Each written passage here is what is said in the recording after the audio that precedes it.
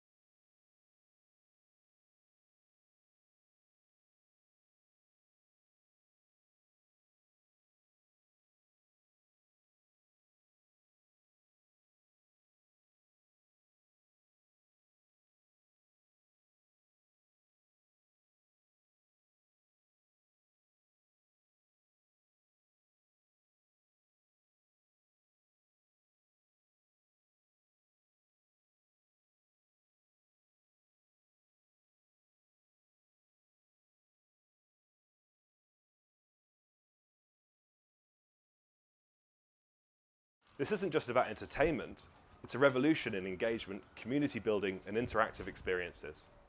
Furthermore, the advent of Web3 is transforming how we think about digital ownership and online communities. A report from Gartner predicts that by 2026, 25% of people will spend at least 1 hour a day in the metaverse for work, shopping, education, socializing, or entertainment. These are not distant futures, they are realities we are stepping into today. And what does that mean for us? The Harvard Business Review emphasizes the power of community and collaboration in innovation. In a digital world where individual voices can sometimes feel lost in the noise, communities offer a platform for collective creativity and shared values. Let's take real-world examples. Look at how Adobe has embraced the community input to enhance its Creative Cloud, turning user feedback into features, fostering a sense of ownership and loyalty among its user base. Or consider Nike's move into digital fashion in the metaverse. They acquired Artifact, a digital collectibles company, blending the lines between physical and digital worlds and exploring new realms of customer engagement. These examples underscore our themes: the fusion of human and digital, the importance of staying human in a digital world, and the power of community and collaboration in navigating these waters. At Lively, we're at the forefront of these shifts. Our work with leading global brands isn't just about delivering innovative brand experiences, it's about crafting stories that resonate in these new dynamic spaces. We're not just observers, we are the participants and shapers. As we embark on the next 3 days, let's keep these insights in mind. Let's engage in conversations not just about the what and the how of innovation, but the why, the human element that remains central to all our endeavors. Each session, each speaker, each discussion here at South by Southwest is a part of this larger story, a story where technology meets humanity, innovation meets empathy, and where we as a community redefine the boundaries of what's possible. We have so much incredible insight and discussion in store for you in a packed schedule. We're here to shape the future, and we can only achieve this as a diverse community that participates as a group. Today, day one, is focused on the unprecedented changing face of media. This landscape has experienced a transformation so dynamic, only true innovators are harnessing its potential energy.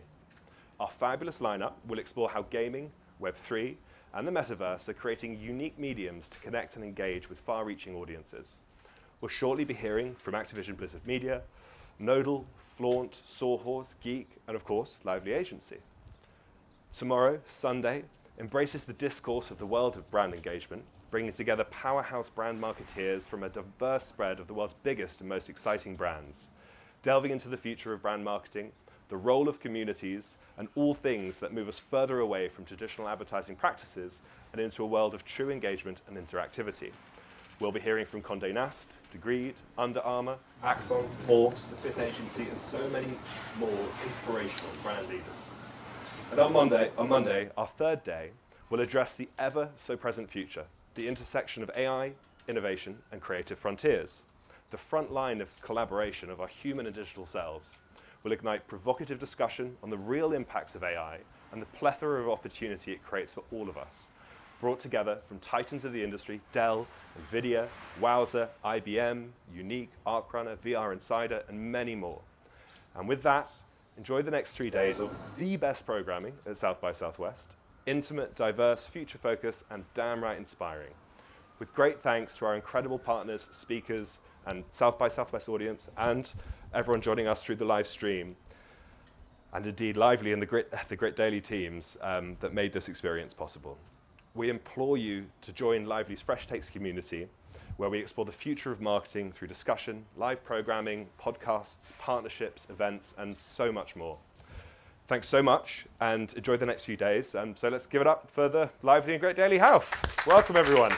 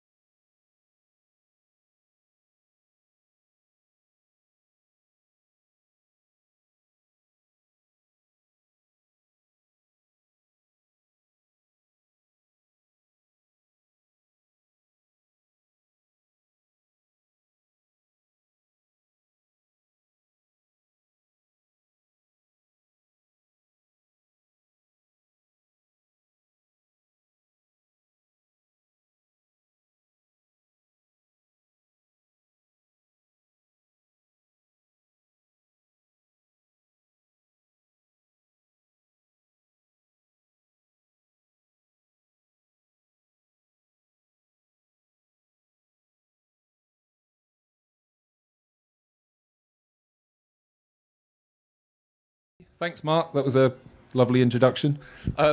So thank you, and thanks for making it out. I know it's early for South by Southwest, so it's really good to be here. This is obviously not the first time the Grit Daily's been here, but it's the first time Lively has, so thanks for kind of joining us. I'm really excited about the next couple of panels. Thanks to Activision Media Blizzard for setting it up. The whole point, as Mark pointed out, was things are rapidly evolving, you know, the world of like human engagement and how technology is playing a role. But what's really exciting to kind of kick this off with Activision Media is the fact that gaming's played such a massive role over the last kind of 2 decades. And so we're going to kind of deep dive into the role of the kind of cultural evolution and how that's played out.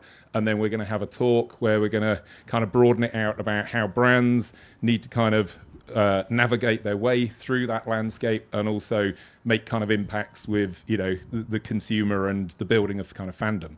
So without further ado, I'm going to introduce Jonathan, who's going to give us a great keynote into the insight of kind of the gaming world and cultural revolution. Sounds massive. Cheers. Welcome.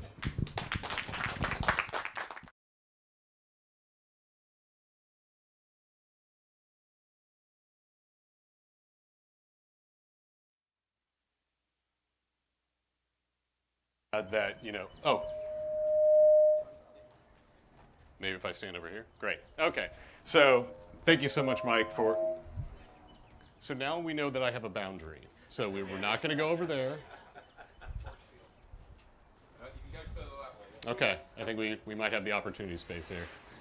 Well, thank you so much for having us, everyone. Again, I'm here. I'm very excited. Thank you to the Lively team. Thank you to the Grit Daily team. We're here to talk about one of my favorite topics, which isn't just gaming, but also about the rising cultural relevance of gaming and how that's occurring through this phenomenon that we call transmedia. So my name is Jonathan Stringfield. I oversee global business research and marketing at Activision Blizzard. And to set the stage a little bit, if you're not familiar with Activision Blizzard, we're one of the larger game publishers in the world. Okay, so multiple multi-billion dollar franchises ranging from Call of Duty to Candy Crush to World of Warcraft. You may be aware that as of... All good. Do we got it dialed in? I don't want to kill anyone's ears. They already have to listen to me, which is bad, and then you add like the feedback on top of it, and it's... All right, testing, we're good, love it. So, big publisher, we were acquired, you may be aware that we were acquired by Microsoft and Xbox in October. So before, when I'd get up and do talks like this, I would have like this fun little slide where it'd show kind of our IP, and it was kind of interesting and visually intriguing. But now as of October, we're joined by all these other well-known, well-beloved IP across the entirety of the Microsoft portfolio. So again, titles like Candy Crush, Call of Duty, and what have you, joined by some of the biggest games in the world like Minecraft, Halo, and what have you. So long and short, I'm excited to be part of this new array of exciting IP. And again, IP is important because that's really kind of the soul of what we're talking about today. So again, one of the bigger acquisitions in gaming, one of the bigger acquisitions in entertainment. 70 billion, it sounds like a lot of money, but again, I think this was hit on just in the talk before that gaming is big business, right? So we've heard the stat that if you look at something like the global box office, gaming's certainly bigger than that, right? And again, we put it on this chart here just to show how much daylight we're talking between these numbers. Because again, talk about hundreds of billions, those sound big. When you see it kind of in graphical form, kind of takes that much more light, right? If you layered music on top of that, there'd still be a lot of daylight.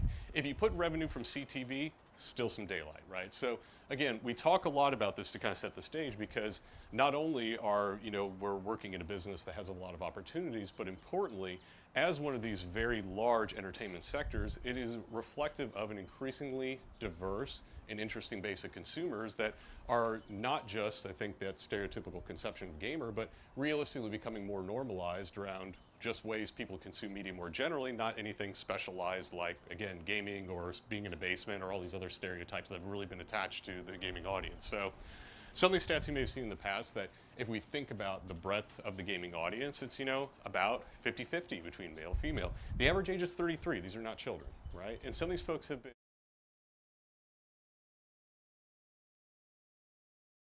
Folks have kind of grown up with media more generally. It is the case that we are increasingly now with generations that have been gaming for basically the entirety of their lives. Folks in their 30s or 40s, folks like me, that have been playing games their entire lives. And again, this is no differentiated from... In fact, if we double click into that age array, like, yes, the younger folks, 18 to 34, like, a ton of them are playing games, right? And again, we keep these slides advertiser friendly, so we cap out at 18. If we open that up to include folks under 18, it'd be near ubiquity, right? Middle part, if we look at like 35 to 54, it's like, about 3/4, right? And again, these are the folks that brands are going after. These are the folks with buying power. These are the chief shopper officers within households. So what we're finding is that virtually all consumers that are kind of in these major demographics, bless you, are indeed spending their time.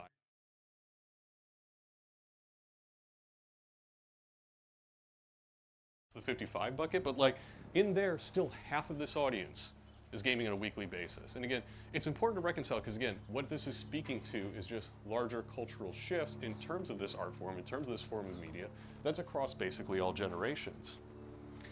And partially this has been enabled by the fact that gaming technology and gaming publishers have spent an inordinate amount of time to make sure that these experiences are accessible to as many people as possible in ways that they want to play.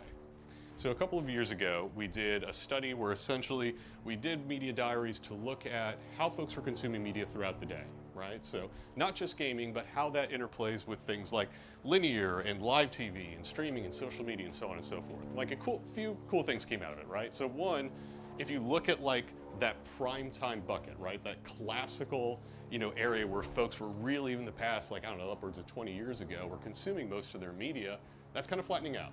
Right? Like the idea of prime time is going away.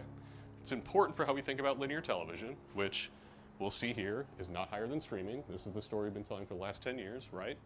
Only eclipsed, or streaming, or linear TV only eclipsed streaming if we look at the oldest segments.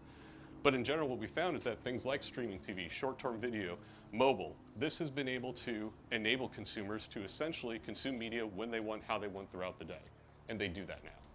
So there is no longer this case where, again, we're going to concentrate so much of our media consumption just within the few short hours of the evening when people happen to be broadcasting the entertainment we want to see. It's now on demand and we can do it on our terms. And I think that's inherently a healthy thing for consumers.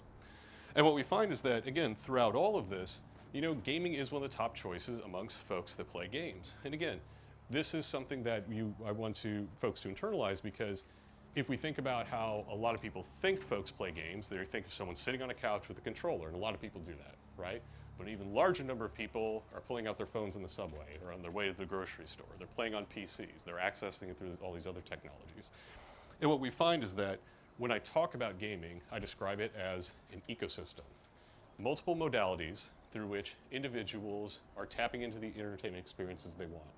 This whole conception of just people who play exclusively on PC or console or whatnot, this concept of very quote-unquote hardcore gamers, which is a terminology I don't love, that is only a very, very small percentage of the population. The reality is, not only is it highly overlapped, but one of the few things that actually unites these modalities is mobile.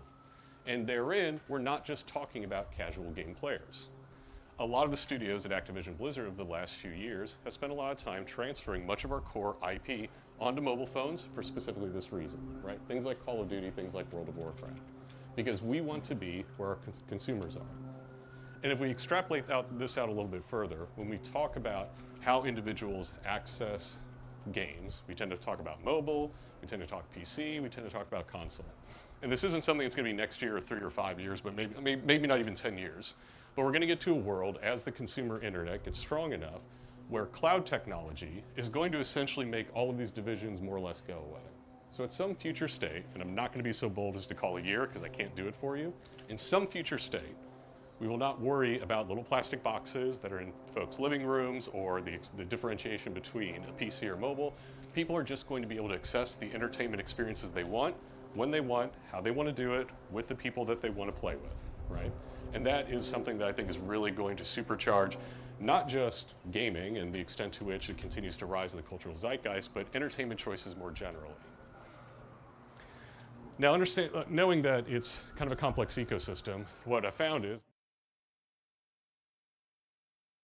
over all of this stage setting stuff, right? Okay, gaming's an interesting opportunity, my consumers are there, great. It's still really difficult to figure out how to do it, right? And partially that's on us, and we're trying to do a lot of work to kind of normalize this and explain it to brands and what have you. But I think the IAB UK had a really nice framework that at least kind of sets it out so that we can get what the range of the opportunity space is. And they describe opportunities as in, around, and away from the game, okay? So in the game, pretty simple, right? So advertisements, marketing opportunities in the gameplay experience.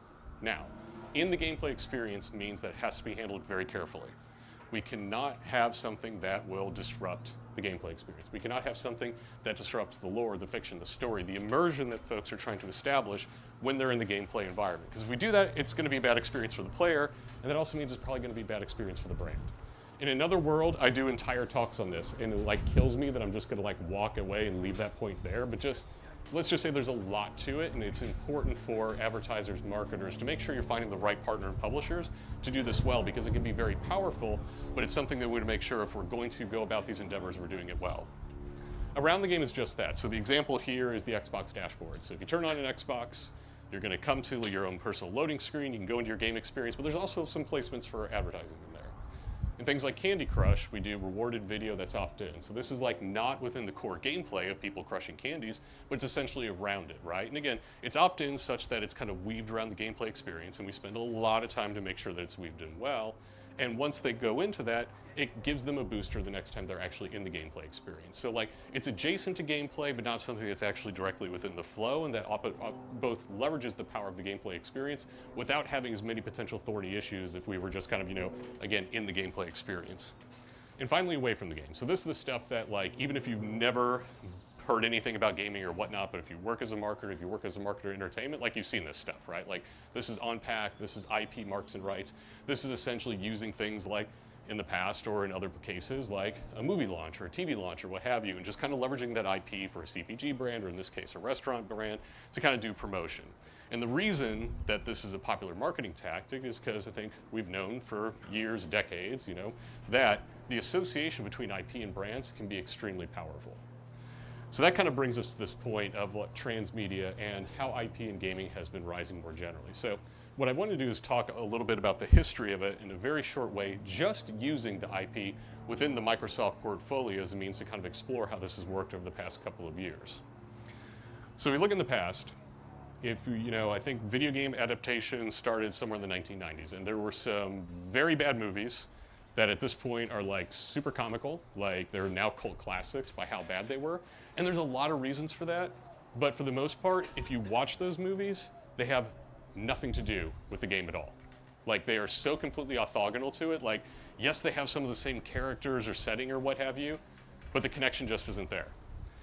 2016, Warcraft movie came out, maybe somewhat obviously in the universe of the World of Warcraft. And one of the big innovations that I think Warcraft had is that not only was this big blockbuster adaptation, but also it stayed very true to the story of Warcraft. Warcraft has been around for decades on end. There have been millions of people who have played online in the world of Azeroth, and they have a lot of knowledge and understanding about the lore, the characters, the history of this place. So to make this adaptation, they were very careful to make sure that it was true to that lore, true to that story. Because if I was a fan of World of Warcraft, and I am, and I watched that movie, and it's just something completely orthogonal, that's not a good experience for me. Then moreover, if you haven't played World of Warcraft, it's still a compelling story. And now you can explore in a way that doesn't require being in the gameplay environment. So it's successful and interesting for folks that are fans, but also folks that maybe didn't have as much exposure, right? In the past, like again, it was kind of this model. Bigger movies were kind of like really running with the adaptations. There's been a couple successful ones since then. And then today, what we're seeing is that probably the biggest showing for video game IP is through streaming. So there are a ton of streaming platforms creating a ton of really awesome content. And to facilitate all this content, look, they're looking for new ideas, new stories, new things to pull in here. There's something to be said about the well of IP and the well of stories from comic books is starting to get a little depleted, and we're getting a little bit of fatigue, right? Like this is a big story now in media and entertainment. There's been so many movies about it and so on and so forth. Like we're kind of getting to saturation point. However, there is some 50, 60 years of lore and stories in video games that for the most part has not quite been exploited in these types of storytelling. So what we're going to continue to see, and indeed I think last time I checked some 50 projects between television and movies are adaptations of video game IP that are coming to life. So now as an example, we have Halo. I think they're in the second season. It's either finished or just about. I'm behind at the moment.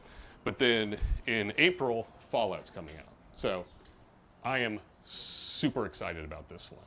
Not just because I'm a Microsoft employee or what have you. I've been playing Halo, or not Halo, well, I've been playing Halo for a long time too. I've been playing Fallout for like 25 years. Right, like I've played every single one. I'm a huge fan. I know everything about it. I have dumb Halo, or I keep saying Halo. Fallout is the game we're talking about here. Fallout merchandise all over my house, right?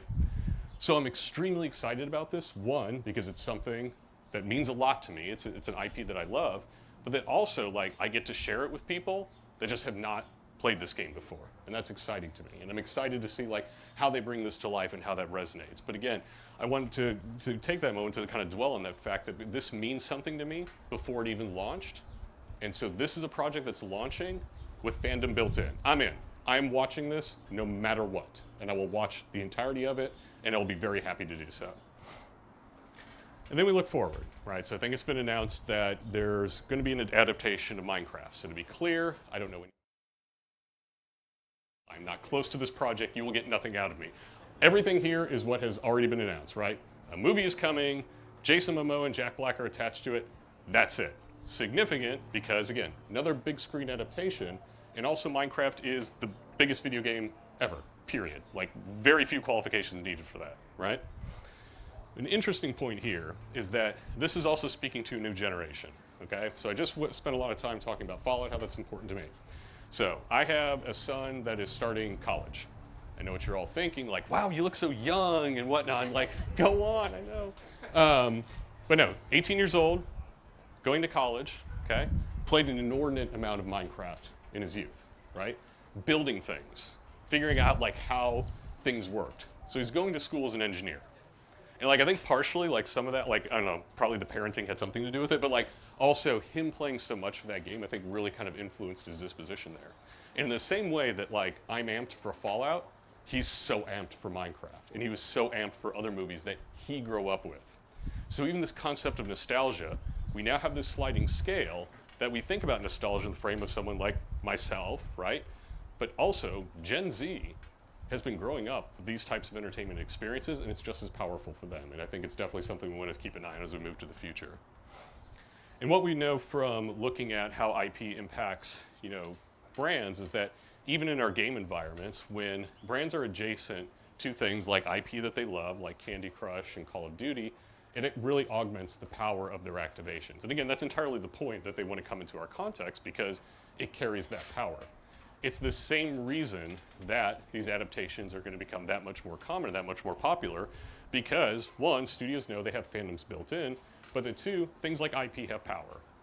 And what we're finding is that some of the most powerful IP, some of the IP that means conceivably the most to consumers now and in the future is coming from gaming. And I think this is an important shift that we need to keep our eyes on, not just as we think about how gaming works, but conceivably the future of entertainment more generally. So 3 points I'd want you to step away here with. One, gaming is mainstream, ubiquitous entertainment, same way we think about TVs and movies. Again, I feel like we talk about this point a lot. We're going to keep talking about it until I don't have to talk about it anymore, right? Like when we get to a world where we're kind of all on the same page, everyone's like, yes, this isn't just niche stuff, this isn't just the domain of children, and so on and so forth. I promise you I'll stop talking about it. I'm excited to stop talking about it. Until we get to that point, we really just need to nail this home, right? And it's important because the second piece, we're entering a world where you do not need to play a game to be exposed to the gaming ecosystem. It is coming for you, right? It's going to be in these shows. It's going to be in these movies. This is the whole story here is one of cultural prominence, the rise of a whole entertainment sector, in not just impacting interactive media, but even more passive media, whether it be through TV and movies. And again, if you're an executive or someone in media or marketing who is excited about the future of entertainment, this is going to be one of the growing sectors of it. And finally, gaming is complicated, right? So, it's not just an app, it's not just a device, it's an ecosystem. It has multiple touch points with multiple consumers accessing multiple entertainment experiences in the ways they want and how they want to do so. And that's an opportunity, and specifically with something like transmedia, it's one more touch point. It's one more place where we can look to connect consumers with something that means something to them, that they love, that provides great opportunities for brands. So as we think about what are the right ways to integrate with gaming and think about that ecosystem, that's just one more lever. And more generally, what I often tell folks is that if we want to think about, again, not just the future of technology, but the future of entertainment, gaming is good not just because as it stands now, it's a great opportunity for brands and it's good for business, but because it's really kind of on the leading edge of these things and is a great window or worldview to look through such that you can understand the future of entertainment and technology more generally. So that's my piece. Thank you so much. Thank you for the ear-splitting feedback. And now, lucky you, you don't have to just listen to me. We're going to bring up Mike and Elle.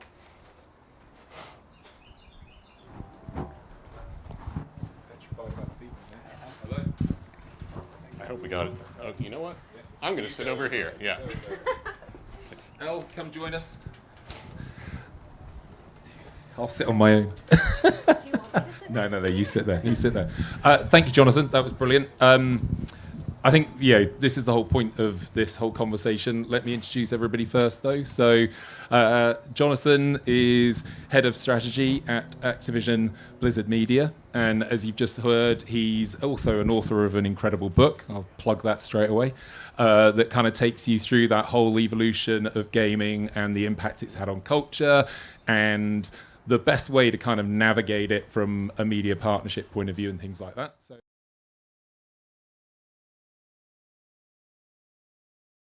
background and journey started in digital agencies like Poke and Elvis, then moved over into BBH, and where we crossed paths with Virgin Media, and then off to New York for Ford, and then chose the wonderful world of gaming as well to spend many years at EA looking at the role of how, and she was VP of brand and how that worked. So welcome, thank you.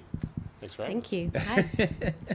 So let's get started. So first of all, the whole kind of point of this is let's just talk about kind of the memorable moments we've all got of kind of when gaming actually kind of started to like catch your attention as far as marketeers are concerned. Obviously I'm going to take the easy ones like, the role kind of Pokemon played and Super Mario Brothers and things like that. And actually the journey I kind of went on in the 80s and 90s, just to show my age, kind of started in the arcade. And you mentioned it in your book, that kind of, this is what's quite exciting about the role technology's played and how that's evolved. So seeing that kind of play out and become a social platform for me was really interesting. But what are your individual experiences? Sounds like you're very passionate about games. Yeah, I mean, like I don't just play a gaming fan on stage. That's like throughout my entire life. Like I grew up playing games. Like again, that's kind of my demographic. But before I joined Activision Blizzard, I've been here for about 6 years now. I was actually pretty early on at Facebook and Twitter. And in those roles, like I was there kind of like at the subscale point of the companies. And my role in a bunch of ways was to go out and speak with big brands about like why this was important and why like these were technology platforms that were going to be important to them when like they didn't understand it, right? So like I'm old enough to have been at Facebook when like brands had like little barometers with how many likes they were getting and stuff. And it was just like, like a lot of stuff that we had to break out to. So I bring that up because, if you talk with these brands, trying to like, desperately trying to explain to them like the power of these platforms and so on and so forth.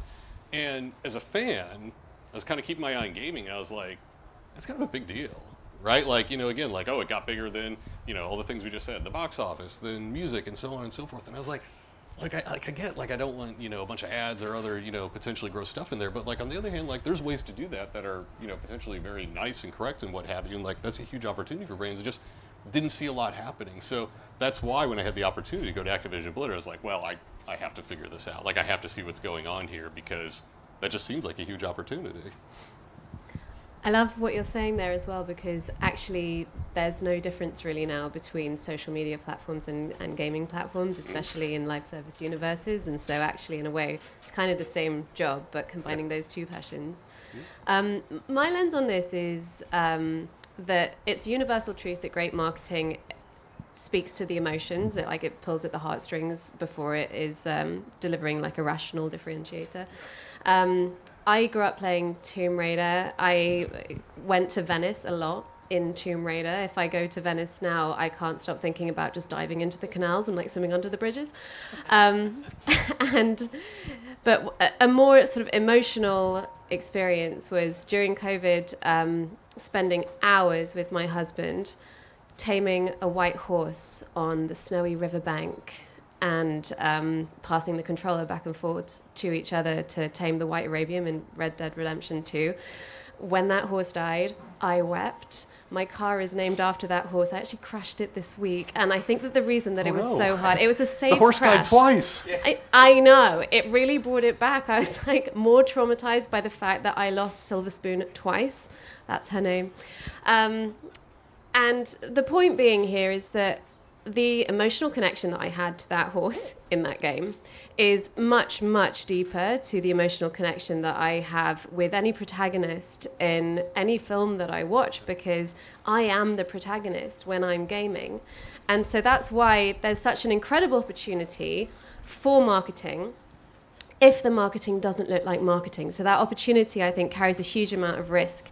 And I think we were just talking in the green room about the fact that marketers need to retrain themselves to enter into this environment, because marketing has been trained to be disruptive, to disrupt, to interrupt, to hijack.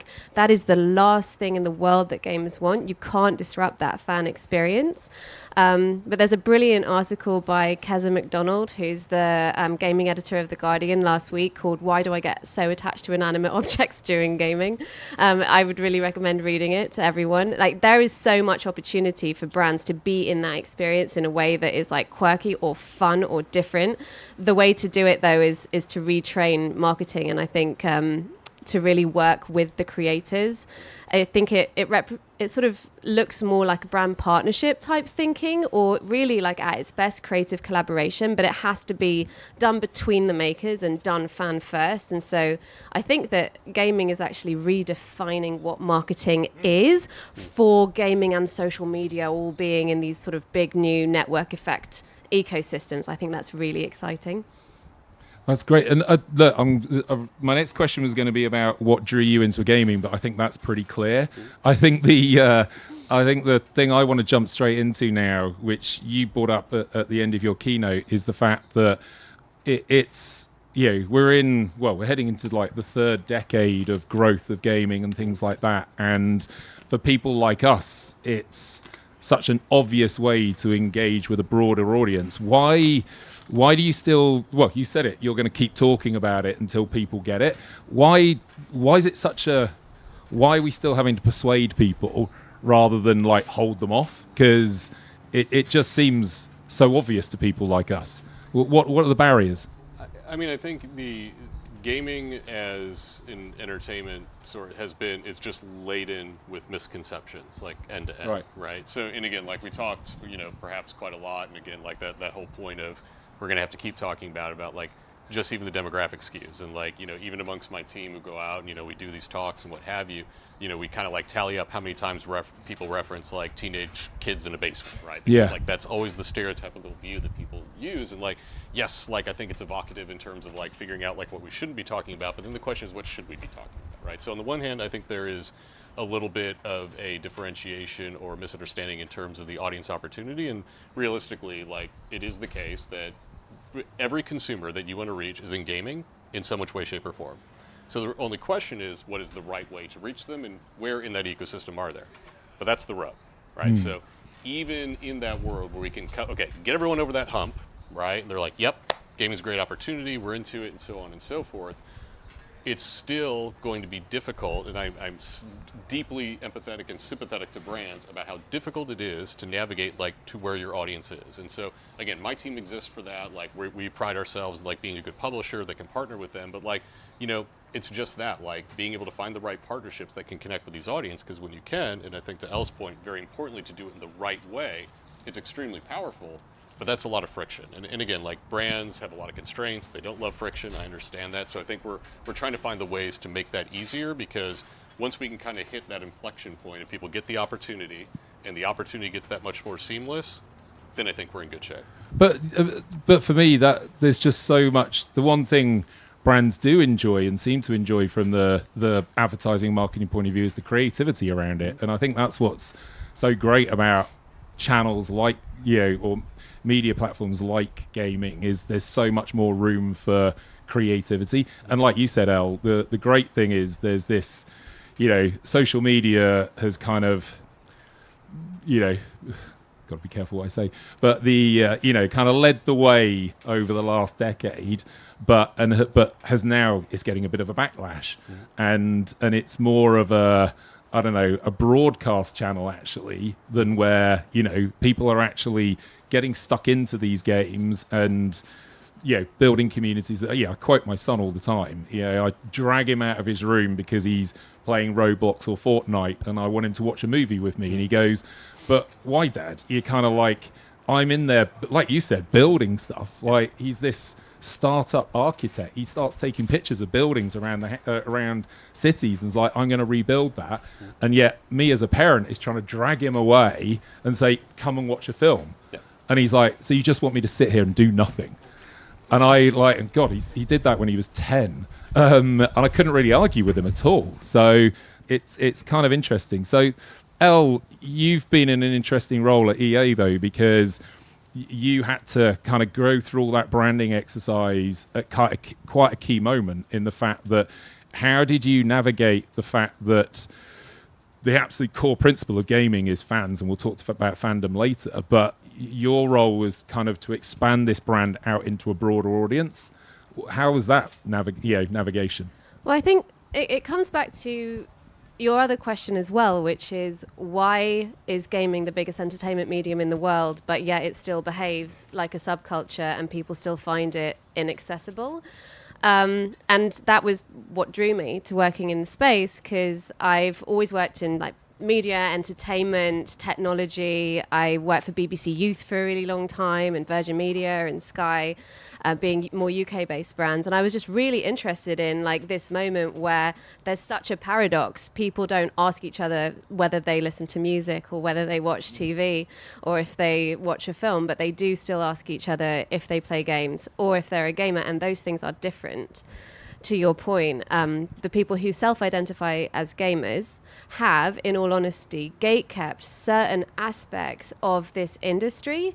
There is an industry disconnect in who gets to make games. There's a really interesting study, again, actually a Guardian study, that looked at the fact that 99% of funded indie developers are white and male. And so that's like similar statistics to the world of private equity and the world of VC. So, actually that's probably a funding issue rather than necessarily a gaming issue.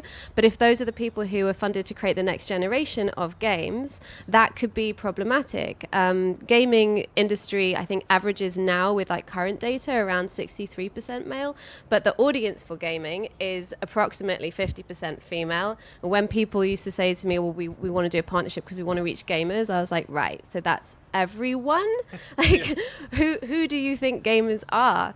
And then it's worth saying that African American, Black, Hispanic, Latinx people massively over-index for gameplay too. So it should be this really rich area of diversity, but there's still been a little bit of a kind of legacy effect of people who identify as core gamers and people who are like in the industry who have been making the games today. So that was an interesting thing at a sort of industry level that I was looking at. At EA, there had never been anybody looking after the EA brand itself, and that's a 40-year-old brand. And in the context of technologies merging, like platforms buying some gaming companies, that starts to become a problem because, and in the context of the next generation coming up who want to have a different relationships with the people who they choose to buy media from, or who, importantly, they choose to spend time with. That's also a problem. So I really looked at it from a business imperative first. I looked at it from an audience perspective first. We did a big piece of analysis and created something called the EA Muse audience, which was about winning the next generation of players and fans who do skew more diverse. The first non-white generation of babies has already been born in the US. It's one of my favorite facts. So the future of the buying population is a more diverse buying population. And then we were looking at what they want. So many of them reject the gamer label as a core identity and they associate it with toxic fandom. And they want to come to play to create and to connect and to have authentic experiences that align with the stuff that they care about in the real world. And those divisions are more fluid than ever before. And, a couple of years ago, everyone was really hyped up about that and the word metaverse attached to it. But the truth is, it's actually just like normal human behavior and the fact that this is a very gaming native and social media native generation who are also really intentional with how they spend time. So we implemented a strategy to help franchises to reach that audience and to understand that audience better by creating this shared data set. And then we created a new brand positioning for the company, which was around expanding the positive power of play with some really clear strategic mandates around those 3 pillars. So expanding meaning bringing more people into play, the positive power of play being around activating the insight that people want to create and connect through play. And that led to a million things that happened in the franchises to both sort of reduce toxicity and harassment on the platform, also to onboard new players into play, and importantly, to help the franchises and the gaming studios to scale learnings from what they were implementing across those studios. I want to be really clear that that was the studio's work, like it was not the work of the brand team. The brand team was a kind of unifier that could help scale these learnings and that could help pull together the incredible stuff that they were already doing into these pillars, and then promote them to happen more. And that was applied to M&A and all of these things. It was a really, really exciting piece of work to get to do. So a pretty easy job and didn't take you long at all, yeah? Yeah, 40-something studios. I think that's the thing that people forget about Gate is there's this whole infrastructure of its studios and the business that kind of they all fit into. So that's quite and Activision Blizzard have been through that journey. You've got a wealth of kind of different games and gaming studios, haven't you? So it's, I think that's why the advice is always to kind of go to the experts that understand all these different things. So, and that's what's quite exciting, is it means that it's all, well, actually thinking about it, it's almost like you become almost like a media agency, because you've got so many different titles. If brands or businesses want to come to you, you can fit them to the right type of demographic. Is that right? That's right, and I mean, like, and I think that relationship with the studio is very important, because the way that I describe a lot of the work that I do, my team does, and what have you, is like, sure, we work with advertisers and marketers, and that's very important to us. But my other customer is the studios, right? Like, and we're kind of just running between the two, and we're trying to build understanding between the two. Right, because advertisers are extremely good at what they do, right? Like they compelling experiences, they do disruption and all this fun stuff, right? Studios are extremely good at what they do, but there's not a lot of understanding between the two, right? And not every part of it's going to overlap, right? There will always be games where marketing, advertising, whatnot is not right, but there are a lot of them where they are, right? And this is an opportunity for the studios as well. Because when I say fundamentally, like, what we try to do is that we are in the business of access. So there is a tremendous amount of folks that play games, but they spend no money in games at all. They're like nothing in terms of upfront fees, nothing in terms of IEP, MTX, like all these little terms that we have in the industry about like incremental small purchases. And in that world, that can be very difficult for the studios to monetize effectively, right? And that limits their creativity, and that limits their opportunities. So if we can plug in sources of recurrent revenue, like advertising, like marketing partnerships or whatnot, that's giving them access to new flexible ways of revenue. And again, it's not going to be right for every game in every studio, but in certain cases, it's a great fit. And then for advertisers, it's access to an audience that they might not otherwise have access to, right? Folks that are playing these games, that are in environments they love. And again, between the two, if we can align these incentives, and in some places they're going to be very aligned, in some places they aren't, it creates really powerful experiences. So we talk a lot about like our build process to be kind of like this triad between advertisers, studios, and if we do right between those two, the players have a really good experience as well. And to your point, like, again, there is no studio at Activision or Blizzard or whatnot. In fact, Activision is its own studio that has dozens of other studios. King Digital, who makes Candy Crush, is another studio with multiple sub-studios. I could go on and on, right? Microsoft, we're recently new in that world, and they probably have dozens and dozens, right? So it's a lot of work to go out and make sure that we're talking with these folks and building those understandings and building those relationships, because they have great experience, they have great expertise, they're making compelling art, and the more that we can connect up to it, then in a way, again, that's responsible for advertisers. It's great for the players and gives access to all folks. Can I also pick up on that? Because we were having a we were again talking offline about it, but there's something really interesting in, we did an audit at EA of all of the ideas that we get pitched. Like in my brand role, I get like a new pitch idea from an agency popping into my LinkedIn or my inbox like at least once a week, but often more. And 65% of what was being pitched wasn't technically viable. Because, and there's a fun example from The Sims, which is that so many ideas were like, so we get a Sims family and then they do this, or like they have a dog and like this happens with the dog and it's like for dog food. But you can't make the Sims do anything. The point of the Sims game is that the Sims do what the Sims are going to do. And that's what's really fun and magical about it. You can ask them to do one thing and then all of this other stuff happens, but you basically cannot control a sim. And so having to explain that again and again and again to the agencies and go, like, thank you for your proactive idea, like it's not possible, became quite frustrating. And I was almost glad to be a barrier between Maxis and the people coming to me with the ideas. But I think that it means that agencies and marketers on the brand side need to kind of retrain themselves that, like I was saying before, it should behave more like a brand partnership. Ideally, it behaves like a creative collaboration. And we're going to need to kind of retrain away from like the creative ego that can show up in ad agencies and allow the studios to be the most important creative force. I'm married to the guy who runs the creative department at EA right now. And he's so you're not biased at all on that then?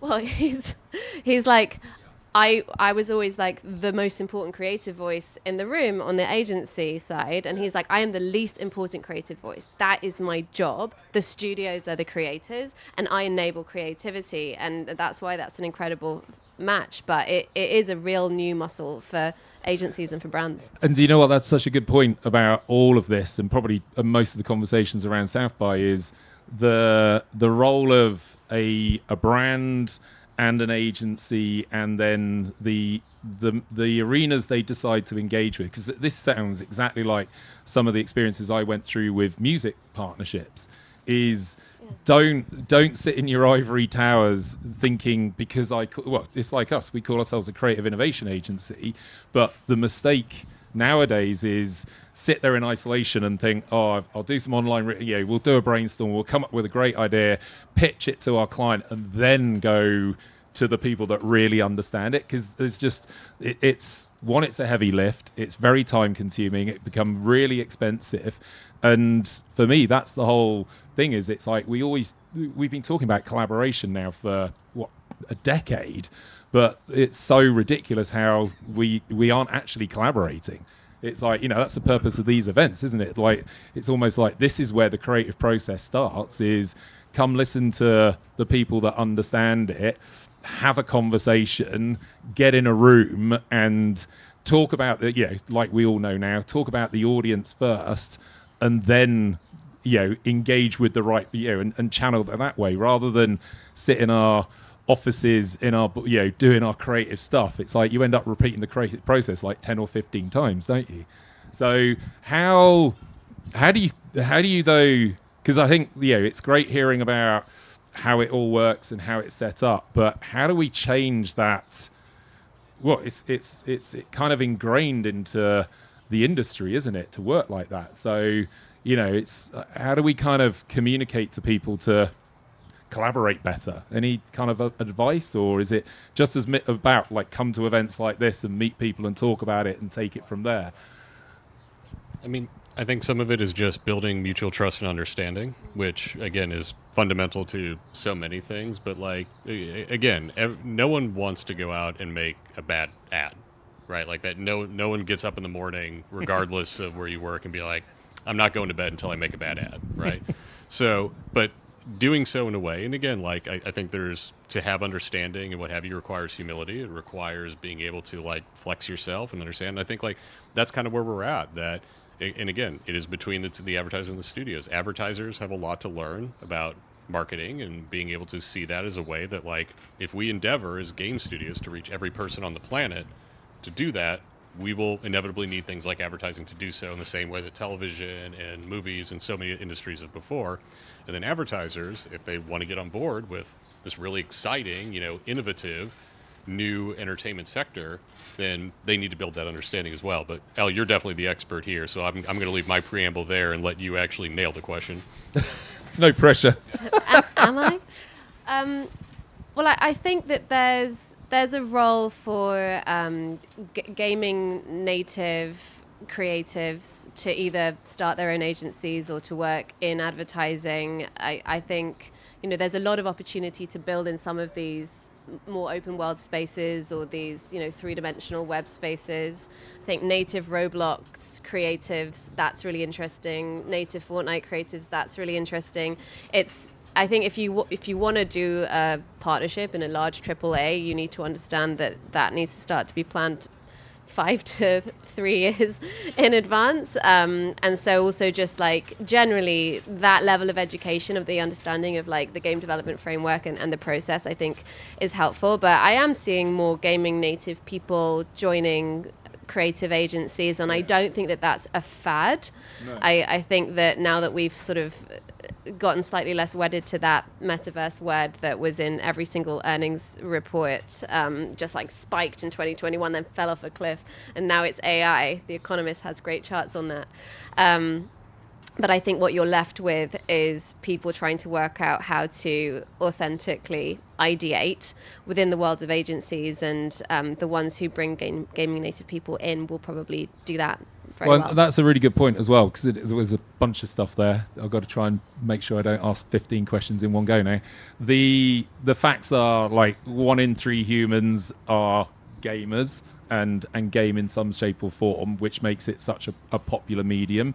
But also, I just want to talk a bit about like the cultural evolution of gaming, because like I stupidly pointed out about how old I am, and I grew up in arcades and stuff like that, but there's this phenomenon now where, and actually it's probably a question for the audience if you're interested, but it's like, what have any of you actually revisited an old game or franchise, in the last, I'll give you an example of mine. My wife got addicted to Pac-Man in college and has a Pac-Man game, and then my daughter, 12 years old, has now got into it as well. And we've just seen Oreo have just released a code on their biscuit so that you can actually activate it and play Pac-Man on your mobile.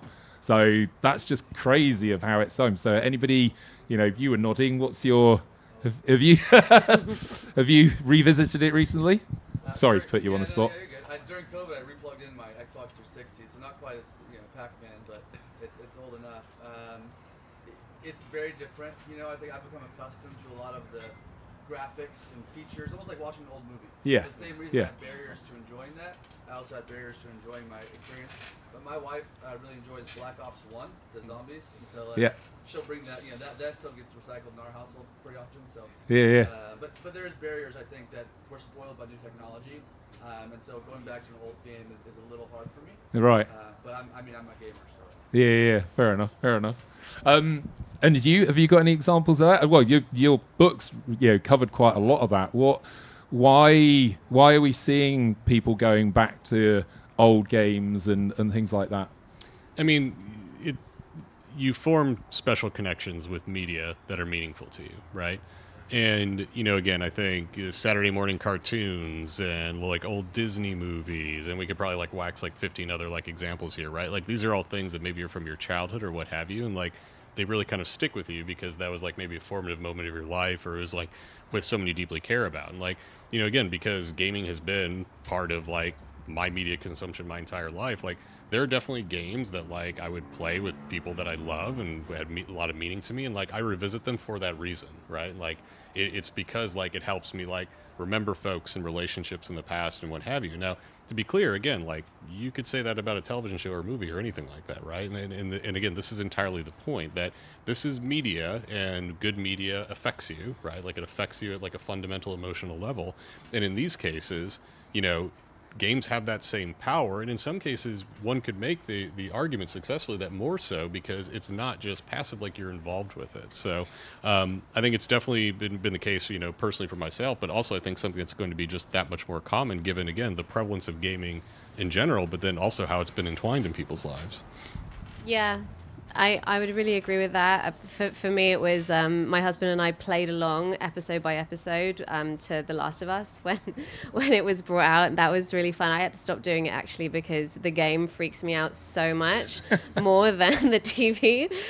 So we ended up just watching the TV, but I think we did that like for 6 episodes. It was really committed when you also have a 2-year-old, so you can only do it at night after they're in bed. Yeah, I think that nostalgia value is an interesting one. There are so many remasters.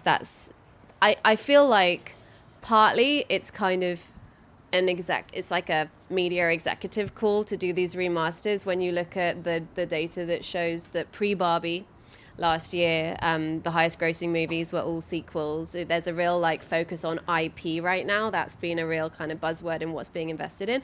I think that is not necessarily the right focus. What I would say the focus should be is fans, and fans can be fans of anything. They can be fans of a moment, a game, a celebrity, a piece of IP, a moment in their life that piece of IP reminded them of. For those of you who haven't come across her, Zoe Skaman is an incredible futurologist, and she has a presentation that's free to download on the future of fandom, which is really, really interesting and great. Her definition of it is creativity plus autonomy plus equity is modern fandom. And by that, she means that fans now have the expectation that they can participate in the things that they love, and that they could potentially get paid to participate for them, and that it's open and accessible to anybody. And I think those principles around understanding fandom are really important. I also think that there's been an interesting moment recently where people, like hardcore fans of football, were sort of upset that Taylor Swift was like taking away from the Super Bowl moment. I found that so interesting because I think the Super Bowl has long articulated this thing around fandom, right? People come, one of the reasons why the Super Bowl is amazing is because it's a whole family event. People come to it for lots of different reasons. They come to it for the halftime show, they come to it unusually for the advertising, which in that one instance hasn't been experienced as an interruption or a disruption, because the quality of the ads speaks to modern fandom. It's stuff that people actually care about. They tend to be a bit more participatory in the run up to it. And there's people who come who are like hardcore. I think that we're seeing more of that. I think that the integration with playable Snoop and Nicki Minaj and Call of Duty, you know, it acknowledges that you can take things that people are fans of and bring them into this other fan experience, and that's incredible. I think that's more important than the fixation on bringing back IPs. I think that we can risk like flogging the IPs to death, especially if that's a kind of AAA investment or a Hollywood studio investment, right? Like that's such a high those things. And the other thing that I think is interesting is the definition of culture as the thing between things. And I think that for people who are investing in creating these like big analog moments around IP, you might miss culture, right? Because from the moment that you're greenlighting the investment to the moment that you're putting that thing into the world, the things between things can happen, the culture can happen. I think that's why think about fandom rather than just IPs or just ads in and stuff like that. But something I've seen over many times is, you know, the mistake of, oh well, I'll take my ad and drop it in there. So how do we navigate that? So I mean, I think we're in a good place where folks aren't falling into that trap of just kind of like taking their ad and like plunking it in somewhere willy-nilly. So one, a lot of the pathways to do so are being closed off because folks realize that wasn't a great idea, right? and to be clear, like you're going to hear a lot about, and hopefully have heard a lot about, like all the opportunities within gaming, like over the past 10 years, but like there have been ads in gaming since gaming existed, right? Like you can trace this all the way back to like Atari and some of the first actual games. So what has shifted is that they're now more accessible due to internet connectivity, and then also there's a little bit more thoughtfulness in terms of like how can we make these experiences more like how brands would want to buy? Because back in the days of yore, like to put an ad in a game that didn't have internet connectivity, you needed to do a tremendous amount of dead work up front. Like I think Al mentioned this before, like 3-5 years, and then also you're going to put that ad in the game, and it's never going to change ever.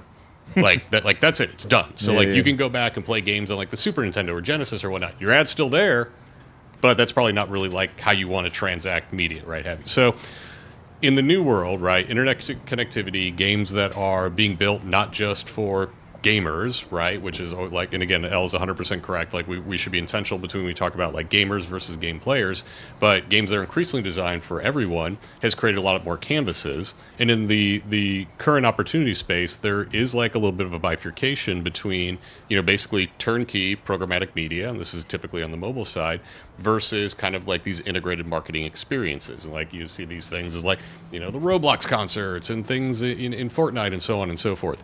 And not a lot of room between, right? And then if you look at some of the buying habits of agencies versus brands, like agencies are really going after some of these programmatic opportunities because, like, you know, it's easy, it fits in my buying models, checks the box, done. And brands are really excited about these integrated marketing opportunities, but they're not scalable, and you know they take a lot of time and so on and so forth. And like the result is like no one's like 100% satisfied with where we are in market, right? If we're being really honest. So that's a challenge that we have, right? We're doing a lot of work on that. We're really trying to find a way of like, where's that happy middle? Like, where's that creamy nougat between the two, right? Because if we can find things that, you know, feel like they're customized or well ingrained within the experience, that are easy to buy, that are like frictionless for agencies, like that's a tall order. And I'm going to tell you right now, I do not have that answer top of mind, but like that's where we need to get, because that's where we get to a point where folks can really kind of get it. Now, to do that, however, it does mean that we need to rethink some of their models in terms of how we buy advertisements. Like, again, not only is this no longer like passive media, right? Like the psychology that folks have when they're playing a game is different than when they're scrolling social media. And the psychology that they use in terms of the marketing experiences need to appropriately change for that. Otherwise, it's not going to be a good experience. We need to stop thinking as much about reach and frequency. These are the things that we have used since, say, the 1960s or 70s, buying television, and we're still doing it today. And I got to tell you, it was getting old when I was in social, and it's getting real old now. And like, this is where this conversation around like attention is becoming increasingly prevalent, that like it speaks to the market saying we need something different. And again, these are not things that we're going to solve here, unfortunately. They're not things that are going to be solved in the next 2 or 3 years. But as we think about what the opportunity is, these are the things that need to coalesce. And I think we're on the right path, but it's going to take time. That's just, I've got to ask then, why as an industry aren't we all accept? Because that is, you're so right, that is such a in the background conversation all the time. And why isn't it, there's all these bodies set up like the Marketing Society, and everybody has these great conferences and stuff like that, but why do you think that hasn't been addressed? Because you've got those data points that you say, and like the decline of linear TV and the rise of streaming and the rise of gaming and stuff like that, and reach now, what does that mean? It's like, come on. I used to do music festivals, and I used to get these great stats that like there was 98 million opportunities to see, and those stats were being taken kind of seriously, whereas we're talking about real engagement, real interaction, which is why isn't the industry addressing that, do you think? Sorry, that's a surprise question, but Lil's point of view on that is that it costs so much money and it takes so much time. Like I think a really great brand partnership that I can think of, or like, it's not advertising, but a brand experience, is just the integration of real vehicles into Need for Speed. Like, you can go and drive I think it's the 2016 Mustang GTS. Like, that had to be, like, the Ford Mustang engineering team had to be incredibly involved with the development team of Need for Speed. Like, that's not an advertising idea. That's a deep experiential partnership. It's technical. It costs a lot of money. And it needs to be planned like years out. So I think that to deliver really authentic experiences in those kind of games is so expensive and so involved. I like that there's sort of more, there's more fluid opportunity when you think about a build in Roblox or a build in Fortnite. Like, live service is opening up the opportunity a little bit for people to treat it a bit more like social networks, or how they used to be before they were broadcast monetized platforms. I think that's a big reason why. I think the other thing that it's worth saying is there are ways to get around the idea that you are interrupting somebody or putting something in a game as the premise. Like, if you're thinking about gaming as a touch point, do you want to start there, or do you want to start somewhere else, is an interesting question. I think Oreo cheat codes generally as a campaign, so you gave the Pac-Man example, but they have cheat codes for multiple games. And when you use the code, so they're basically like, buy some Oreos and then you get access to a code, and if you go on the internet, there's like 1 million people trying to work out how you get the codes without buying the Oreos, and I'm like, just eat a cookie, come on. Like, you really, like, you want to diet? And then you have an Oreo branded experience that is only Oreo branded because like your battleship is white and blue and like does something fun. And so I think that is genius, because you're not messing with someone in the game. You're going, hey, we're going to bring you back into the game in a really fun way. You're also, it's not just like, for me, that's like emotional connection, because the experience you're then going to have is fun, but it's also hard-hitting performance direct response campaign, because the action you're being asked to take is literally make a purchase. They can measure it, they can prove out the effectiveness of it. I usually see like great brand integrations that took a huge amount of time and are definitely like brand level awareness, heartstrings driving, or like much more like kind of down and dirty programmatic mobile. There's very few things that really cleverly sit in that systematic smart space, but I think that's like the perfect case study, and I'd like to see more things like that, because you're bringing value to the fans as well as you're bringing value to the brand. It's just smart.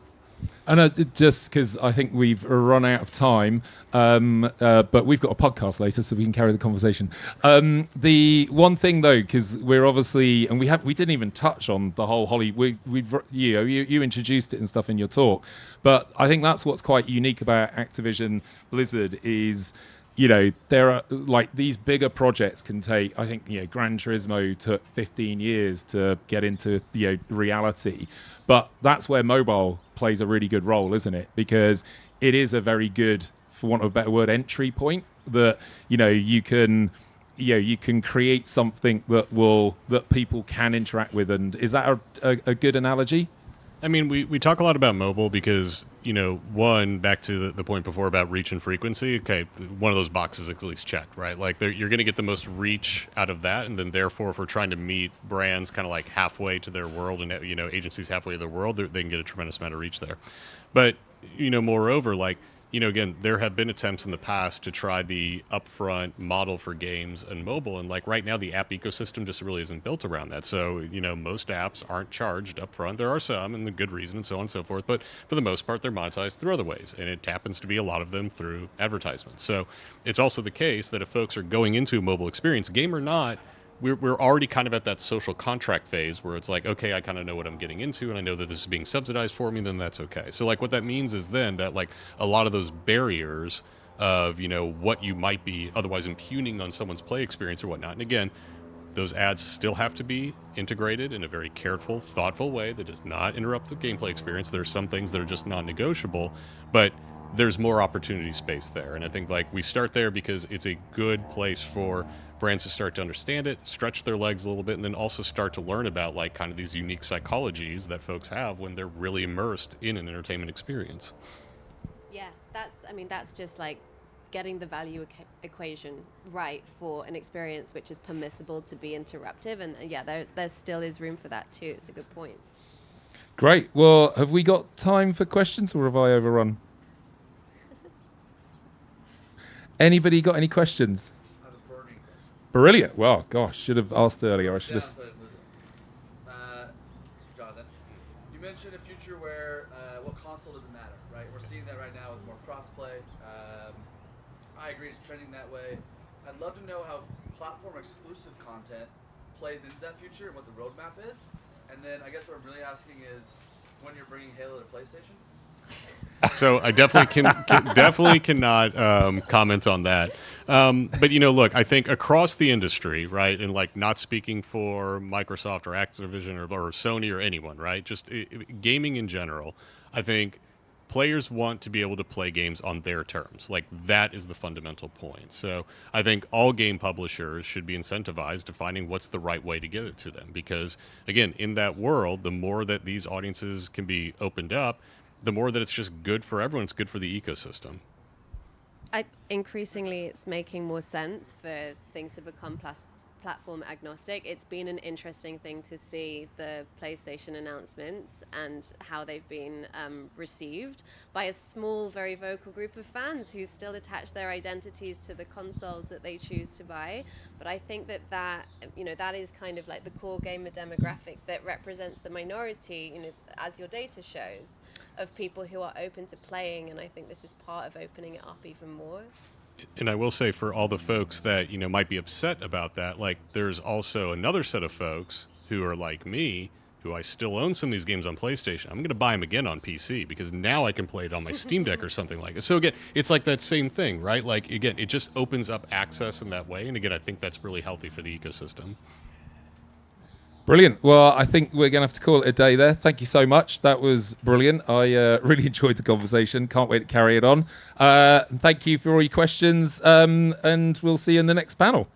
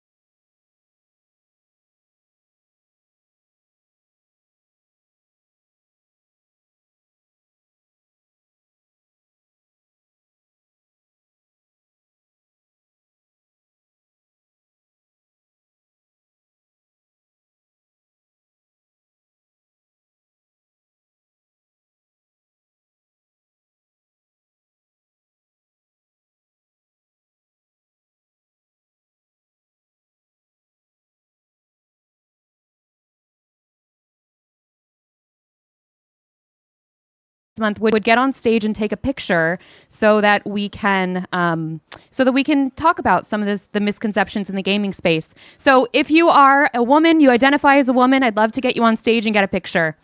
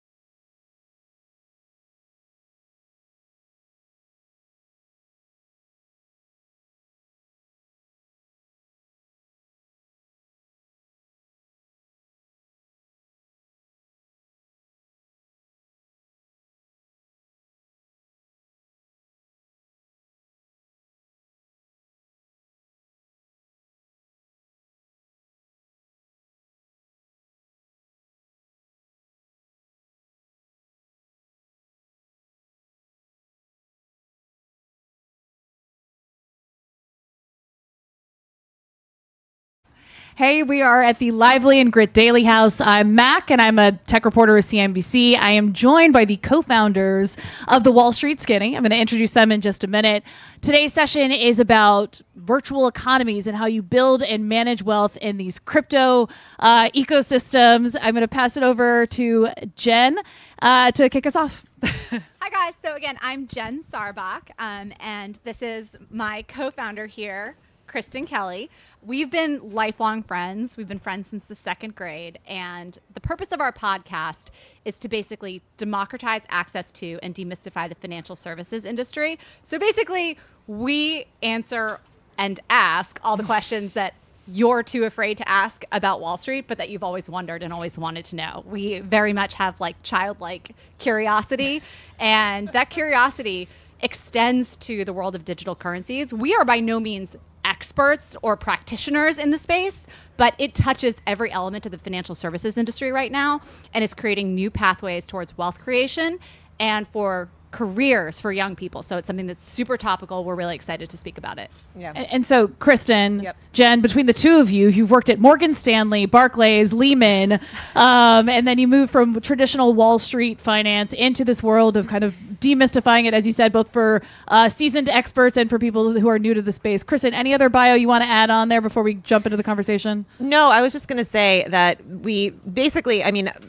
after we both left Wall Street, I went and I was essentially training people who wanted to start a career on Wall Street. And, we would go to business schools. We would basically teach at these institutions. But the thing is that, working on Wall Street for many people is a path to creating a tremendous amount of wealth. And unfortunately, as things are, I feel like especially in the more high finance world, everything is so structured. So if you don't know as a sophomore that you want to do it, you're kind of you've really handicapped yourself. It's really hard to get in. And so it was really important to us that we leverage, basically go to the places where younger people are. So through podcasts, through social media, and we try to make this information accessible. And we have and fun. But we have enough knowledge of this sort of space to be dangerous. And so then we're able to then bring on experts and we're able to ask the questions that, like I said, that people don't want to ask because they're afraid to ask them. And we can ask them because we're not trying to impress anybody and get a job in Wall Street anymore. So. And I feel like the question that everybody has, this has been a record-breaking week for crypto. You saw Bitcoin hit 2 fresh all-time highs. Right. But also there was the altcoin surge. And this is, and I guess my question is, this happens every bull run where you see these alternative coins, see these huge run-ups because comparatively they are a bargain buy, versus your blue chip crypto coins. But is it different this time around? Because you've got institutional money that's here in a way that it wasn't before. So in terms of building wealth in a virtual economy, people are, some people think, is this the way to get in? Is it altcoins, or is it just peak bubble conditions and it's headed for a big crash like we saw in the ICO cycle and a couple times before? I generally think that this is symptomatic of a rising tide floats all boats. Whether it be the legitimization of the entire space through now the SEC-approved ETFs, just being something that has said, okay, we're bringing institutional flows into this space in a way that we didn't see before in the retail-led run-up that was 2017 to 2021, right? So I definitely think that is legitimate, and I think from a relative value standpoint, it's not so much about whether you buy in now. I think everyone, generally speaking, from a portfolio allocation standpoint, wants to have some small allocation to crypto. As far as actually timing your entry into the market, whether you can never do that with anything. I feel like it's rare to get the timing right for any asset class. You can.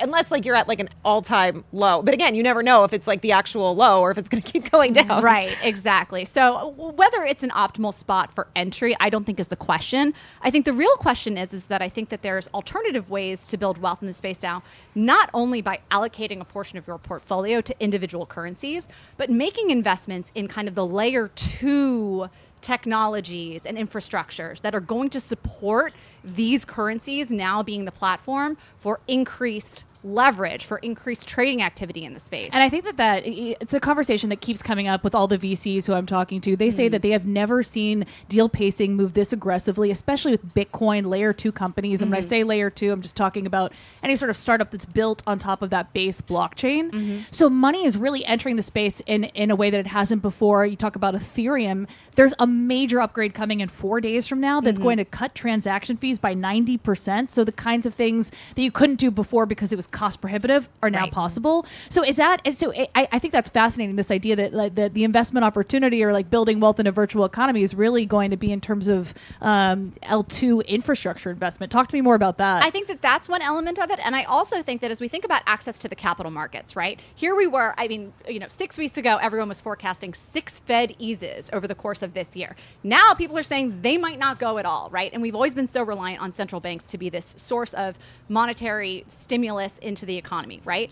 People are constantly looking for new ways to raise capital and be creative and access the capital markets. And I think as this layer 2 infrastructure gets built, that's going to be potentially new pathways for startups like us, for people who are entering this economy to play in a very, very different way that the private credit market is trying to support right now, right? All of the traditional institutional players are trying to get into new ways of lending and borrowing and things like that. And I think we're going to continue to see this space evolve, as I do think that more leverage and more activity and more derivatives make that space safer. Kristen, why? Why does more leverage make that space safer?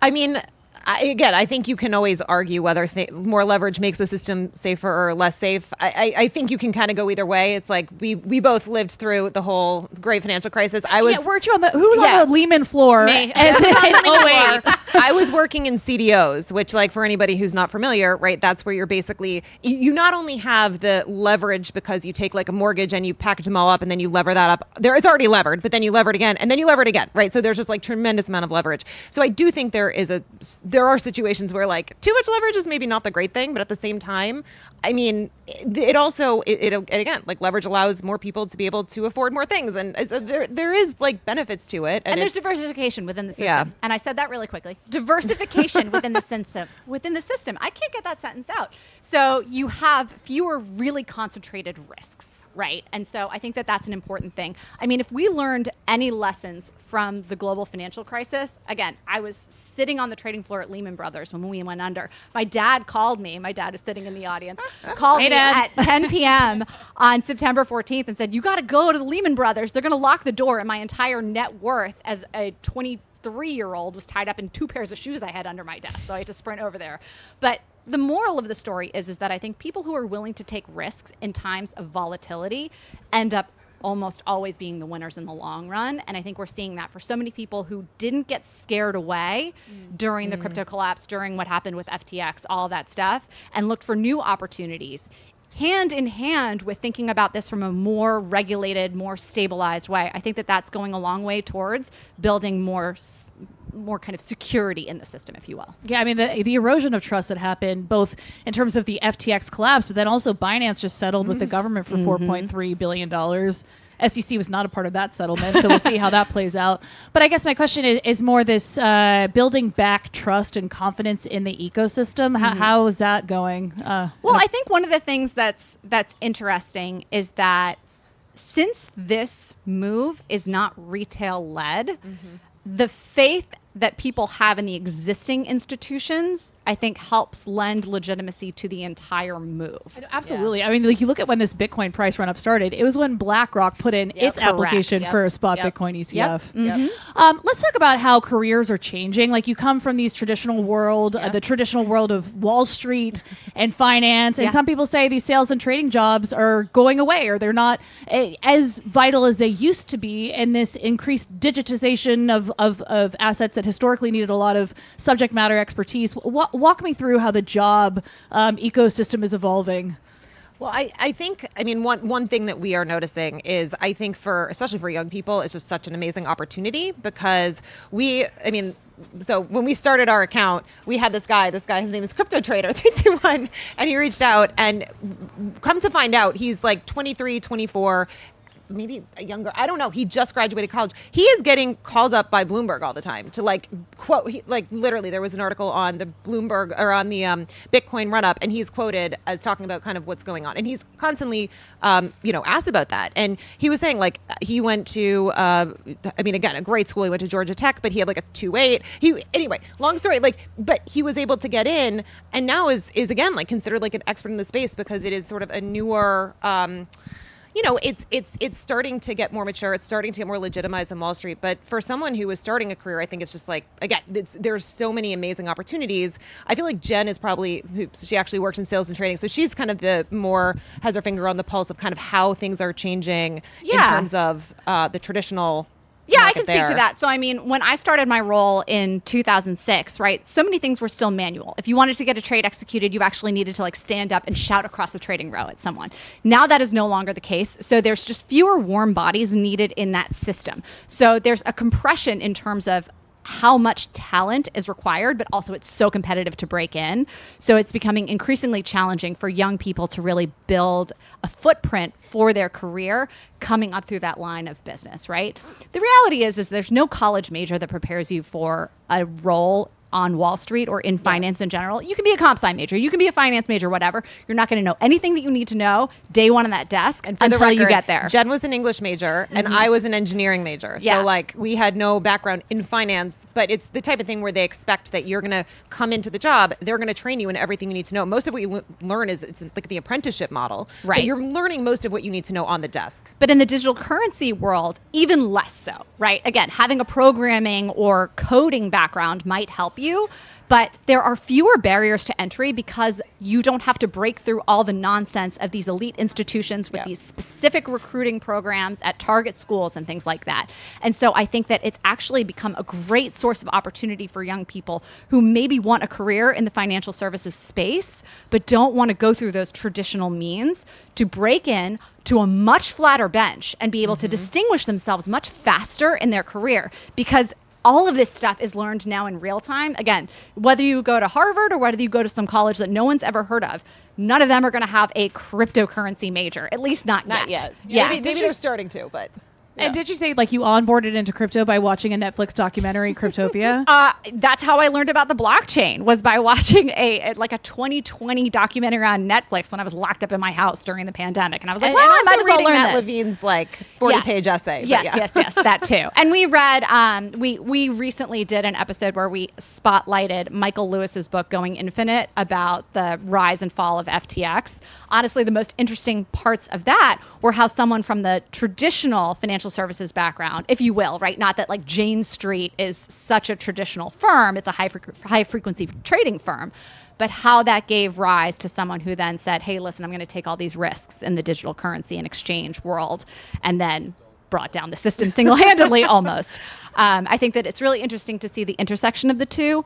And as faith is restored into these institutions now through partnership with the old school elite institutions on Wall Street, how that in turn is creating a new generation of people coming up that don't necessarily have to go through the same kind of pedigree that we did. And I think it's also just, it's not as competitive yet. Like a lot of people who are coming up, people are so laser focused right now. I mean, we see this all the time on private equity. Like that's what it's, every single person wants to do private equity. So go into investment banking. And so for someone who's like, well, I'm going to not go with the herd, I'm going to try to, and eventually I do think it's going to be something where it's like everyone is stampeding towards something in crypto and all that kind of fun stuff. But right now it's not. And so I do think, again, it's like you're able to kind of get in on the ground floor, or not the ground floor, but you're able to get in and ultimately kind of, as this starts to become a bigger and bigger thing and more almost like legitimized, like it's you're riding the wave up. You know, one corner of crypto that I find especially interesting are the U.S. dollar-pegged stable coins. And, you know, we were chatting before this about the fact that, you know, in the early 2000s, microfinance was like the sexy thing to talk about. And in many ways, it's just been this failed experiment. Yes. And like, do these stable coins revitalize that hypothesis, that thesis statement? I want it to, right? Like, I really want it to. And I think that's kind of like the noble mission of digital currencies, right? Is, again, increased access to the digital to the capital markets for people who otherwise don't have it, or people in countries or communities that don't have access to those traditional lending paths. And then there's also kind of does this hold value, right? Like, can you create wealth generation too for, right, that like conventional belief in that? I really hope so, but I also think it's tough to navigate the, well, unfortunately reported on history of these digital currencies being the means through which more nefarious operations have funded themselves. And the one thing I will say about stable coins is that a lot of my reporting focuses on emerging markets, so places where local currencies are spiraling, and so it's not really a safe store of value. Sometimes you can't even get access to currencies. Definitely not U.S. dollar exposure, and that's where stable coins have been a game changer with respect to both creating wealth and storing wealth.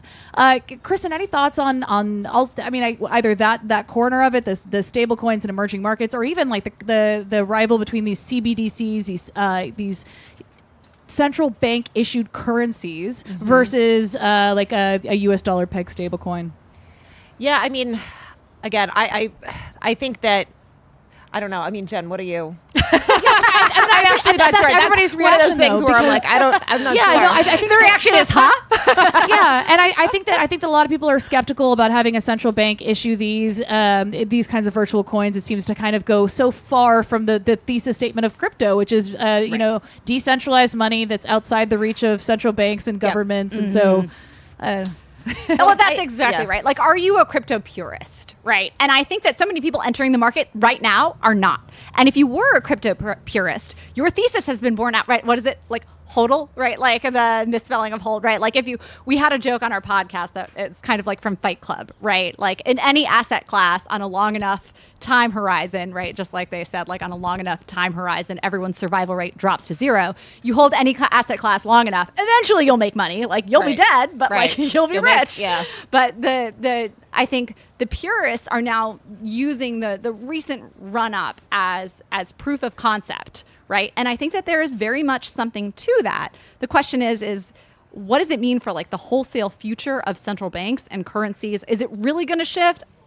I don't necessarily think so, just after what we saw, especially in the early 2000s with that case study of microfinance, like you said. And this idea of like purists having a different view of what the future world of crypto looks like. I mean, I've talked to a lot of Bitcoiners. Austin is very much Bitcoin country, and they think of it as a closed ecosystem. So it's not about like off-ramping your cash to fiat and cashing out on these huge returns. Right. It's like truly about existing in a Bitcoin economy where you pay in sats and you use the Lightning Network, which is that layer 2 payment network. Well,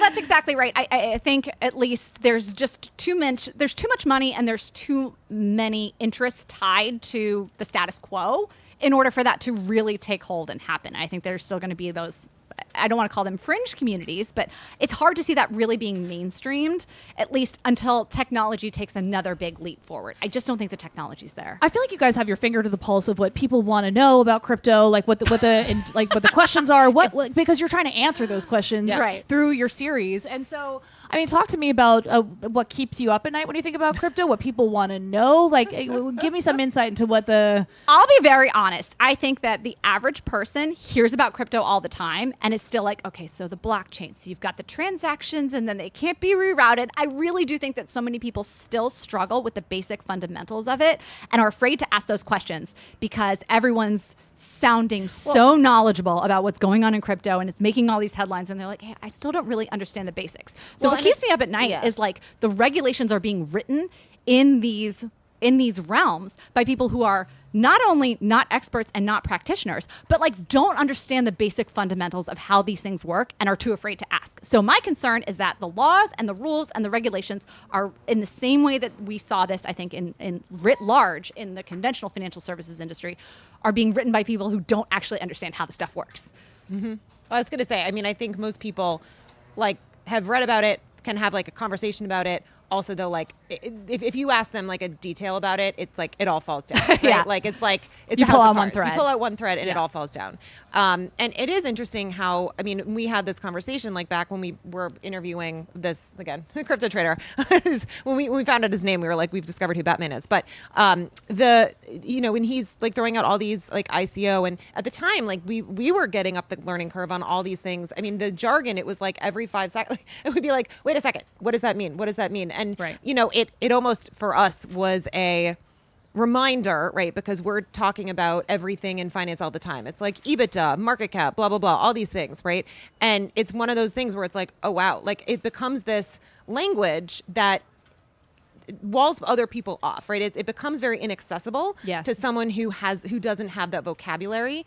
And I do think that for people who, especially when you're older, young people are like a sponge. They learn things so quickly, so fast. It's incredible. And so for people who are a little bit older, right, it's hard to teach them because there's just this whole language that they're not speaking yet. And it's really hard to ask questions when you really don't understand the fundamental basics of like, what is this used for, and everything that goes along with it. So to Jen's point, during the financial crisis, it's like we saw what happened with, again, the CDO thing. I think I'm one of the few people that understands how a CDO works because I literally worked on the desk that was originating him for a few months, and then everyone got fired, and then I moved. But it was one of those things where no one understood what the heck was going on. And it's the same. I do think there's a lot of that with crypto as well. I mean, yeah. Jen, Kristen, thank you so much. Thank you. Thank you also to Lively and Grit Daily House for hosting this conversation, and to everyone who's here with us today. I will pass it back to the MC. Awesome. Thank you. Thank you.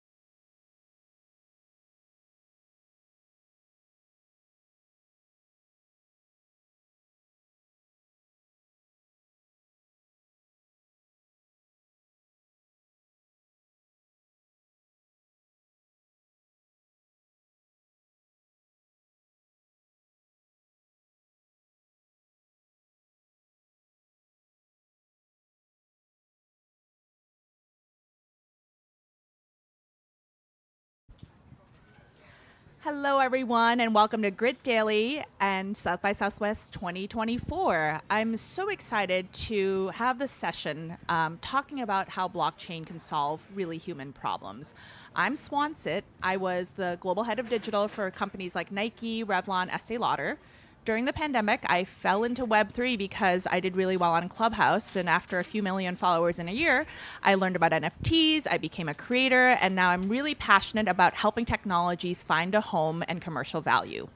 I'm so excited to be having a conversation with Christina here today, who's in a different part of the space, but equally using blockchain to solve lots of problems. Why don't you introduce yourself? Hi, everyone. Good afternoon again. And my name is Christina Imperial Carl. I'm the founder of Edify. Like Swan, I fell into blockchain during the pandemic when we found a great use for it for training in hospitality and giving access to those who have been traditionally marginalized. And this is one of my favorite formats because we just get to be girlfriends and hang out and talk about ourselves, our businesses. But even in the quick few minutes that we've spent together, there's a lot of synergy. So I'm going to make you go first. Tell me about the work you actually do with blockchain. Because to be honest, I mean, there are people that were really early and they were early adopters. They were anti-establishment, libertarian. This next wave of adopters, I think not only is it a little bit more democratized, but we're really passionate about taking the technology that was built and solving problems. And I love the problem you're tackling with your business. Absolutely. So really what we're seeing is that blockchain can be used for so much in training and giving people self-agency when we're talking about acquiring of skills and credentials and being able to use that and take that with you as you move along. But not only that, also using it to create personalized learning paths and giving both the worker and the corporations the ability to help match to the goals, right? Both of the worker, again, and the financial goals of corporations. So in this way, really being able to use blockchain to further everyone's causes. You know, I love what you said about personalized learning paths because, you know, sometimes when you're like, well, if I see it, I'll remember it, or spell it out for me and I'll know. And it's because we learn differently. Absolutely. And education, because we needed to scale and educate as many people as possible, I think is very monochrome. There's one way to teach. And by using not only blockchain technologies, but AI technologies, I think we can learn differently and teach differently. And not only in different ways, whether it's audio or spatial or visual, I think the context around it and the immersive experience around VR and AR can change how we actually not only learn and get trained, but how we interact as humans, right? For sure. I think that, you know, as an immigrant, we have such a very specific, unique point of view. So using for us immersive technologies and bringing that into someone's world that may not see something the same way as how they're receiving regular corporate style training, right? When it's a PowerPoint or a video, sometimes you don't quite hear words the same way or see things the same way. But when you're in there actually doing it using virtual reality, that's when you really start to see the power of bringing someone into a world and giving them that ability to see to themselves, hey, you know, I can really do this, and let me see how I can build a career in here and become a leader. Yeah, I mean, I think, you know, I was asked, I was on a Twitter space yesterday for International Women's Day, and people asked, well, how do you encourage more women to get into blockchain and AI and technical fields? And the issue is, I think, like, it doesn't matter what gender you are. If you don't understand the tech, it's really intimidating. And there's jargon, there's inner circles, there's people who've known each other for years.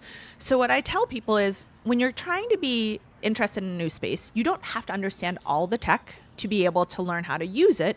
But the biggest thing is solve what you know. Like, if I grew up in the brand world, which I did, I'm not going to go try to solve, like, you know, nodes and routers and things tomorrow. Focus on what you know. And so the way I kind of fell into blockchain was I was running digital and then e-commerce for Nike. And as much as people love the brand, I mean, that market share is ridiculous. It's $50 billion in sales.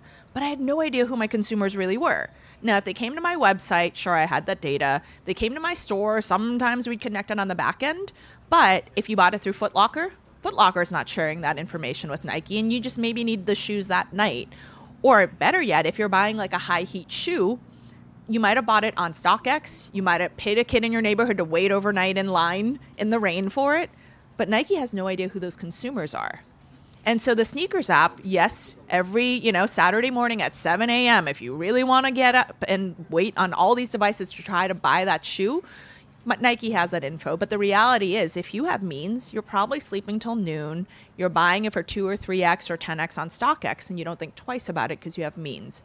And Nike doesn't know who those consumers are. So I started thinking about how do we integrate the technology into natural flow?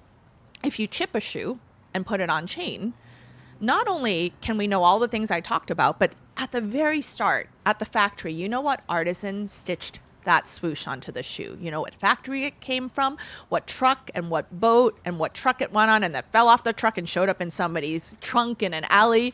You can actually trace the provenance of that product. You can then validate who the first owner was, the second owner was. Did you guys know in Hollywood there's this market for wearing or buying tuxes that previous celebrities wore to awards shows? So you can have a tux that George Clooney wore or whatever.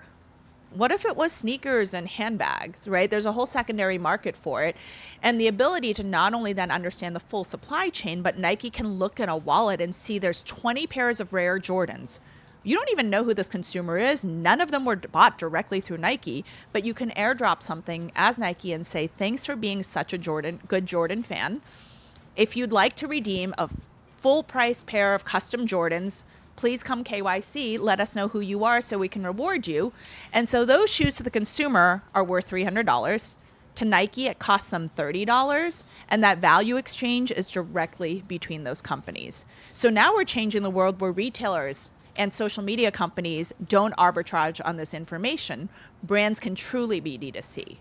So Christina's world's awesome. I know very little about it, but what I encourage people to do is that was weirdly my world, is trying to understand who the Nike fans were. Because if you buy a lot, that's one type of fan, but you're waiting in line overnight in the rain, you're equally as important to me. How do I find those people? So I think that, your background, I think, is what tied to how you decided to go in this field. Mine was in the brand world, and we're equally working on the same types of problems. For sure. I mean, growing up as an immigrant, we immigrated to New York with my single mom.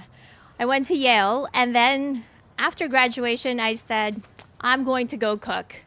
That made my mother cry, of course. I was mostly washing dishes, but that really made me see truly this problem and understand it so deeply, right? And solve for it, just like how you did. And very similarly, having credentials and knowing that they are authentic and being able to hire confidently based on them is equally as important. So really it translates to so many different uses. It's just incredible, the democratization that it can give to people.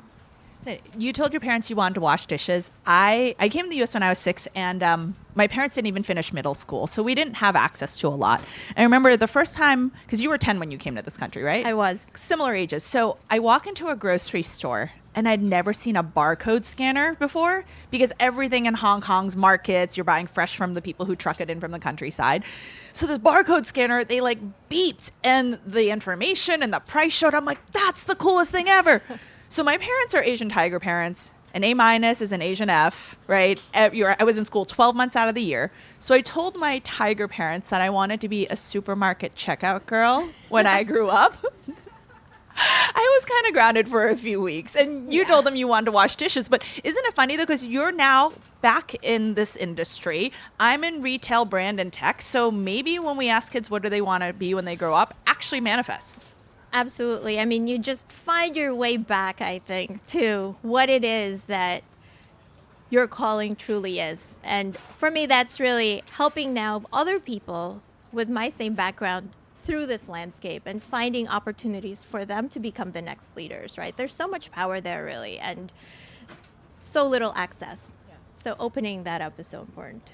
So I went with my work in a pretty long journey example about Nike supply chain and CRM and understanding the customer.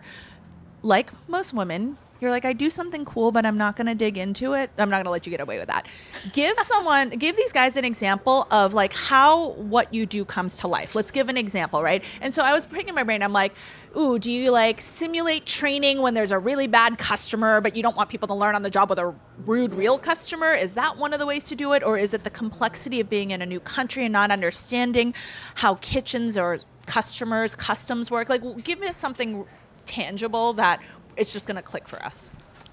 I'll do you one better. I'll go backwards too. So we start our training, let's say in the Philippines where our company started, right? And we bring our training to a school, let's say, where someone has to fly, take a boat, and take a tricycle to get to someone's school. Can you imagine how little access that person has, right? So we bring VR training there, international style training, so that now they're ready for their career as they move forward. Then we open up pathways for them to find international internships, whether that be in the US or Europe or Asia. Help them through that process of finding them a host. Bring them here, let's say, to the US, continue that training for them, and then support them throughout that career. Now, we've had people been able to build homes for their families back home. It's really life-changing when you just give someone a key to help them open a door and, push them a little bit to step through it, right?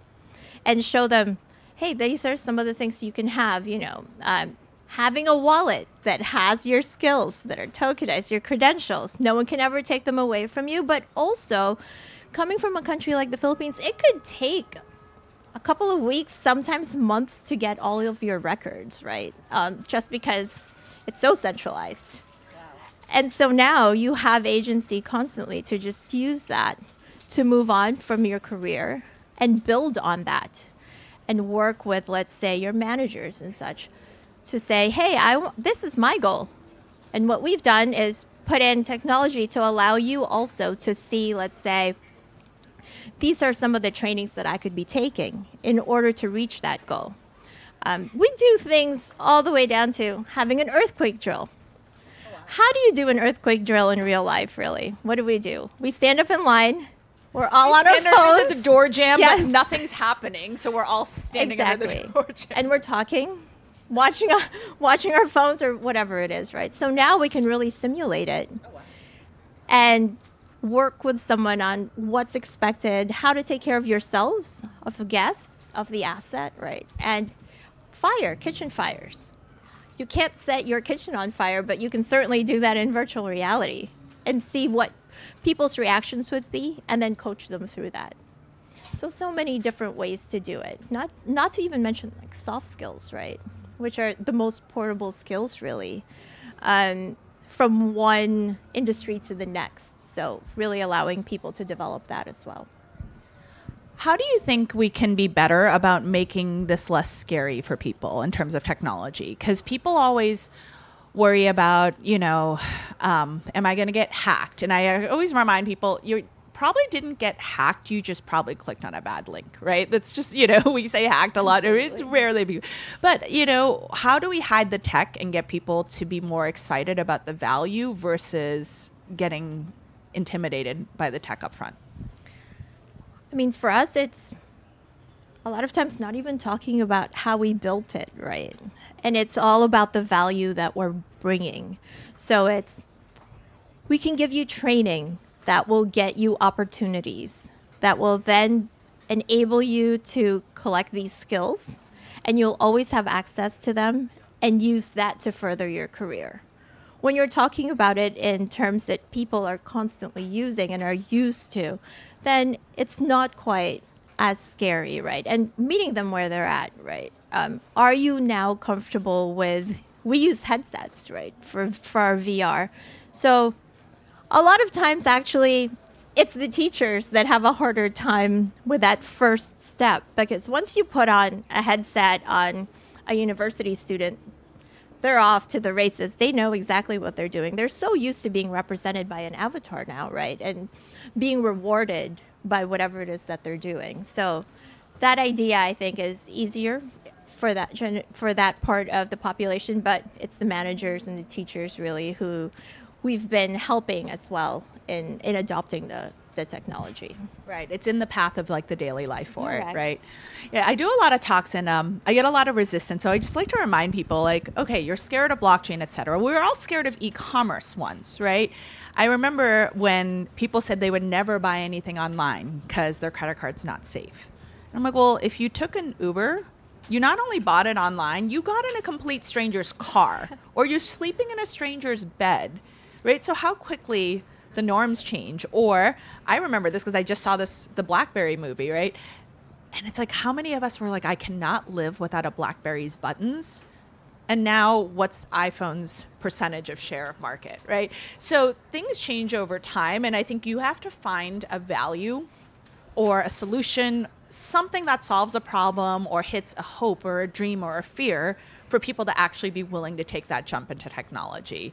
And I think when you were saying before, credentials is really big, right? It's funny, she mentioned she went to Yale, I went to Harvard, so we're nerds, and we're still friends even though our schools hate each other. But do you know that 40% of people on LinkedIn who have Harvard listed in their profile did not actually go to Harvard? Now, I don't care. The more the merrier, right? It's one experience in a whole lifetime. But imagine if it is more important, like Series 7 and licensing for ability to trade stocks, or doctors. And I think in a world where we're getting, and in some ways more interesting, like a fractionalized, distributed, remote workforce, it's more important than ever for people to be able to validate their experience. Or even our parents. Imagine if, my parents were, very working class, but imagine, we always hear stories about doctors in other countries coming to the States and washing dishes or driving Ubers. They can save lives, but because they can't learn the English language fast enough to test at a college or grad school level, we don't let them use their skills where we would benefit. So imagine if we did have credentials that were on-chain that we could validate worldwide, and we have somebody immigrate, great doctor, they might not be able to be patient-facing, but could they read radiology scans? Could they be part of the workforce there? Absolutely. So I think there's so many applications. It's like kind of saying the blockchain is like the internet. Well, the internet was the internet for maybe 2 short years when no one knew what it was. The blockchain is, I think, just the new internet. Absolutely. And once we start sort of peeling the layers and people start to actually realize how much we're living in it already, right? And really normalizing it, then that's when we start to see that adoption really come into focus and the comfort with it. And, dropping our guard a little bit and allowing ourselves to wonder, how can this be of use to me? Because, like you said, you found really awesome uses for it in your work, right?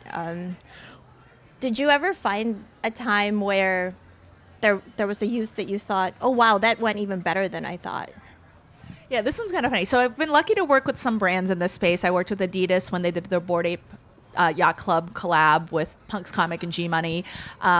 Worked with a bunch of NFT projects that are all still around, which I'm very happy to. I was interim CMO of Art Blocks for a little while, so helping them think about how to go from generative art into brands. But the one that went better than I thought, and it was super simple, is there's a nightclub in Miami that is super hard to get into. People wait for hours. If you just want to go in, it's $300. The average table is $8,000. And if you went during Bitcoin, it's $50,000 for a table at this place. So it is hard to get in even if you have the money. They wanted to launch an NFT project, and they had all these perks, right? We'll have dinners, we'll have hats and all this stuff. And by the way, they sell hats with their logo. They're $50 each, and they sell $2 million worth of hats a year. That is how big this nightclub is. So we laid out all these perks because this is 2 years ago when it was the NFT boom, and every project had to have perks, which was basically I got to go to a party and buy a hoodie. So we were going through this list of stuff, and I was like, well, what's great about it is there's real life utility. And granted, it's regionalized to just Miami, but lots of people come and everyone wants to go to this nightclub. But as I thought about it, I was like, what do people really want? Is they want to get in and they don't want to look stupid waiting at the door. So we stripped away all of those extra perks, and the one perk for this 3 ETH mint was the ability to skip the line and walk right in. So when you think about hundreds of people, guys, there's literally hundreds of people like, Travis Scott and everyone play there.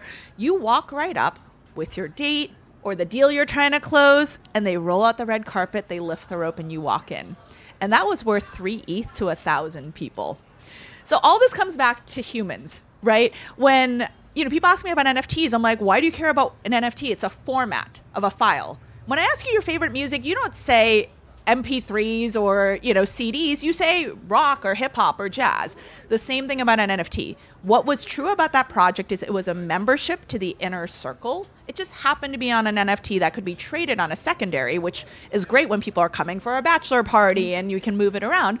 But that one went wildly successfully because we just tapped into human nature, and they wanted belonging, they wanted access. And, it was great because that got to then fund a lot of the projects that this company is continuing to build, which is a lot in metaverse space, building communities, having more people get access. It was weird and wild, but really fun. And all we had to do was let people into the front. That's amazing. Well, I definitely remember having to stand in New York City nightclubs, so right. That's awesome. Okay, we have to wrap soon, but your company is so mission-based. I would ask you, what is the last thought you either want to leave people with, or what is the ask that we can do for people here, people online watching, that we can do to support you?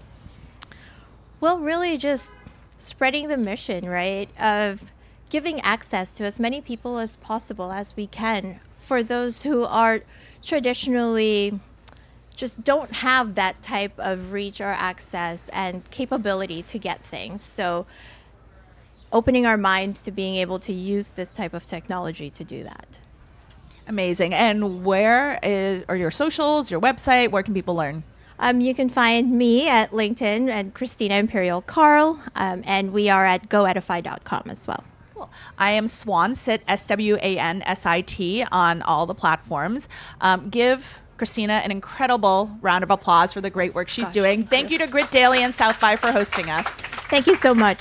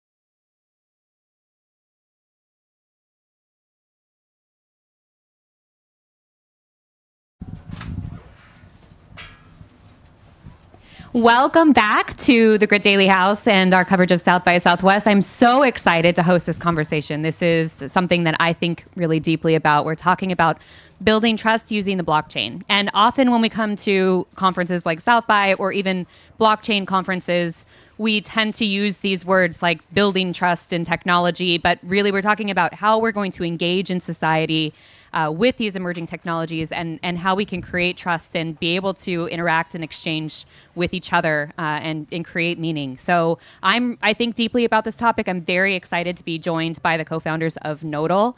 I'm joined now with Garrett Kinsman, who's one of the co-founders, as well as Misha Bonalil.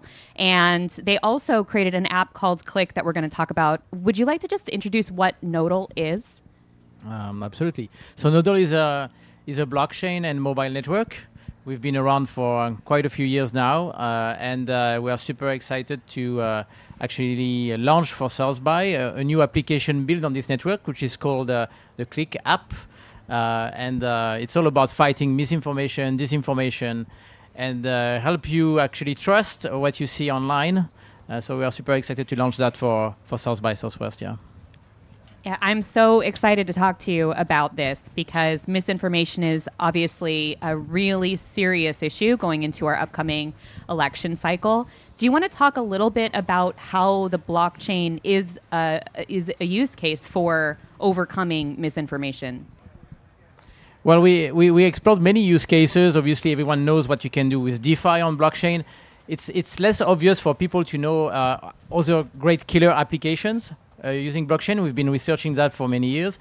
And we actually found that proving that a photo or a media, a video is real is actually now a great use case. You have, in the last year and a half, just to give you a number, the equivalent of 150 years of photography that was generated by generative AI.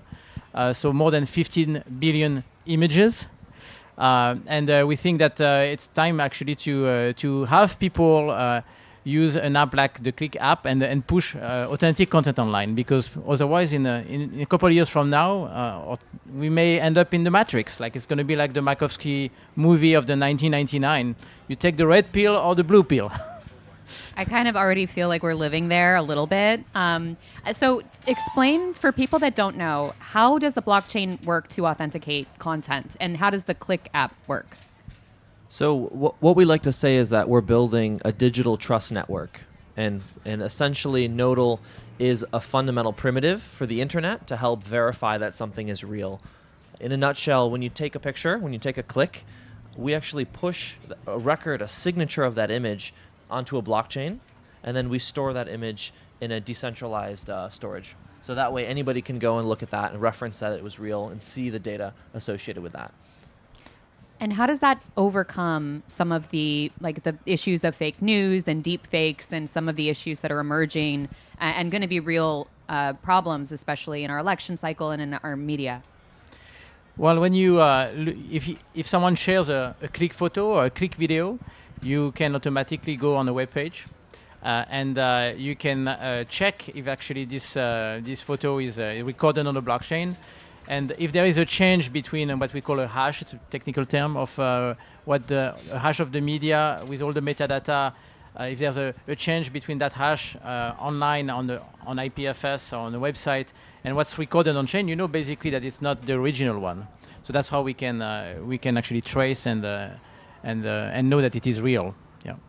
We also talked about the ability to compensate content creators for the photos that they take, or how does this help overcome some of the licensing and copyright issues that we are talking about in media right now? Well, anything you actually share online using the Click app is recorded on chain, so you have ownership.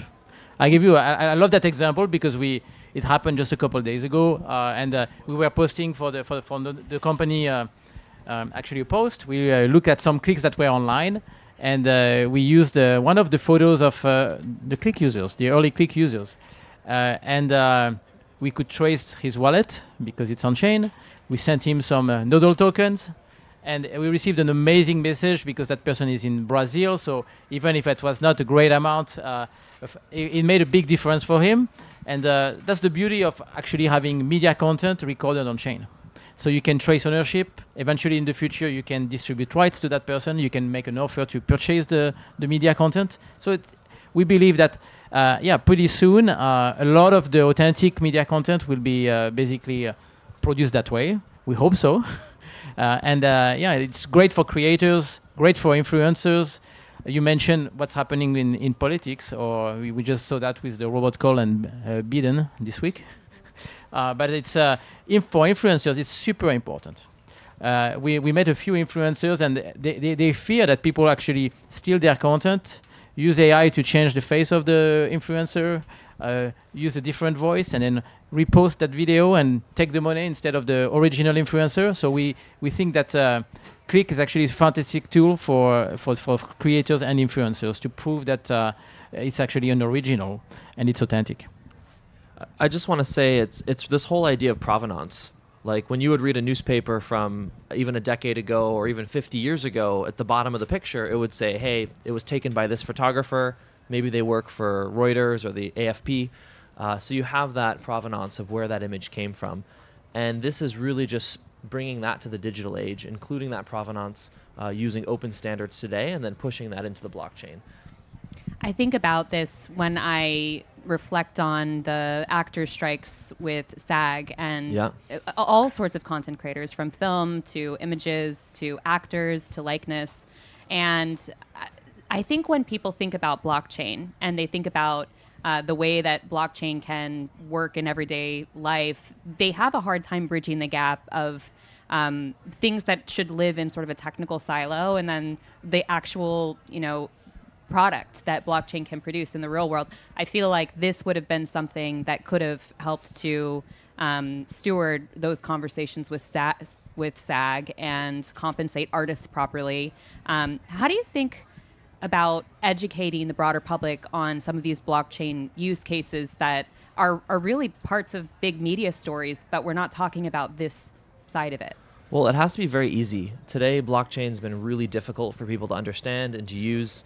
And that's part of the reason we launched this app called Click, which lets anybody take a picture that's verifiable, that's proven on the blockchain.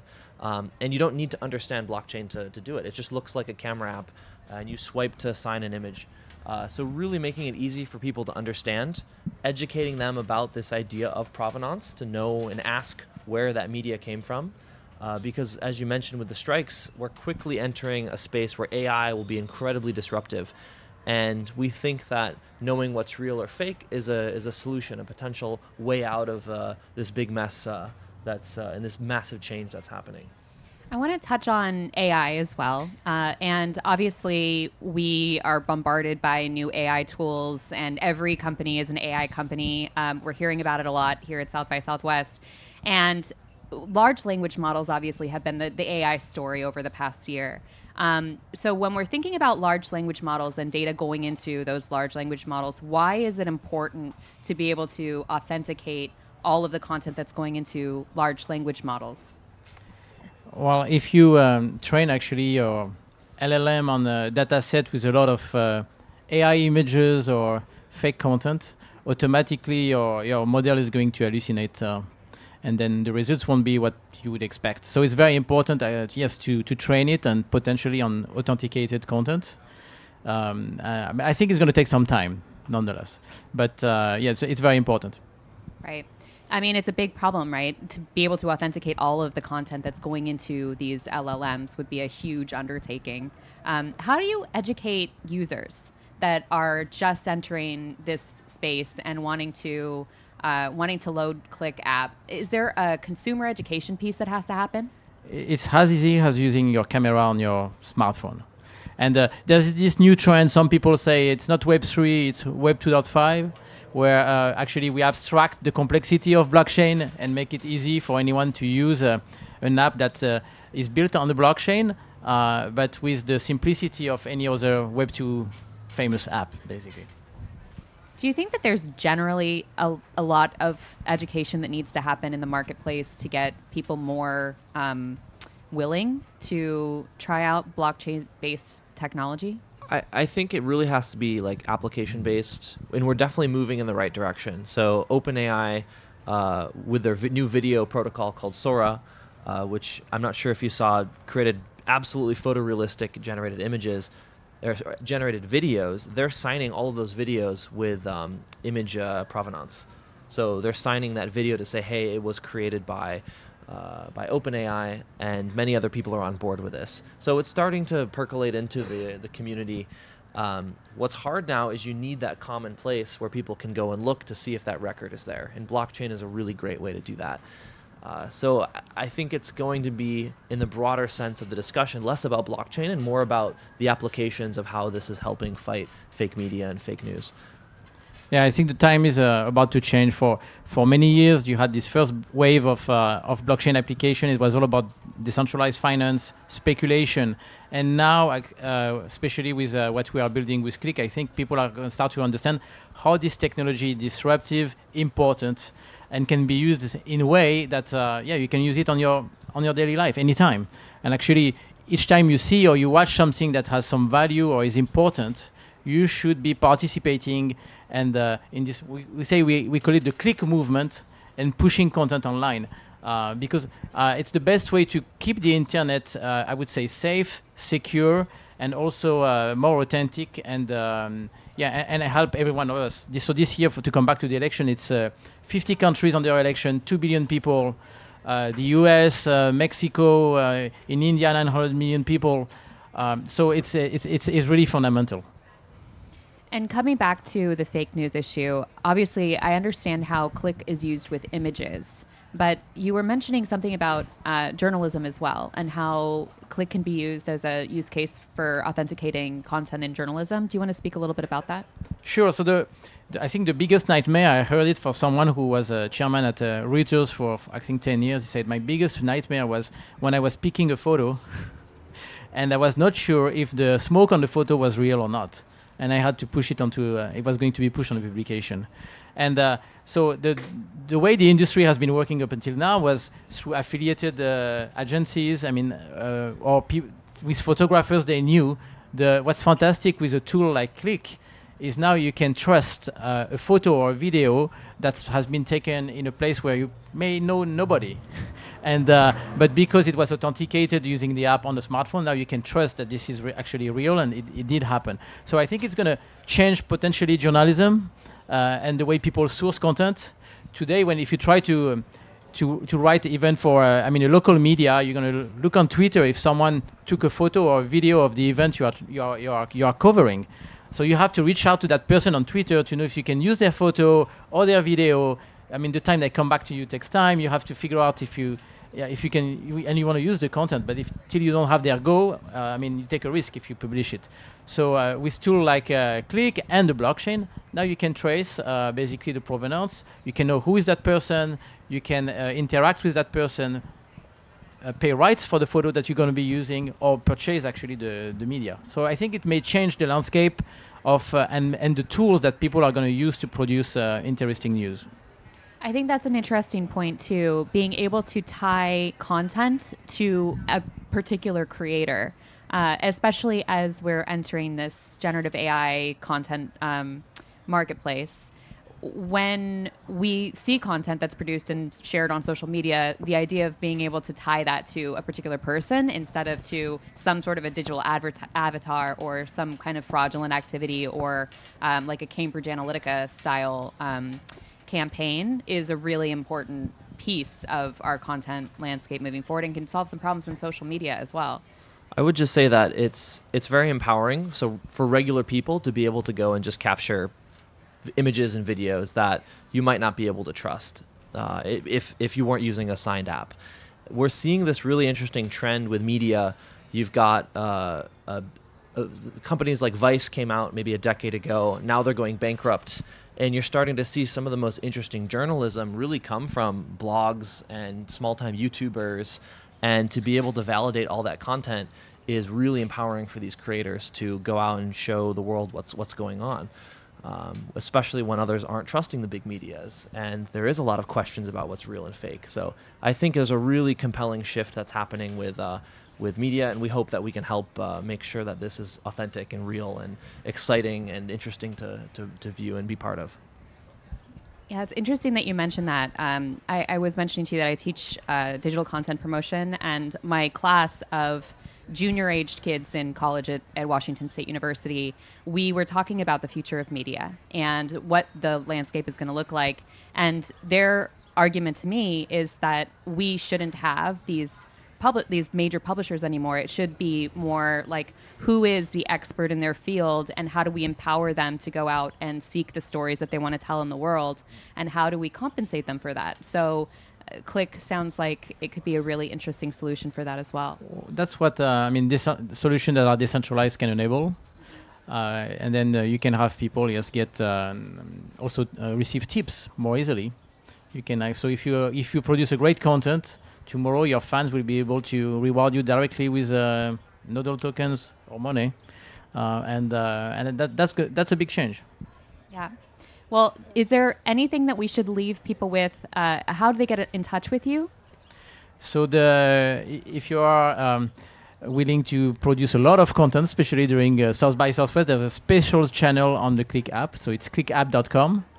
Otherwise, you can reach out to us through the website nodal.com, nodle.com. And you can find us probably on social. My social on X is and Twitter is at Antenor, ANTHENOR, and the Click one is at Click Your Truth. Yeah. And I think we have a couple of minutes for questions if anybody would like to ask our panelists a question.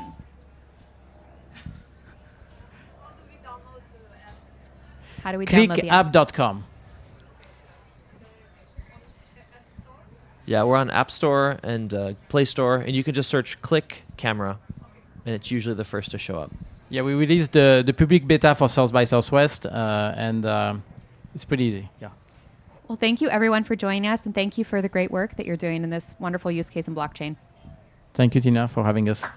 Thanks. Thank you, everybody. Thanks.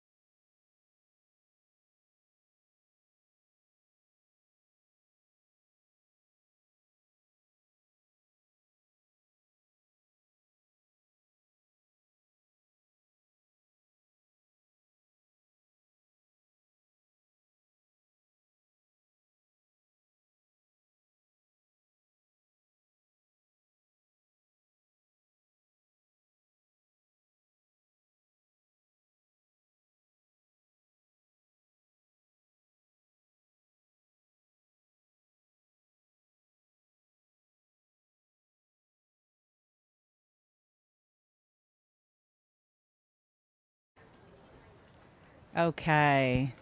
Come in. The front row's open. I listen to you. You have to listen to me. Just kidding. But it is a small, intimate group. So if there is something that I'm going over, we have questions, we want me to pause, I can do that. I'm going to start out with a lot of analytics. Now, this Linkia job that we're talking about, I just started out on Tuesday, okay? And here it is, we're a Saturday, so I'm not even a week into the job. I spent 5 years at Bayer. So think Claritin, Miralax, and Aleve, and a lot of pharmaceutical stuff, OTC, of course, so treated it like consumer packaged goods. Linkia was my agency of record for influencer marketing. I've spent my career in integrated marketing, and I am wanting to solely focus on influencer. The reason being is because I believe, or I know, that influencer marketing is the thing that every marketer needs to have in their toolkit. Now, if you don't do anything else and you only have $50,000 in your pocket to spend on a marketing execution, I will sit there and tell you every day to execute an influencer marketing program. So I have some slides, and I actually have a video from the work that I had recently done at Bayer, and I'm hoping that when I click this, the video plays. No. Do we anybody? Video? Spacebar. Can we press the spacebar on the computer? I've already bored them. Too cold. Wait, the video will warm you up. Okay.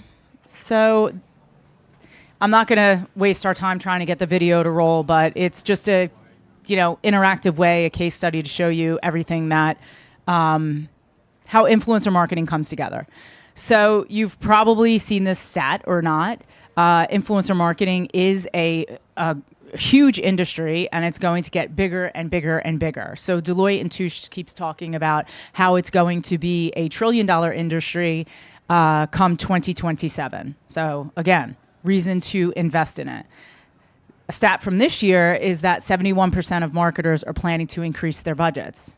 And they're also saying that their tendency is to work with micro-influencers. So somebody like myself who has 12,000 followers, they're going to lean in and start leaning into those people as well. 89% believe it's effective. There's a over $5 earned media value. 86% of women, and I'd argue a ton of men as well, are using it to shop. TikTok reports that when you are working with a content creator, which think content creator and influencer goes hand in hand, same people, but 27% higher ad recall. And look at this astounding number of 91%. There's a view through rate on the content. And it affects shopping. It affects shopping as well. So that is the most important thing here. When you're trying to sell products and you're interested in getting it in the hands of your consumers, influencers are the way to do that. And it's that end-to-end marketing that is benefiting. Please come in. We're an intimate group. We're having fun here. I swear. So 60% of consumers trust recommendations from influencers. So when you're at a company like I was, which was Bayer, not many people are going to turn around and say, hey, I trust you. I trust Bayer. Maybe they don't. So we lean into influencers. 48% affect purchase decisions. I can't tell you how many. This morning, actually, I was on Instagram and I saw a shirt and I was like, oh my God, I have to have that shirt. So people are shopping on social channels. And 41% of people say they follow influencers for product recommendations. Okay. And I like to tell the story here because the whole Ozempic, you're going to lose weight and all of this stuff. And the content that I lean into on my social channels is fitness, health, and sort of empowerment and stuff like that. So I get all these DMs from people asking me what I think about Ozempic. Last I checked, I'm not a doctor. But they are leaning into people who are out there spreading health and wellness messages that really to answer that for them, and they really should be going to a doctor. But I say that because the influencers are the people that are going to be communicating your messages. So this is just when you compare things side by side, and the orange is orange for a reason because it's the highest. But on the right-hand side is just a brand, Hidden Valley Ranch, decided to go out with their own content. And it's not that it does terribly. A 2.5% click-through rate is very good, and I'm sure that the brand would be delighted. Please come in, don't be shy. So they're delighted. But if you now take that content and you put it on the brand channel, you get 4.3% click-through rate. So that's just adding the content in with the influencer. So adding them in that, and that's what you're going to get. But that's on the brand handle, okay? Now, if you take that content and you put it on the influencer's handle, still talking about Hidden Valley Ranch, same content, you get 8.5% click-through rate. So if I'm a brand manager, the numbers are right there. It's proven. Okay. So the problem is, and this is something I talk about a lot, is that people are leaning into influencer. And, you know, everyone's walking around South by here and everyone's talking about creator, and there are so many conversations that are happening that have to do with influencer. Hey, please come in, and how to use them and how to work with them. Most people are leaning into the 30% of organic influencer. Okay, so I have this widget and I'm going to hire this wonderful influencer right here, and she's going to put this on her social channel, talk all about it. It's so great. I use this, and you know, you guys should buy it, and da da da. Okay, that's awesome. Okay, do that. But there's 70% that you're leaving on the cutting room floor that you're not doing, or that most brands aren't doing. Some brands are doing. Bayer was doing it. And what is that? So that's all of the paid, the digital media amplification, the content utility, social commerce. Did you ever think about using an influencer and earn media? So why don't you put the program together, use the influencer for a satellite media tour, use them to go on a Jimmy Fallon or something like that to talk about your product. An influencer is going to carry a lot of weight. Giveaways and sweepstakes are another way to get your product in the hands of your customers by using influencers to host these giveaways. And data and insights is interesting because sometimes you're going to run surveys and do more marketing research to identify and understand your customer, but you can understand your customer in a different way by looking at the influencers' analytics. And they have that back-end stuff. They can look at it, and you can too. Okay, so let's talk about it. We're on a baseball field, and we can't play any sport without all the players. And I truly believe that with all of these things working together, you have your ambassador, full funnel, that's all the things I mentioned. So you want to get that content, and I'll get into it a little bit more, and you want to use it end to end. So you want to get the organic stuff. Then you want to see what's performing really well. Put paid amplification beyond that. Maybe you want to use it in other places. I'll get into more detail. But we need the whole team playing together in order to win the game. You might come close to winning, but you won't win the game without the full team. So adding products direct to cart. We love this. And if you are a direct-to-consumer brand, I love you, and I love that because I can get the shopper and sales data, okay? So I can link directly to your website where you sell, and then I can tell you, oh, this influencer execution generated $500,000. But with bigger brands, you're not always able to do that. So there's this tool called Click to Cart, and there's other tools as well. And you can still add to cart. And what I love about this is you can group products. You can create a product page, and there's a lot of elements there. And you will know how many clicks you had, how much in product was dollar amount was added. And it's a good metric to have, and it's a good execution. Incentivized purchase. I talked about this. This is where we worked with this influencer when I was at Bayer on a Might All giveaway. Now, it wasn't just for somebody to have the OTC product. We had a nice package put together. You want to really incentivize people to enter the sweepstakes. Now, you're grabbing data from them. You're encouraging them to follow your social media pages.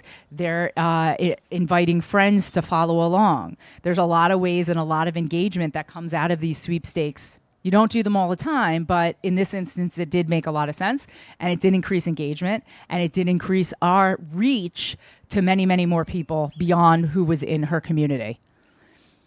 Influencer content on PDP pages. Now, a lot of us are selling through Amazon and Target and so on.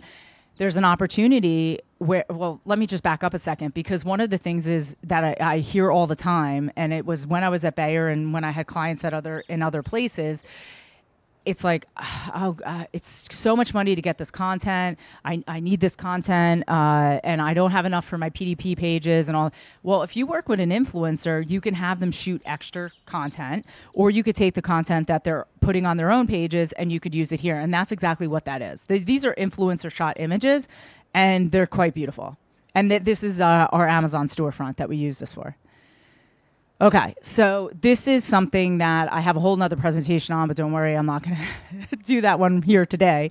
But working with influencers as ambassadors is really something that they love, and it's something that helps the brand. So when you think of something like a car company, like an Audi, right? So you're going to do one campaign with an influencer, but now that influencer has a car, maybe you gifted them or maybe you discounted or whatever the case was. Well, why not do a series, right? So maybe they're, first they get the car, they test drove it or something along the lines.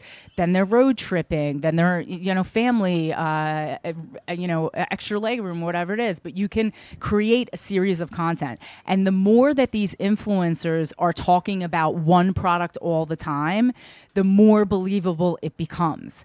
And they like this relationship because they have a stream of money coming in now, whereas they, are constantly going out and one brand.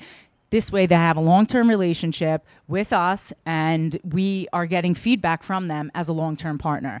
So it is something that works very successful in the beauty category, and rolled it out at Bayer, and it was definitely successful. Here are some of the numbers from the last year's program: 770 million impressions. Sorry if I'm in your way. 8.6 million carded value. So I talked about click to cart. 8.6 million. You know how much a bottle of Aleve costs? $6. You know how much product that is? This is huge. This is very huge for us. And there's a 5x return on investment. So every dollar spent, we're getting 5x on that investment. So now I take this to leadership. So those people that say to me all the time, yeah, well, my leadership doesn't really believe in it. Well, the numbers show you that if you're going to do something like this, there's a huge return on it. So honestly, I'm giving you all our trade secrets here. This is an influencer playbook that I developed that I go upon. Come in. This is what you need to do. This is the playbook. So you're going to start with that organic content, and I'll get into this a little bit more. I talked about media optimization. Don't leave anything on the table. You have all of this content now.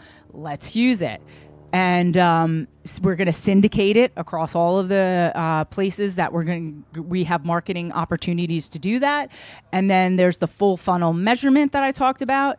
Apples to apples. We have ROAS, we have MMM, we have MTA. We can measure it with Nielsen. A lot of opportunity to do all of those things. And then learning and insights. And that's where you do some A/B testing. You could do some message testing. This is all through the influencers platform. And I would suggest you do that through paid influencer content as well. So this is what it looks like when you roll it out. This is a piece of content that happened organically, goes through the paid funnel, onto the brand channel. So that happened to be Maddie's, went on the website, e-commerce, Amazon pages, and then took it to programmatic. So programmatic being display, video, or CTV. And again, you could have stopped, like I said before, at the 25% at organic and had a successful program. But adding all of that adds all the additional value. So what I call this is this is capitalizing on the gold. So I have a case study in here to show you, and this was sort of something that we dreamt up because one day came to me and said, hey, we want to get our 50-plus audience using one a day more. And I said, okay. And they're like, maybe we do influencer. I said, yeah, but we have to do something interesting. We have to do something different. We have to do something fun.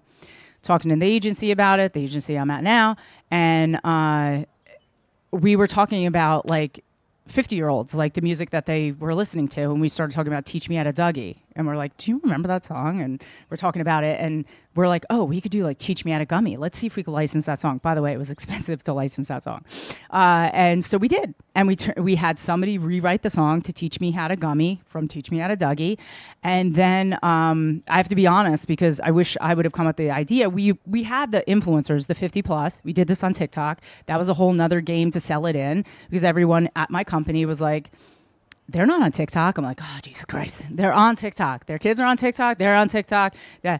So we prove that. They're like, okay, do it on TikTok.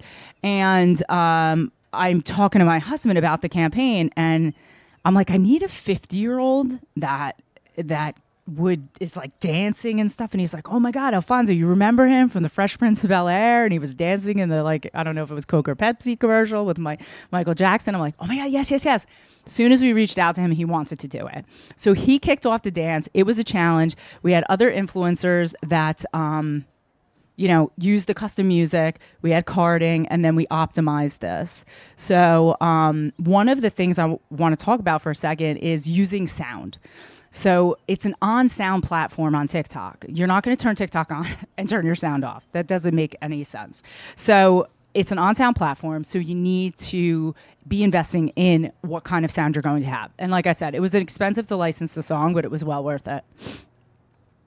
And then the results show how awesome it was. You can screenshot this if you want. Not screenshot, but take a picture if you want.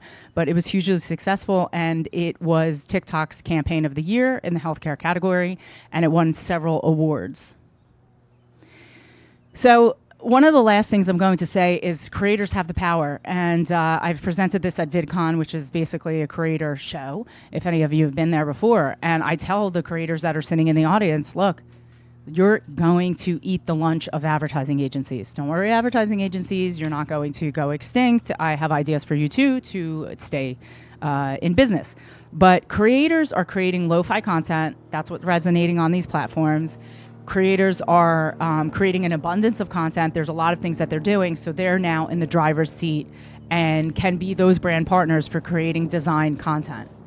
I talked a little bit about this. So why are creators the next advertising agency?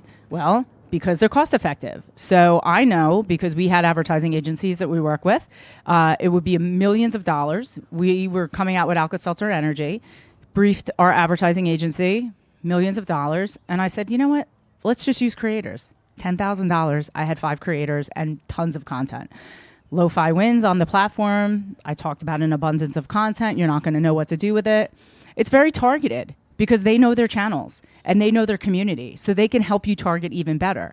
And the last one I really love is personalization, because if you're getting this abundance of content and it's so cost effective, you can create a version for the mom who sits home, the mom who's a fitness person, the mom who loves doggies, and you have all of this content now and you can personally target people.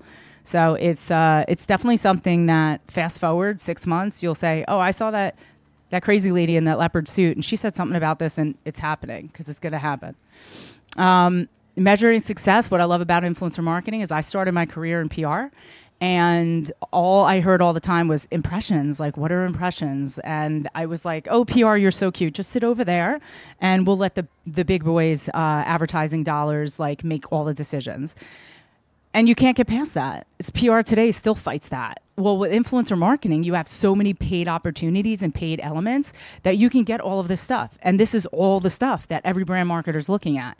So if you attach it to a paid campaign, you're talking apples to apples. And now you can talk to the leadership team and sell an influencer just as much as you're selling in anything else. I had influencer executions way more than we were doing any other display ads at Bayer. And again, I repeat, that's a pharma company, highly regulated. And you're like, well, if you were so successful there, why did you leave? Because I was so successful there, and it's now time for me to be at an agency so I can spread the love to everybody, okay? And make this success bigger and bigger and bigger, and that's the legacy I want to leave. So it's an end-to-end process. If you do influencer marketing, I suggest you take a picture of this. If you don't, then you should start doing influencer marketing, and I suggest you take a picture of this. This is a proprietary end-to-end process that was created when I had my own consultancy. I brought it to Bayer, and I brought it to Linkia. And at Linkia, they now use this for all of their clients. And you think like, oh, it's a secret. It's not a secret. The reason why I put it up here and I want everybody to know about it is because I want everybody to do influencer marketing. And not only do I want you to do it, I don't want you to go home and do it like it really shitty. I want you to go home and I want you to do it really well, so that when you're talking to, whether it's your clients or your leadership team or anybody that you need to convince, I want you to execute it properly so that, again, this trillion-dollar industry is going to be bigger and bolder, and we're all going to win together. So I won't walk you through that because that's boring and you would snore. But that is the last slide. And I am Denise Vitola, and I am on LinkedIn. I'm also on social media under D's Workouts and something else on TikTok, so go find me. But nonetheless, I appreciate the time, and I hope that this was helpful to you. Happy to answer any questions. I think I have a couple more minutes left, if anybody has any. So as You're welcome. An influencer, do you get to, so you gather analytics, do you sell those separately from the actual, whatever commissions or however it works that you get on driving the product, direct product sales? Or is it a package deal where you give them all the analytics and Everything. So if you were to hire Linkia, right, me, as to run an execution for you, everything that you saw in that is a package deal. It's a pack. You get all of it. You get all of it. And I would sit with you and I would say, like, to your face, like, look, we can do an organic campaign for you, and we will, and it'll be great, but you'd be remiss not to do the whole thing. Will the organic campaign be less? Yeah, sure. Let's just say that's $50,000 to execute that. $100,000 to do all of it, you know. So there's ways to scale up and down. I'm just throwing out numbers. Don't quote me here. Call me up tomorrow and say, well, you said. But I think that you're wasting your own time if you don't do all of it. Is what I'm saying. You might as well invest wisely. Go ahead. Thank you. Hi. Great talk. I have a question about, there was a trend a few years ago about micro-influencers. I feel like that may have fallen by the wayside. I'm curious, first of all, what do you consider an influencer? Like what threshold of following? But do you think that micro-influencers still have a place in the market, or is that trend's kind of past? No, it's not. There is a huge place in the market for micro-influencers. And quite honestly, I would suggest using them more and more. They're going to be less money. And if you're going to do what I'm suggesting to you, so you're going to use an influencer like me, 12,000 followers, big deal, whatever, who cares? I'm going to produce good content, and then you're going to take that and you're going to optimize it, right? So it doesn't matter like who's seeing it on my channels. You're going to take it and you're now going to put paid dollars behind it. So that's going to be spread far and wide. So now you've got this great content, this great influence, and you didn't have to pay a ton of money for it, because if you're looking at influencers that have 1 million followers and things like that, then you're going to be paying more money. But you want to look at other things. You want to look at their comments. You want to look at their engagement rate, like how are people interacting with them. So there's a place for every influencer. And I never say like, oh, you got to have at least 3,000 followers to even be an influencer. No, there are doctors out there that have smaller followings, but they're so influential. And the content that they're putting out there is highly engaged with. There's a place for them. And there's a place for the 1 million followers and all of those things. It just depends on what is it that you're trying to achieve. What are you trying to do? Okay, all right, I understand. Okay, then we do need those 1 million followers, right? So we got to digest what your objective is, and then we come back with that. But I'm going to tell you, micro-influencers, huge, huge. Yes. You shared the CTR metrics earlier. I was wondering, is that specifically TikTok, Instagram, other platforms averaged? The metrics for which one? Teach me, there's dummy. like the 8.5 or 8.4%. Oh, for the ambassadors. Yes. Yeah, that's cross-platform. Okay. Yeah, most of the programs that I would suggest executing, unless you're testing a platform. So we were really testing if TikTok was lying to us or not about the 50-plus audience. So we just went in on TikTok. But most of the executions, I would say, look, it makes sense to be across as many platforms as you can be. So unless you have a real reason for only being on one platform, you should extend across as many as you can. And we've tried Snap and Pinterest and all of those things as well. But yeah, the two big ones are Instagram and TikTok. Anything else? Anything? Yeah. Bueller? Yeah, no worries. You had one of the slides talked about I don't know, this strategy drove 8.4 million cart purchases. Yeah. It was a 5-time Yes. return on investment. Yes. And that was for like Bear, I think. It was the ambassador program. So we have about 10 ambassadors that we engage at the beginning of the year. We select them have to be chosen for the program, and we work with them for a full year. So that's the full year metrics at the end with all 10 ambassadors. Right. So my question is, the way you presented it, it sounded like this should have been a no-brainer for the executive level that decides how much more we're going to spend on this, but I got the sense that they Yeah. were actually ambivalent. Yeah. They weren't. So. No. I mean, have you ever met a large company like Bayer? Yeah, well, I don't work there anymore, so there's a reason. No, I don't want to bash another company, but I'm just saying, like, you always have to convince people. Like, I have to convince her that that jacket's pink and it's not purple. If she believes it's purple, she believes it's purple. You go into these meetings and there's always somebody that has a negative perception of something. Oh, well, what if somebody's going to make a negative comment? You know, you got the legal person there. Or you got the person that doesn't even have TikTok on their phone because they think China's trying to, you know, spy on us all. So, and then they have something to say about TikTok. So it's like, have you ever seen TikTok? So it's like you need to convince along the way. And even after a success, you still need to convince. You still need to take that up. I have a whole presentation about trust and how you do that, how you sell that in. I presented at Creator Economy Live, but it is really, truly a thing. Yeah, sadly, it is. Yes? How do you approach, given the type of content requires different efforts from the content creator and a lot of different approval processes for, say, a live stream content, video content, photo content, and a lot of brands, in my experience, come up against the argument of budget and what an influencer is worth, and each influencer will have their own metric for what they're delivering with their KPI. Do you have a general recommendation for people who may not be as versed in approaching influencers and what those anticipated rates would be for pitch? Yeah, so we have a rate card and what we're willing to pay people based on their engagement rate, number of followers, and the type of content that they produce.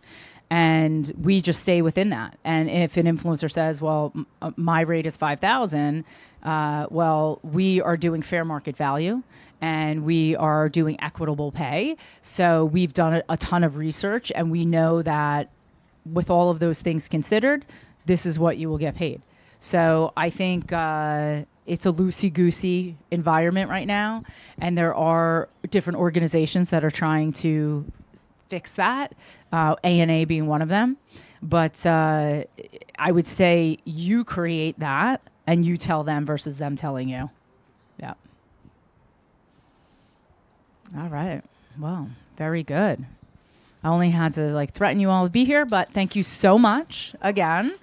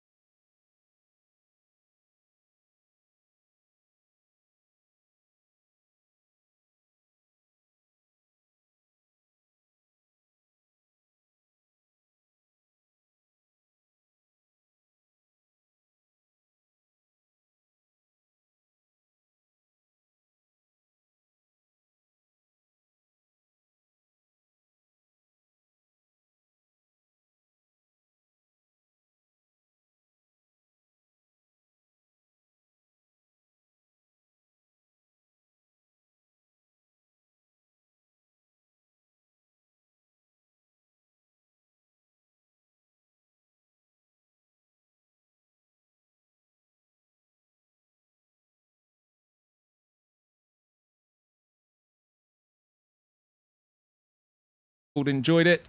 And to the live audience as well.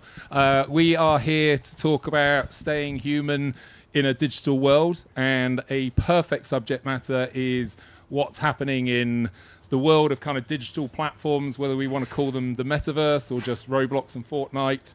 And I've got two fantastic people joining us who will introduce them in a second. But it's been a really interesting day so far. We've covered a lot of different subject matters.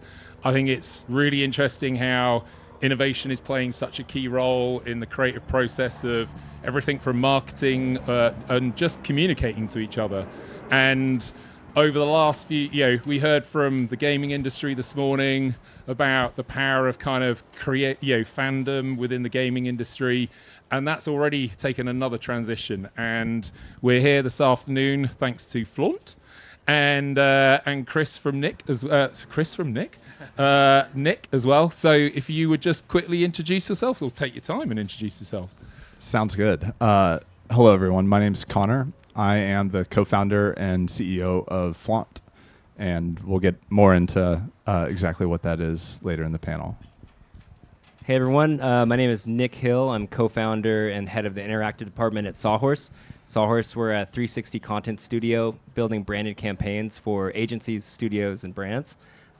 We started in 2D media, and we've moved into 3D immersive content on platforms like Roblox. Brilliant, thank you.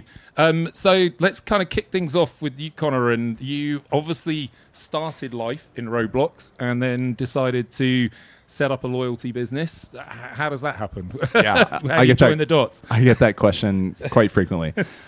So I joined Roblox back in 2018. When I joined, I had to reach out to my 15-year-old cousin and say, "Hey, have you heard of this Roblox thing? Does everybody here know about Roblox?" Roblox is a UGC experience platform. It's a gaming, historically a gaming platform, but it's evolving to be more of a co-experience platform. The interesting thing about Roblox is that it is a platform, and Roblox creates no experiences or games. It's all created by developers and users of the platform.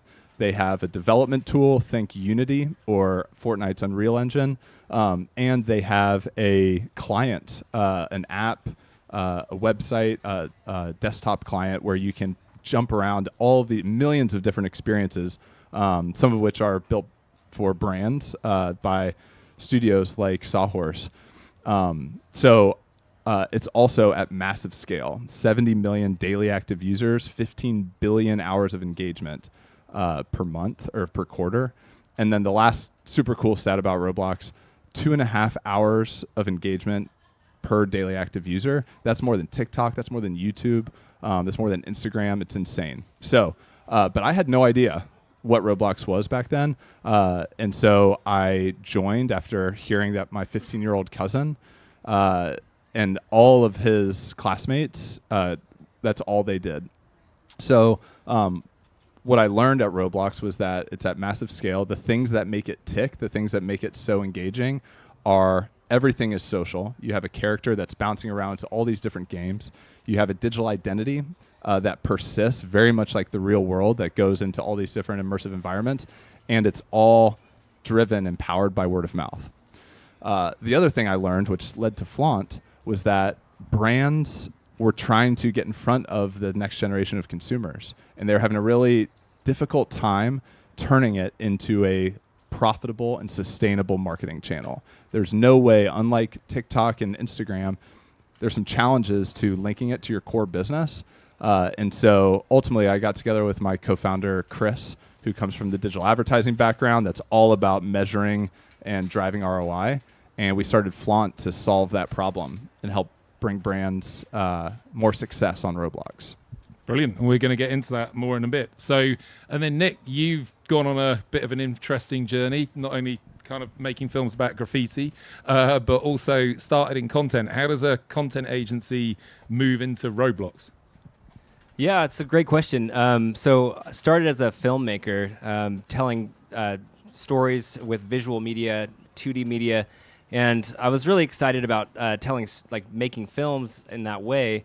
but I was never thought I could like go in and start making games, because when I was coming up, it was really difficult for studios to make games, especially like on the, and get that reach. So I just had an opportunity to work on the Aloe experience, Aloe Yoga, that clothing brand, and we built that on Roblox, and I was able to spin up half the team from people that were working at the company at Sawhorse, art directors, creative directors, some 3D artists and visual effects artists.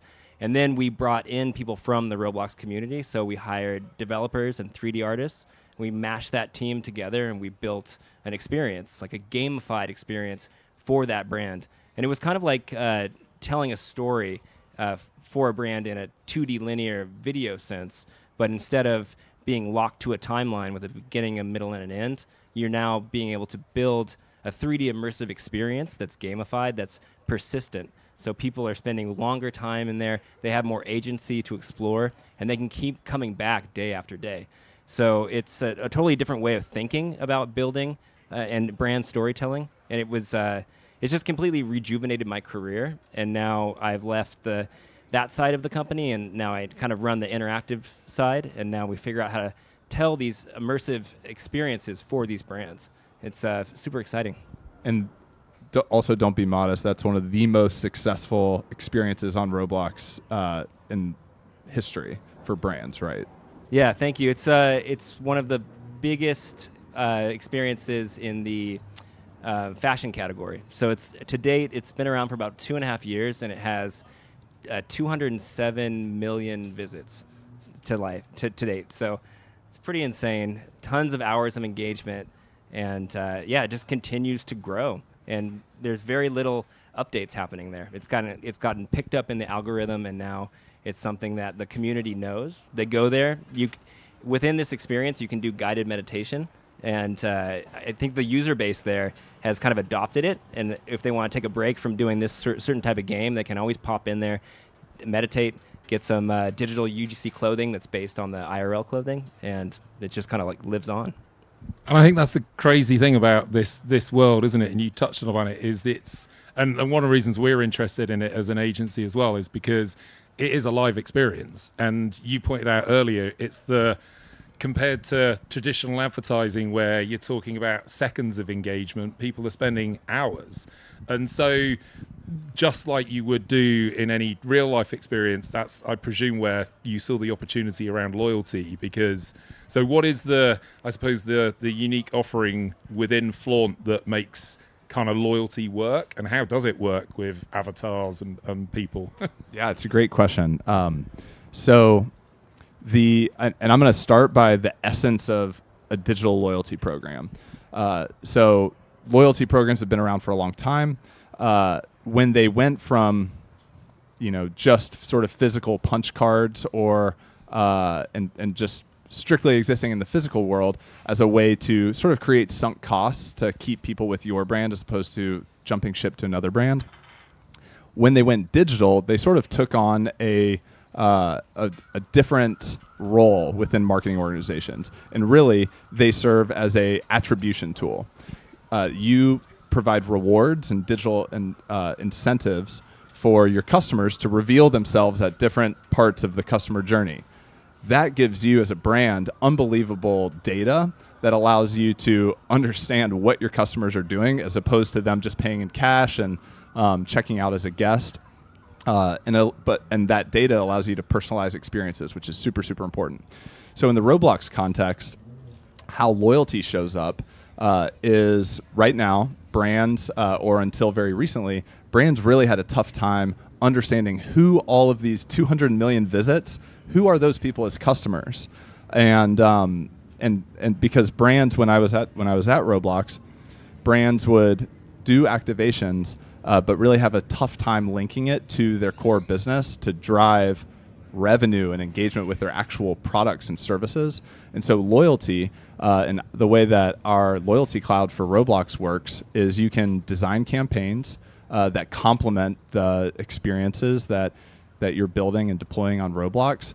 and you can integrate with Roblox's experiences, the platforms, and integrate with Salesforce and Oracle and all Shopify and all those sort of boring enterprise platforms, so that you can reward customers for revealing themselves in the game and at the checkout counter. And that allows you to not only drive 207 million visits and lots of engagement in the middle of the funnel, but also conversions, which really unlocks a sustainable channel in investing in Roblox. So that's sort of how loyalty comes into the picture. And I think what's really cool about this, and what people, I suppose, from, because that's the trouble, especially in marketing, is most senior marketeers are probably Generation X and haven't grown up with this, whereas these younger audiences, like my kids, it's just a natural thing. So we're talking about, this is going to change, well, it's already changing retail.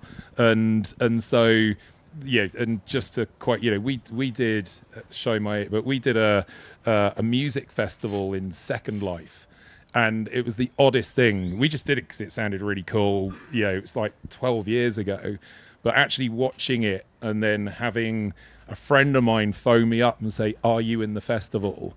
And I'm like, "Well, no, I'm watching it." And he said, "I'll look over by the stage," and then there's this avatar waving at me. It's like that kind of, when you realize it's physical people, and it's the socializing that's happening, and it's the whole, there's data out there that says kids are more conscious about their digital identity than they are their physical identities now. So those kids are going to want to be able to buy different things and things like that. So talk us through kind of the mechanics. Obviously you've just picked up a bunch of awards and stuff. What makes a successful experience within this arena, and how does it then integrate with loyalty? I'll tell one story, and then I'll kick it over to you to tell the other story. So the very first integrated campaign that we ran was for PepsiCo's sparkling water brand Bubbly. I'm actually going to tell you about how the initial part, which wasn't unsuccessful, but had some learnings that we had an iteration that really allowed it to sort of 10x the expectations. So the initial campaign, Bubbly partnered with some famous Roblox influencers, Carl Jacobs and Creekcraft, to do a brand integration. Rather than building their own experience, they integrated into an existing experience. And there was a mini game that brought the brand to life in a really, really fun and super authentic way.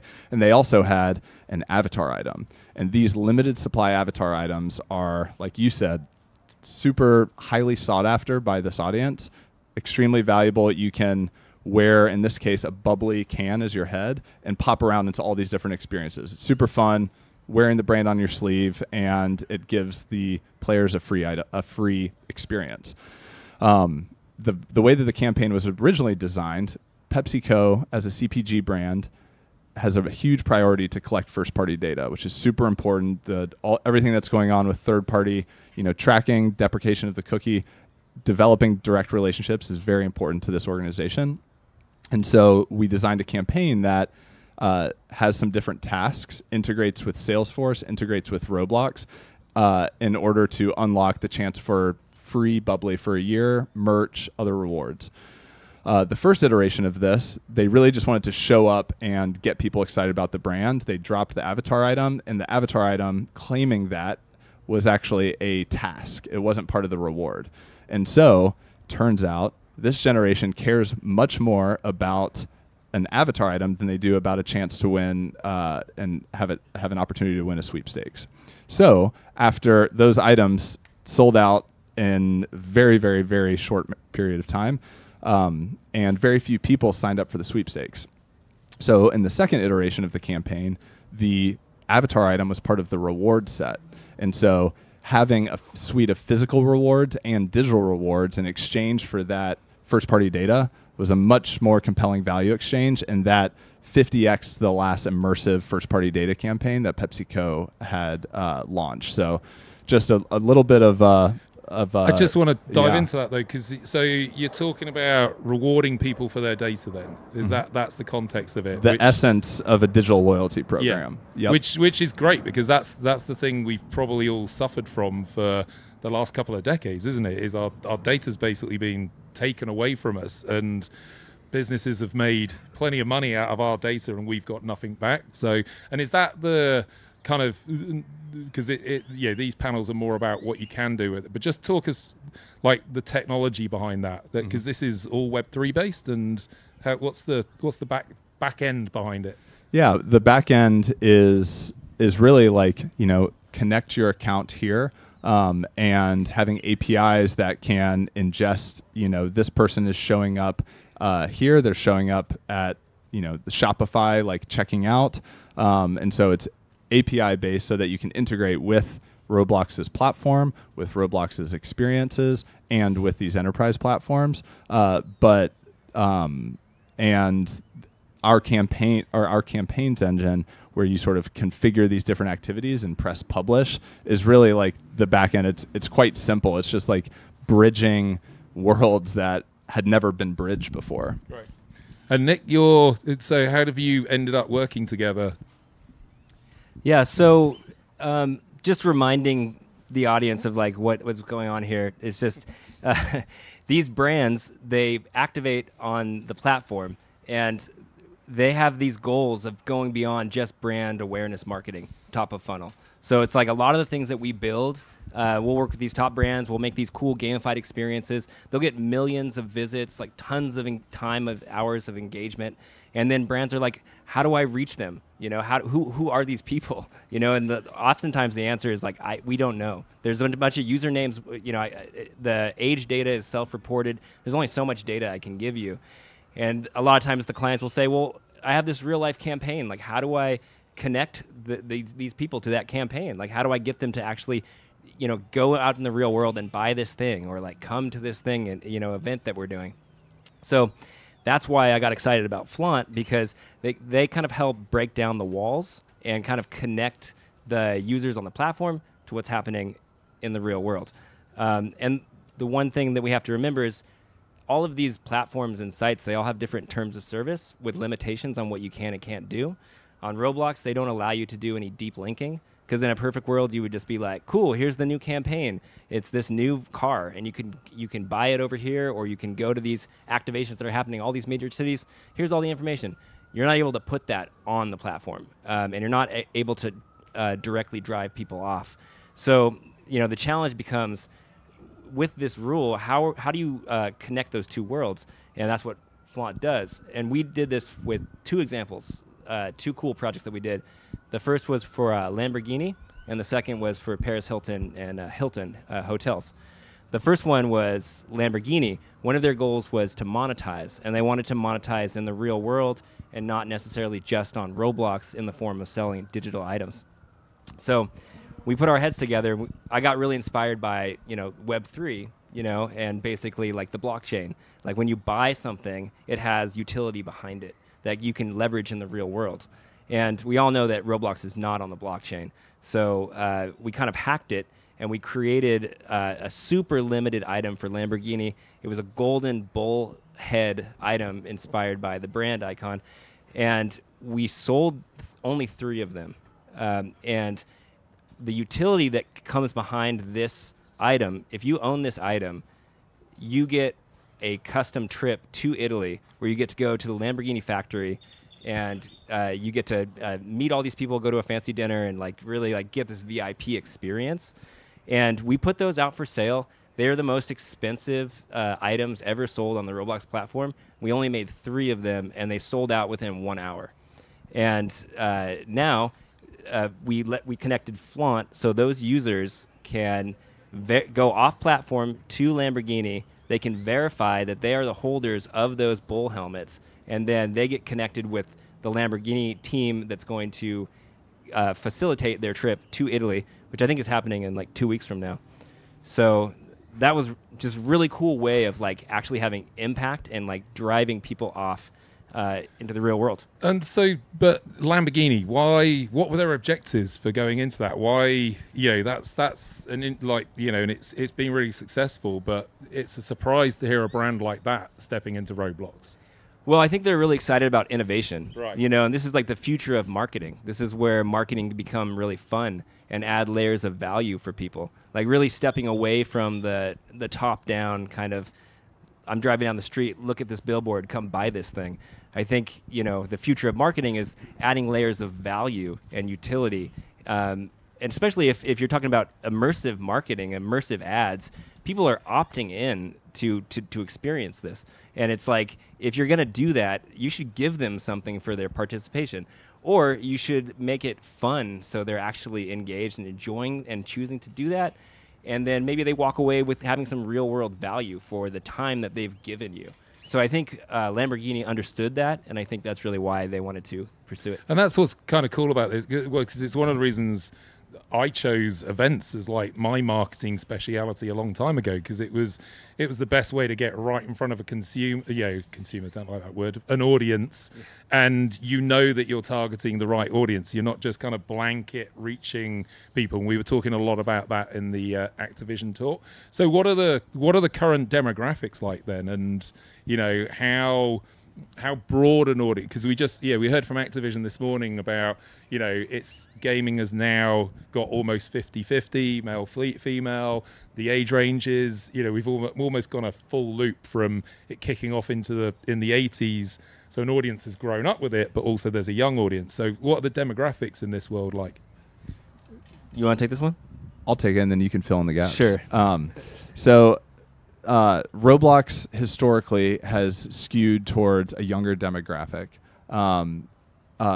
Even when I was there, 5 years ago, there's a huge priority of aging up, because Roblox is on like a huge growth path, and even the types of experiences that are possible on Roblox, they're like mind blowing. There was literally just another like a Call of Duty type experience that was launched on Roblox, and if you know and grew up with Roblox has been around for a very long time, your mind would be blown that this is a AAA quality experience that is launched on this platform.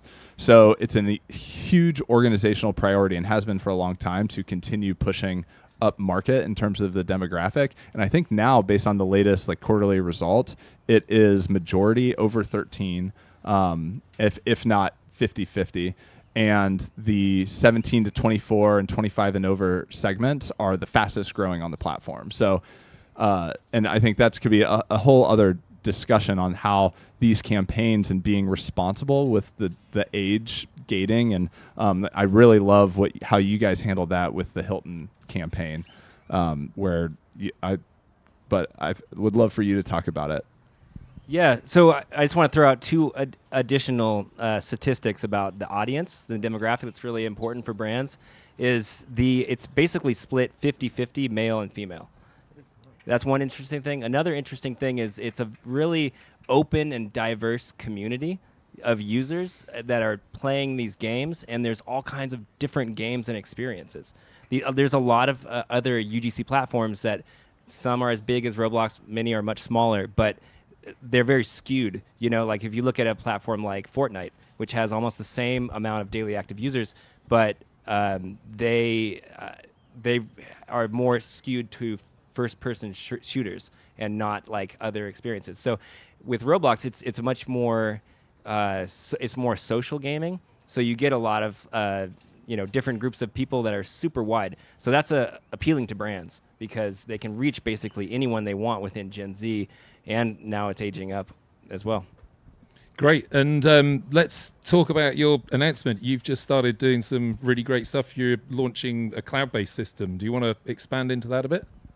Yeah, it's we had a pilot program where when we initially started Flaunt's business, we were trying to start it in this Roblox direction to solve that pain point. But some of the APIs you're talking about, like what's the backend system, Roblox has been prioritizing for a long time their open cloud APIs to really start to allow Roblox as a experience and as a platform to be everywhere. And so those APIs just got released in October, and we had our pilot program, of which PepsiCo, of which Hilton and Paris Hilton and Lamborghini were all a part of it. And the results were incredible. Nick failed to mention the Lamborghini exclusive bullhead items sold for the equivalent of like $17,000 an avatar item because of this in real life component. And that was really the essence of why we started this business. Brands have these amazing businesses that exist so far from Roblox, but they just couldn't connect it. So what we've launched is the next evolution of the solution that we deployed for these brands. And again, you can come in a self-serve capacity as a development studio like Sawhorse and others, or if you're the brand, to design your campaign, export your API keys, get it set up with your developer, your Roblox experience, integrate and install apps, whether it's Amazon if you want to reward an Amazon purchase, Shopify, etc., and really start leveling up the ROI that you're able to drive, and doing so at greater scale than we were able to do in the pilot program. That's really exciting. And I think the thing we talked about this when we did our podcast, you keep talking about in real life because it is, and it's interaction, and especially with loyalty. Do you see? We saw it in gaming where suddenly gaming went into esports and suddenly it became a spectator thing.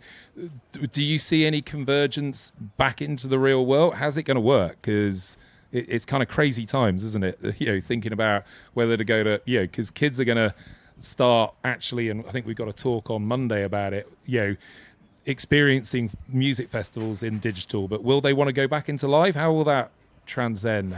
Will it cross over at all? What are your thoughts? Well, one thing I think about sometimes is, you look at the vision of the metaverse, you go to like Ready Player One or Snow Crash and all this stuff. If we get to that level of immersion and fidelity and it is like real life, there's this argument that's like, oh, it's going to be this dystopian future. We're all just going to live in our devices and the real world is going to suck. I think that's just an oversimplification. I think with anything in moderation. I think that everyone's going to be using that stuff once it becomes available, but I don't think it's an all or nothing. So I think there will be a balance. And look, we're humans and we're social. We all came out to South by Southwest in person because we wanted to see humans. So it's like that's, I don't think that's going away. But if you look at like a campaign, like a music festival, for instance, right? Like what is the purpose of doing a music festival or doing an event? It's like, brands are doing this because they need to get their message out there. They need to engage with audiences, and that helps keep them relevant, and it keeps driving sales. And my perspective and argument is, if you're going to do that, why not also amplify it into the metaverse, onto platforms like Roblox? If you're talking about like reach and engagement and real numbers, you're going to get all that from traditional methods and social methods. IRL component's great. Add in a metaverse layer and look at a whole 360 campaign with all those touch points. You're going to get massive engagement. Well, and this is what kind of interests me in the fact that that whole idea is really kind of interesting, because keeping it an always-on strategy and allow it, that's what's kind of great about Roblox, is it's not just a one-off. And so if you can kind of traverse the two, then it's going to get better results. And as the sort of data and ROI guy that grew up in the finance department, being able to do all of that, leverage the investment that you're putting into to have a real life event, have a metaverse or an immersive iteration of that, and then being able to link all those touch points so that you really have a 360 view of your customer. Totally. I feel like I sound like Salesforce, but well, no, but it's so true. To be honest, this is why we set Lively up. Was I was on the event side, and my business partner was on the live streaming side. And the hardest thing with event marketing was ROI, measuring it. If you start creating content and you have any sort of digital interaction, you've got that. And then just like you're doing now, you then tie loyalty into it. These are all great ways to bring your audiences in to actually be okay to share their data and be part of your brand. Yeah, and that's the direction this is all going in, because the days of, Bird agrees with as well. Yeah. The days of like just activating on these UGC platforms and getting the headline, oh, this brand made X world on Fortnite. that's amazing. They got some people to show up. 1 million people came, whatever. It's like, that's less important. Brands are becoming more savvy. The space is becoming more mature, and people are now saying, where's the ROI? You know, like, okay, eyeballs are great, but like, how did this drive sales? You know, like, look at Alo Yoga. We don't have a Flaunt integration. We don't track the users. So we know that it's been visited 107 million times. How does that connect to direct sales for Alo clothing or even the Alo Moves website? I don't know. I know that it's valuable, but it's hard to tell marketing executives, like, this is why you should spend X because you're going to get Y. So that's why, you know, kind of getting away from the top of funnel, going straight into direct sales and connecting those worlds. Once that happens, it's going to make sense to all the brands. Well, and it's a two-way communication, isn't it? And there's already been some examples of fashion brands actually testing, and I think we're going to hear from the guys from Geek in a bit, but with some real data points about the power of the fact that you can test data. So my daughter, she was playing in Roblox. My wife set a strict dress code because she was only 10. And I was like, have you ever checked out what she's doing? And sure enough, my daughter had totally styled herself out on exactly the clothes she wasn't supposed to be wearing in real life. And but she was styling herself. And we've already seen some great case studies where people have launched beanies in digital beanies, and they've been so popular, then the fashion brand has actually released those into the real life. So that just shows the massive transformation we're going in, starting in digital and then probably going back out into the real world. Yeah, it's like the oldest rule of marketing, right? Like, go to where the people are. You know, it's simple. Like, Connor brought it up on the panel here. It's like 70 million daily active users. They're all spending 2.5 hours per day on this platform. Males, females, that's where they are. So, and we also talked about how digital identity is so important. People are spending a lot of time, energy, and money customizing their avatars. It makes sense to them. So if you're a clothing brand and you want to stay relevant, you can't only make IRL clothing anymore. If you want to stay relevant for the younger generations, Gen Z, Gen Y, and moving forward. So I think you need to play in both arenas. This is the direction that we're all moving in. Well, and there's also, we've had a couple of conversations with brands now, and there was a lot of talk at CES about what we all need to realize is people are kind of growing up. So it's like, how do you market to your next customer? And so, for instance, we're having a conversation with a brand, and they came to us and said, oh, we're doing a lot in social media, but we now want to look at getting out into real events. So we're like, great, but there's two more layers you need to think about. One, look at loyalty and how you're going to tie all those things together and really get value out of that engagement. But also, let's look at digital events as well and start educating your next customers to kind of grow up with you. And I think that's we've been talking about this quite a lot. That's kind of what's exciting about where us as agencies are going to kind of start cross-fertilizing and hopefully educating our clients on how to integrate into new media channels. And your point's perfect. Get lower down the funnel and get more ROI. It's a no-brainer. Stop spending all those ad budgets and spend it in our world.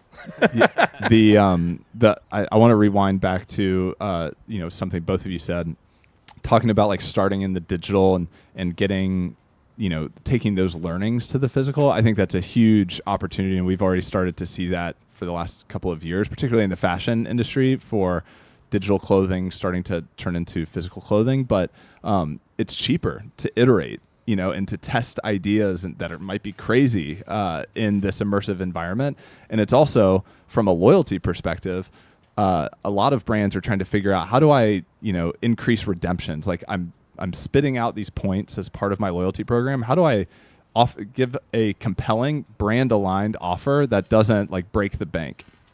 And distributing avatar items is relatively cheap. It's 20 cents per item that you're distributing relative to a 20, 30, 40% discount on a $150 product.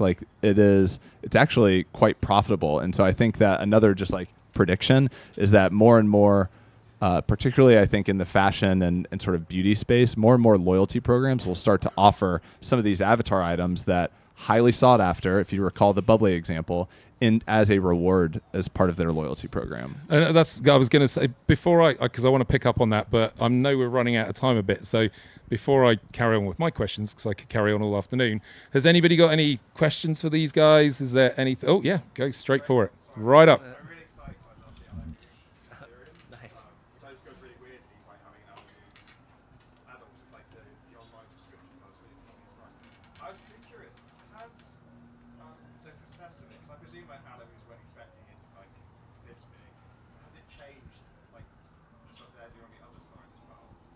Yeah, so Alo's very interesting. We built it 2.5 years ago with the hopes of making it a 1-month pop-up experience for New York Fashion Week. So they said, look, you got to make this thing super quick, and we want to, announce it at Fashion Week. Let's just see how it goes. We didn't even have any established goals or KPIs. It was like, I don't know, let's see what that does on Roblox. And it blew up, and people really loved it. And then this happens with a lot of clients. They don't have a clear long-term goal, with the build. A lot of times they have the plan just to sunset it after it slows down. But a lot of times it doesn't tend to slow down. It just keeps kind of going. And then you have this concurrent traffic that's there, and now the brand's in a position where they're like, do I keep it up? Do I sunset it? Do I have to pump more updates and live ops into it so I can get more out of it? And to our conversation today, it's like, or can I tie it to my real world sales, or can I somehow get loyalty people involved in this? It's a very young space as far as what brands can expect out of their campaigns. But I think that's a really important message, because that also comes out of the old sponsorship world of when brands used to come to us to do stuff in music festivals and stuff like that. We were like, please, if you're trying to go after that audience and you want to engage with fans, don't do a one-off. Don't do it just to, and it's even worse with tech. They love the headline, and it's great. I've just spent $500,000 to £1 million and I've got a headline newspaper, and then they dump it and move on. That's going to piss the people off that you've touched. Yeah. And I think that's where this is getting really interesting, because it's build the loyalty programs, now start realizing that you have to create longer term projects, because you're going to have more of a negative effect on your brand if you just go in and take advantage of that audience and go straight back out again. And that's why it's quite exciting with loyalty kind of being tied into that. So we're going to run out of time now, but I really do want to just have a couple of minutes talking about kind of the future of loyalty programs, because Flaunt are doing something really innovating. I know there's lots of kind of creative executions from people like MasterCard and stuff like that, but you've really kind of cracked where loyalty's going. So what's your vision for the future? That's a great question. So thank you. Thank you for asking the question. So I think I touched on this earlier, but loyalty is getting really, really, really important because of this sort of digital attribution role that it takes in marketing organizations, and because of all of the challenges that are going on with some of the more top of funnel and third-party data tracking.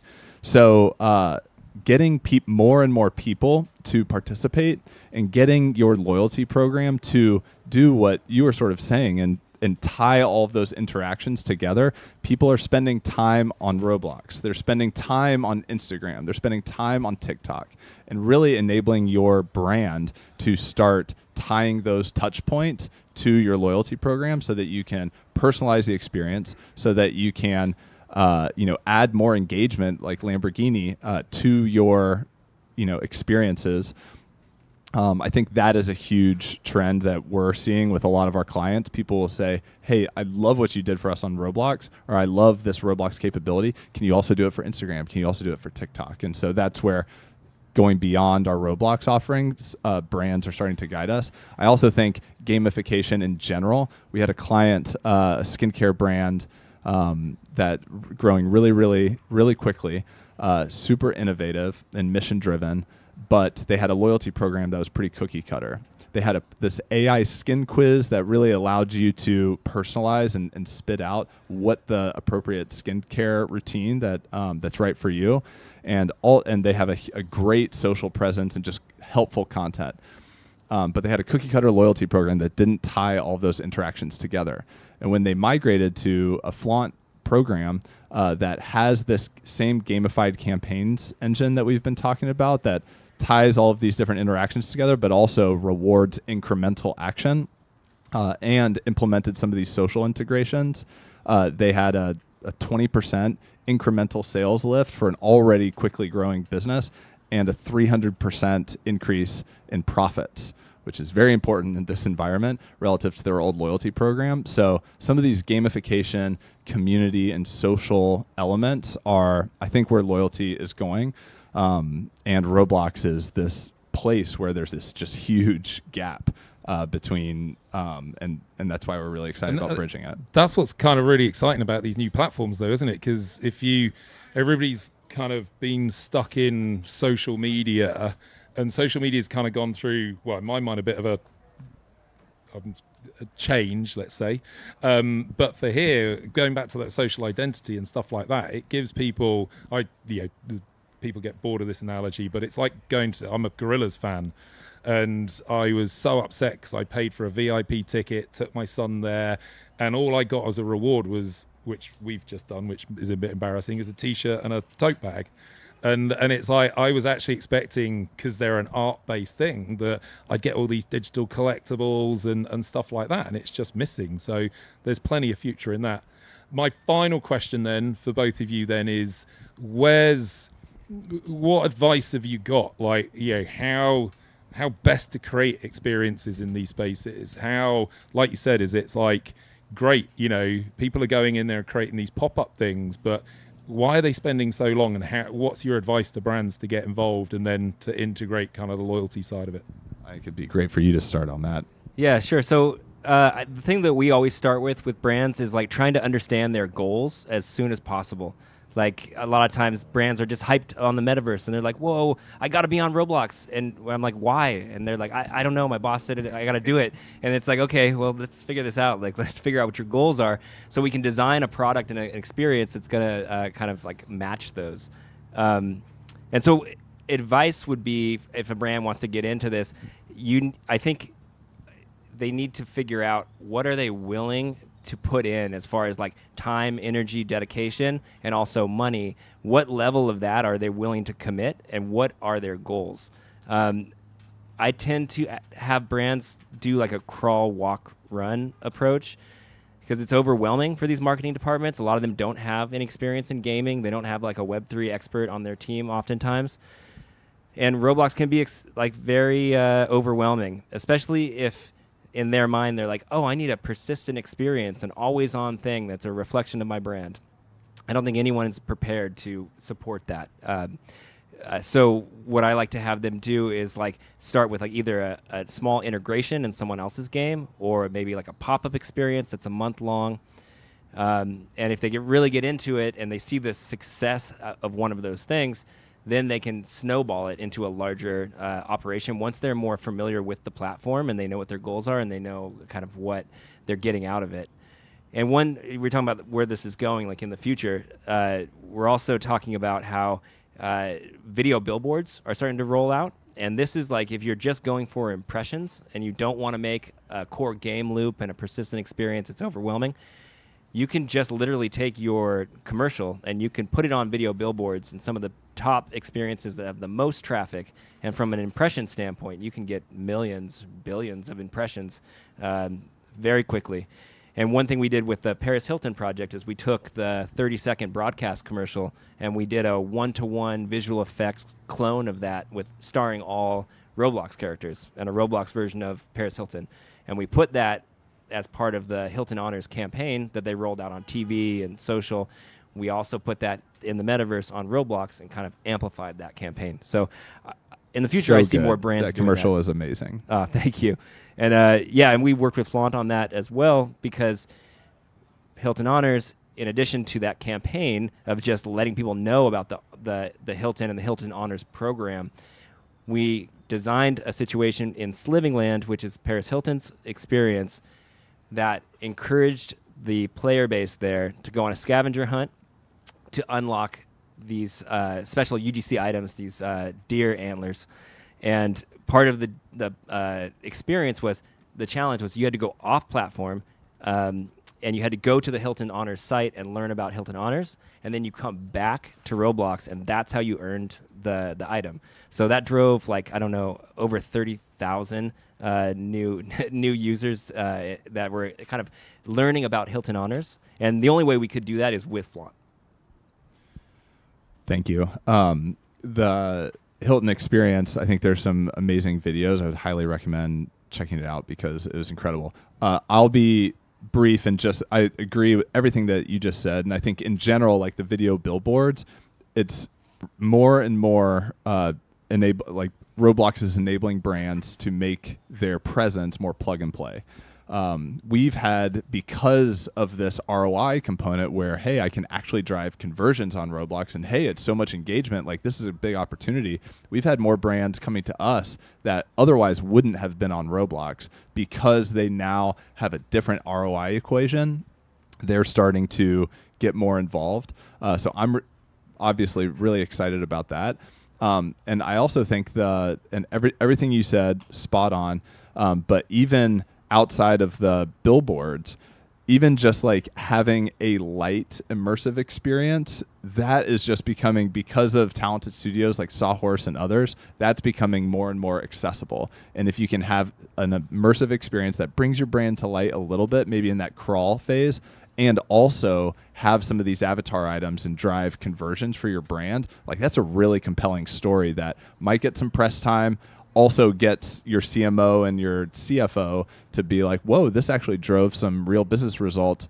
Maybe we should start walking a little bit faster and maybe get to run faster. So that's what I'm excited about the future. Great. Thank you. I think anybody else got a question before we wrap up? Oh, yes, please.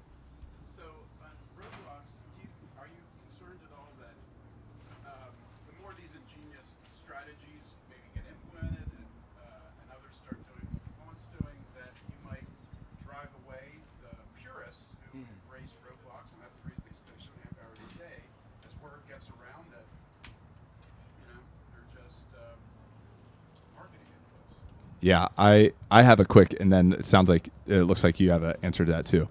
One of when I was at Roblox, one of my responsibilities for a couple of years was running the avatar marketplace, and historically, you couldn't. And another stat about Roblox is only 5% ish in a month of all of those players, and the monthly active users is more like in the 200, 300 million. Only 5% of those pay and buy Robux in a given month. So there's a lot of people that are engaging and don't have the ability to pay and participate. That means that they can't customize their avatar, and so they're walking around as sort of noob character without any additional customization.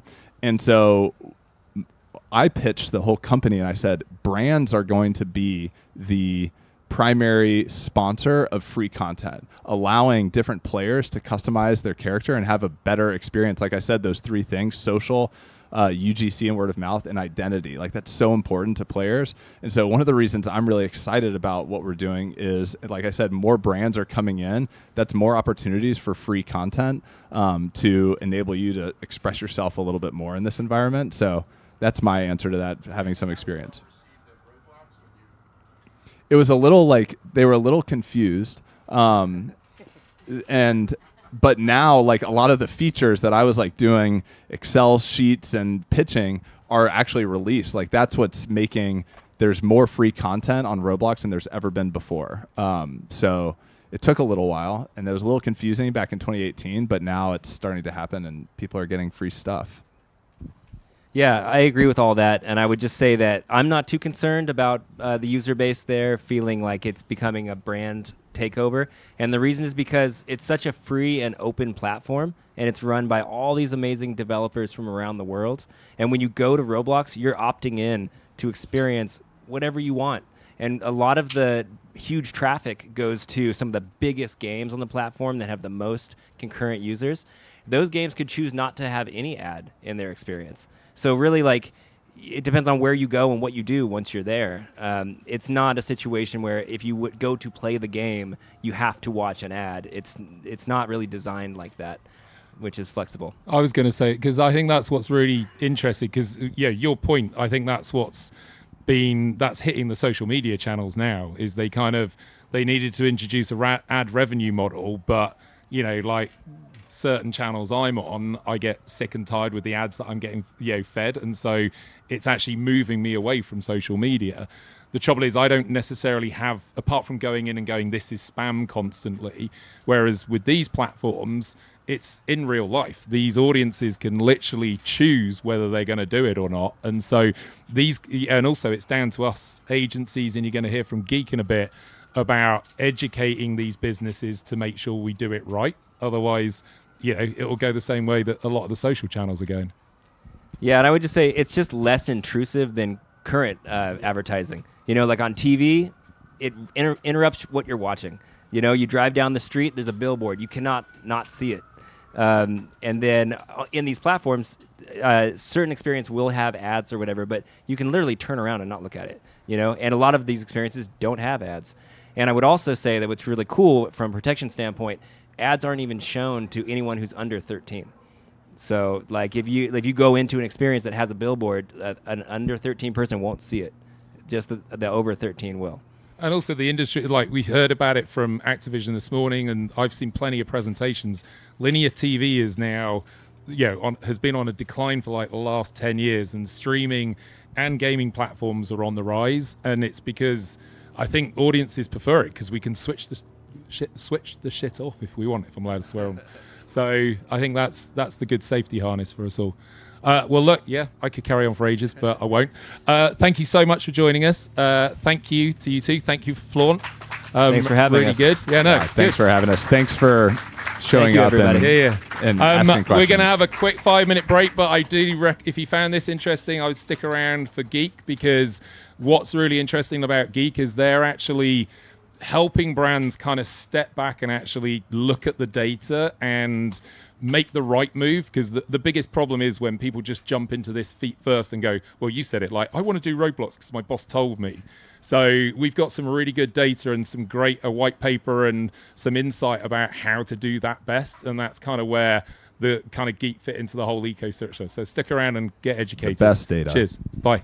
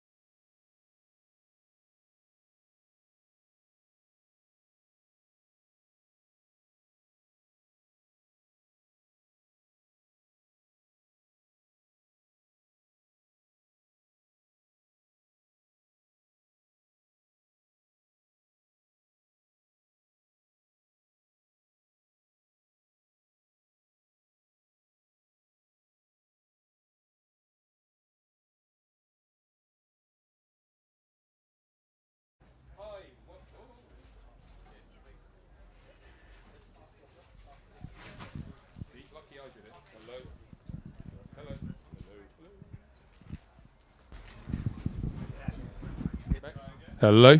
Hello. Bex. Sorry. Hi, and welcome to the final session of the day. It's been a fantastic day so far.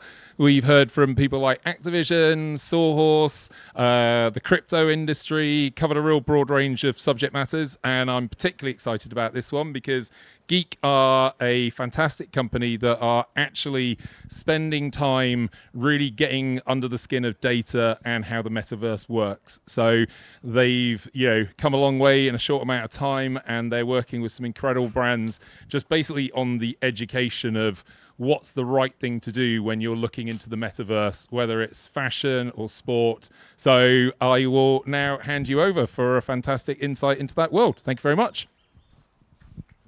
Cheers. Brilliant. Thanks a lot. Thanks, guys. I know it's the end of the day, so last presentation, I promise, and hopefully this should be interesting for all of you here. So today I'm going to talk about the state of brand experiences inside virtual worlds. That word metaverse has been used a lot. Sometimes it's abused. Some people don't know what it is. I quite frankly, still am a bit confused by it. So we're going to use the word virtual environments in this presentation.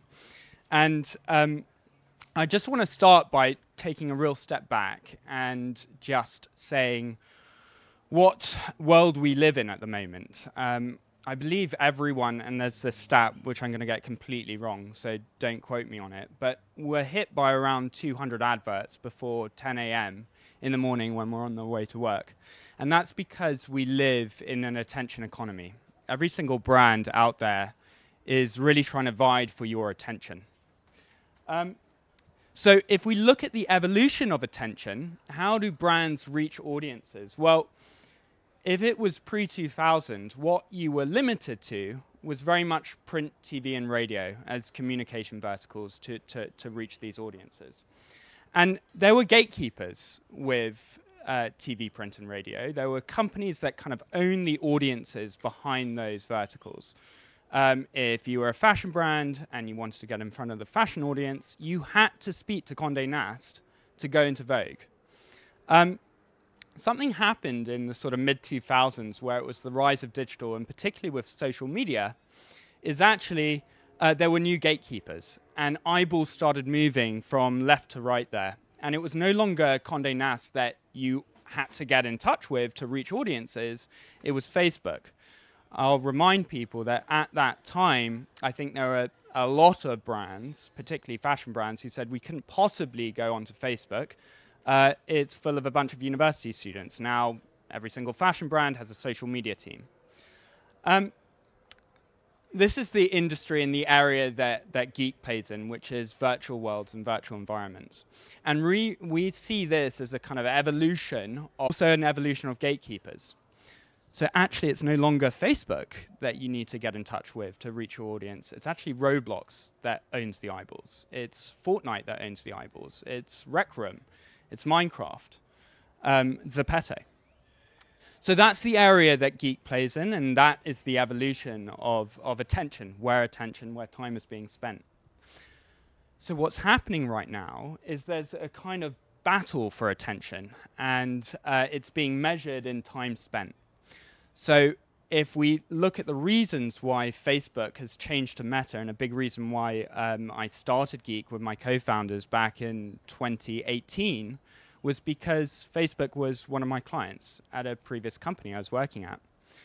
And they were essentially looking at gaming as an opportunity to reach audiences. And I was quite confused. I said, why are you looking at gaming? And they kind of looked at me like I was a bit of an idiot and said, well, Charles, obviously gaming is an evolution of social media. The people are going inside these games not just to play anymore, they're actually going inside to socialize. Now, if these individuals are going inside to socialize, what does that mean for us as a business? It means that we're going to become obsolete. It's obviously 4 or 5 years later, we saw that they came out with Meta. They're giving it a go. I'm still very bullish on them, but it's going to take some time.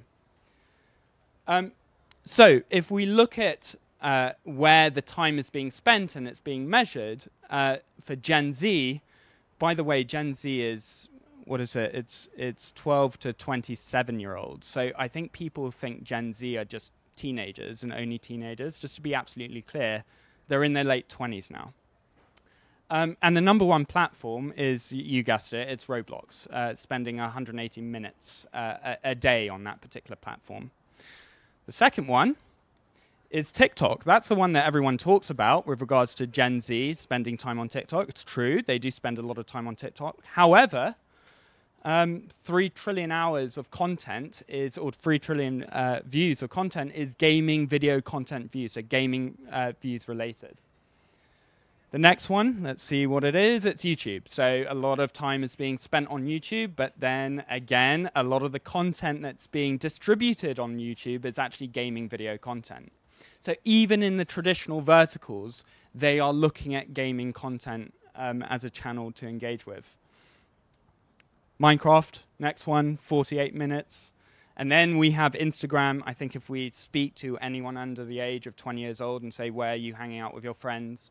It's pretty unlikely they say Facebook. It's actually quite unlikely they say Instagram. It's more likely they say TikTok and Snapchat. But then importantly, Fortnite and Roblox will be in that conversation. And then we have these other platforms as well, most of which are games.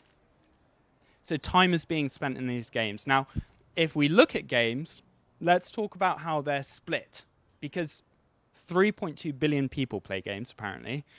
1.2 billion people watch other people play games, and there's around 450 million that watch people play professional video game playing, which is esports. So if we think about the first ecosystem, that would be UGC gaming platforms. Now, UGC gaming platforms are the Fortnite, the Zepeto equivalents, and there's some real advantages with these platforms, particularly when brands are looking at integrating into these experiences. And the big one is the player base. This is where the audience is. If I think back into 2020 and the time at which everyone was piling into the metaverse, these were the platforms that everyone was talking about. It was the Decentralands, it was the sandbox. But the reality of the situation is, and that old saying, fish where the fish aren't there. Now, the reason why a lot of brands were going into those spaces is because the objective, I hope the objective, unless they got it wrong, wasn't to connect with people, it was to get press and PR. Now, there are advantages with these particular platforms. It's NFT compatible, so those brands that were coming out with their NFT projects, they could attach some utility into these worlds. But the issue is the player base. They really didn't command the player base, and they are still existing today. I think they received a lot of funding. They made a lot of money on crypto. They are desperately trying to get the audience that's actually in here. And then finally, there's this kind of other option, which is new, I suppose, but it's what we call own worlds. And that's where brands don't have to rely on going into a platform like Roblox or a platform like Sandbox. They can actually build their own virtual world on their website. And I think you would probably call this immersive e-com. And businesses like Imperia and Obsess and Beyond XR are doing that. And that's fantastic. I mean, it's amazing because you are completely, you can get all the data you want because you own it. You're completely unlimited in terms of what you want to build. But the major issue is, again, there is no player base. You have to attract the audience to go into your experience. And not only that, you have to retain them. Now, later in the presentation, I'm going to talk more about them because I've got some quite interesting predictions to where that's going. Right, so I just want to talk about how brands integrate into games and how it's changed over time. And the reality of the situation is gaming has been around for decades, and people have been playing games for decades. And actually, brands have actually been integrating into games for decades. I think it was Tony Hawk's Pro Skater 2 back in the 90s where you saw Vans in there. But there are some issues, and the issues were a high barrier to entry. So actually, because they were one developer creating one game, like Pokemon Go here,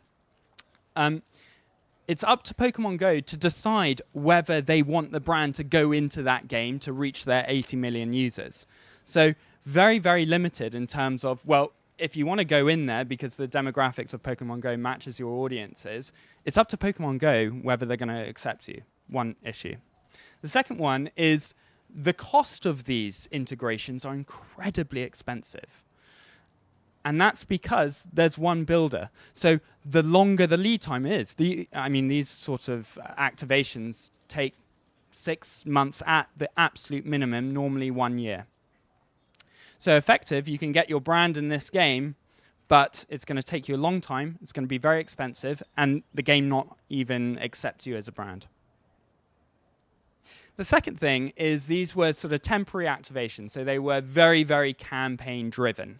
So you wouldn't go in and kind of stay in there forever. You would go in for a period of time, and then the game will say, okay, you're done, we got your money, and we're going to kick you out of the game. Which means that you don't actually ever own the audience. You're going in there to get eyeballs, and then you're coming out. It's not very scalable.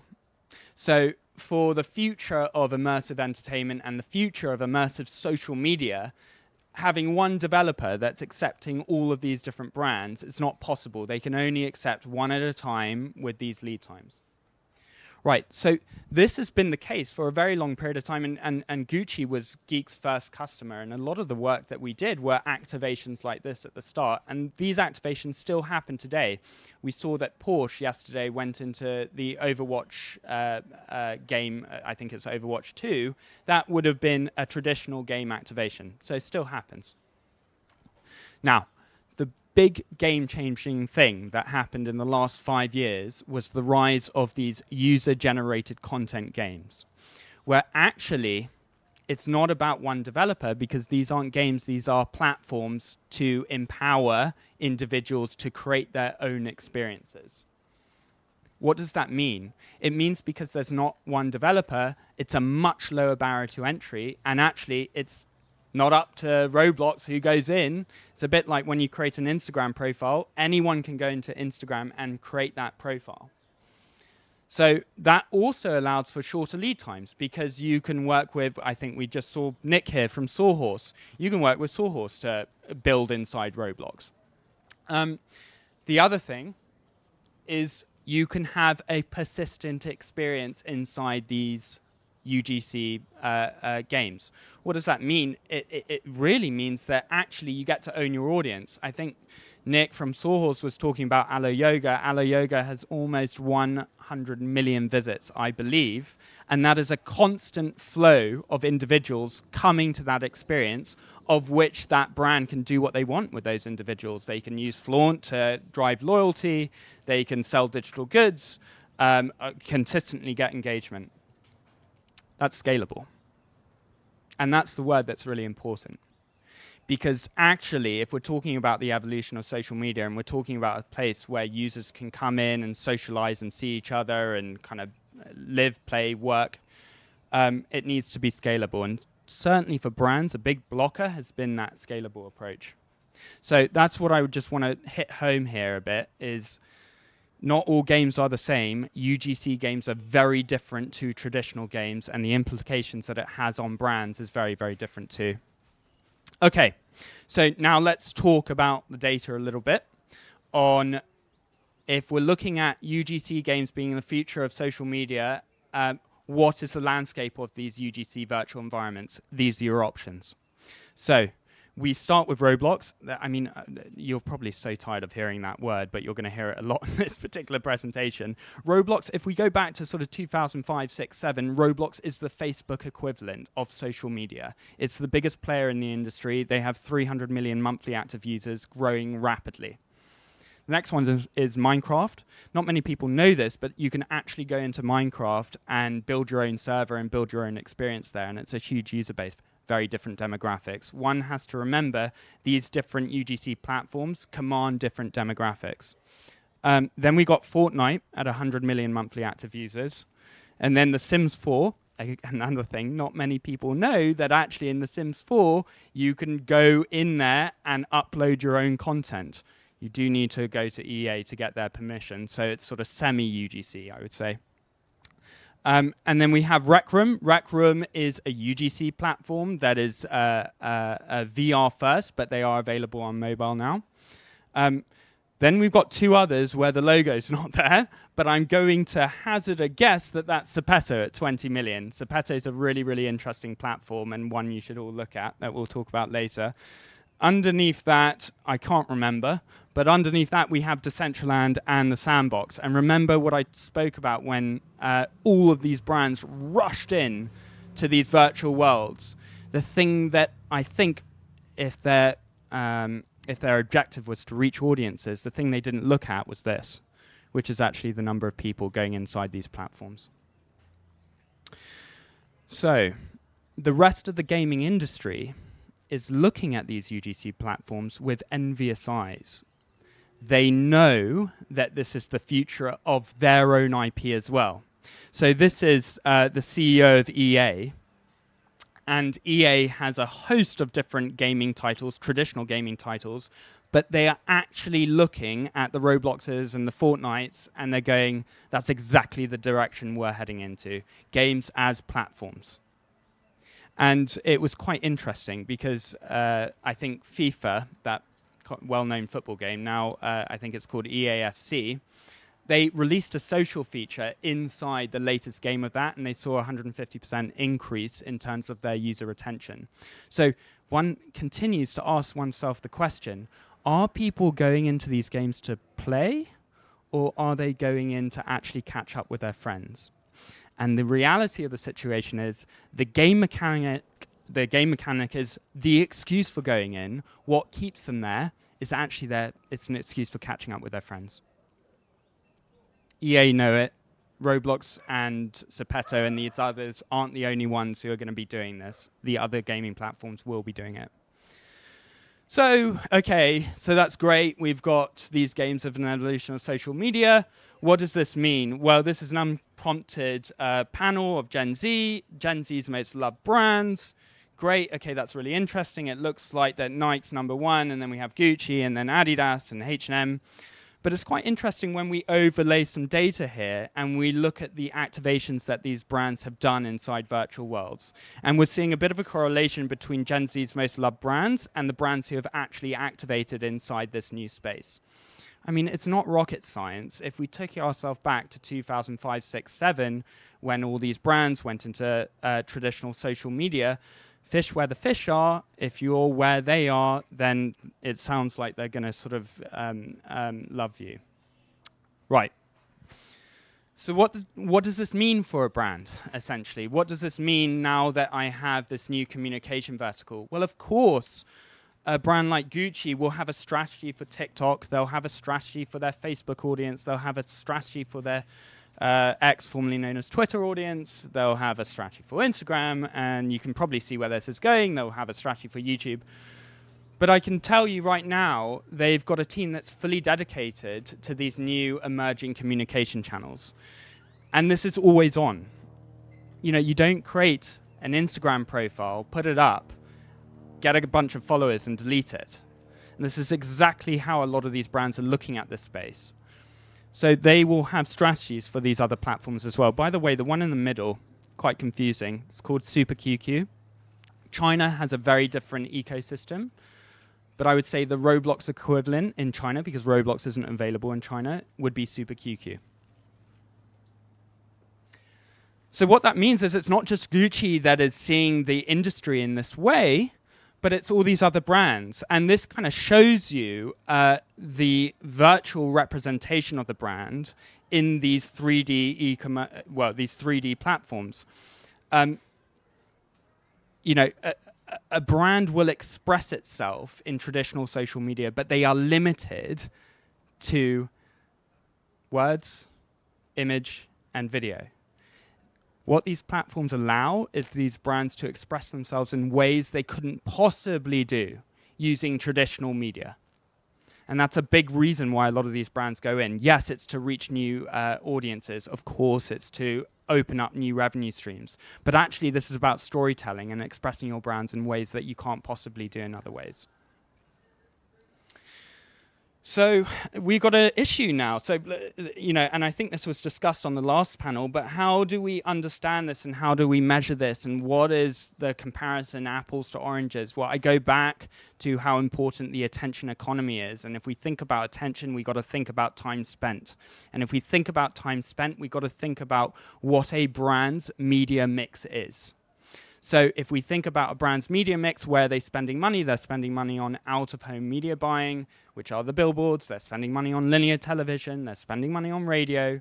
They're spending money in social media. Let's do a comparison of the amount that they're spending on social media, which, by the way, the budgets are pretty big there, and the engagement they're getting back in terms of time spent to these new immersive platforms. Now, just to be absolutely clear, this is H&M.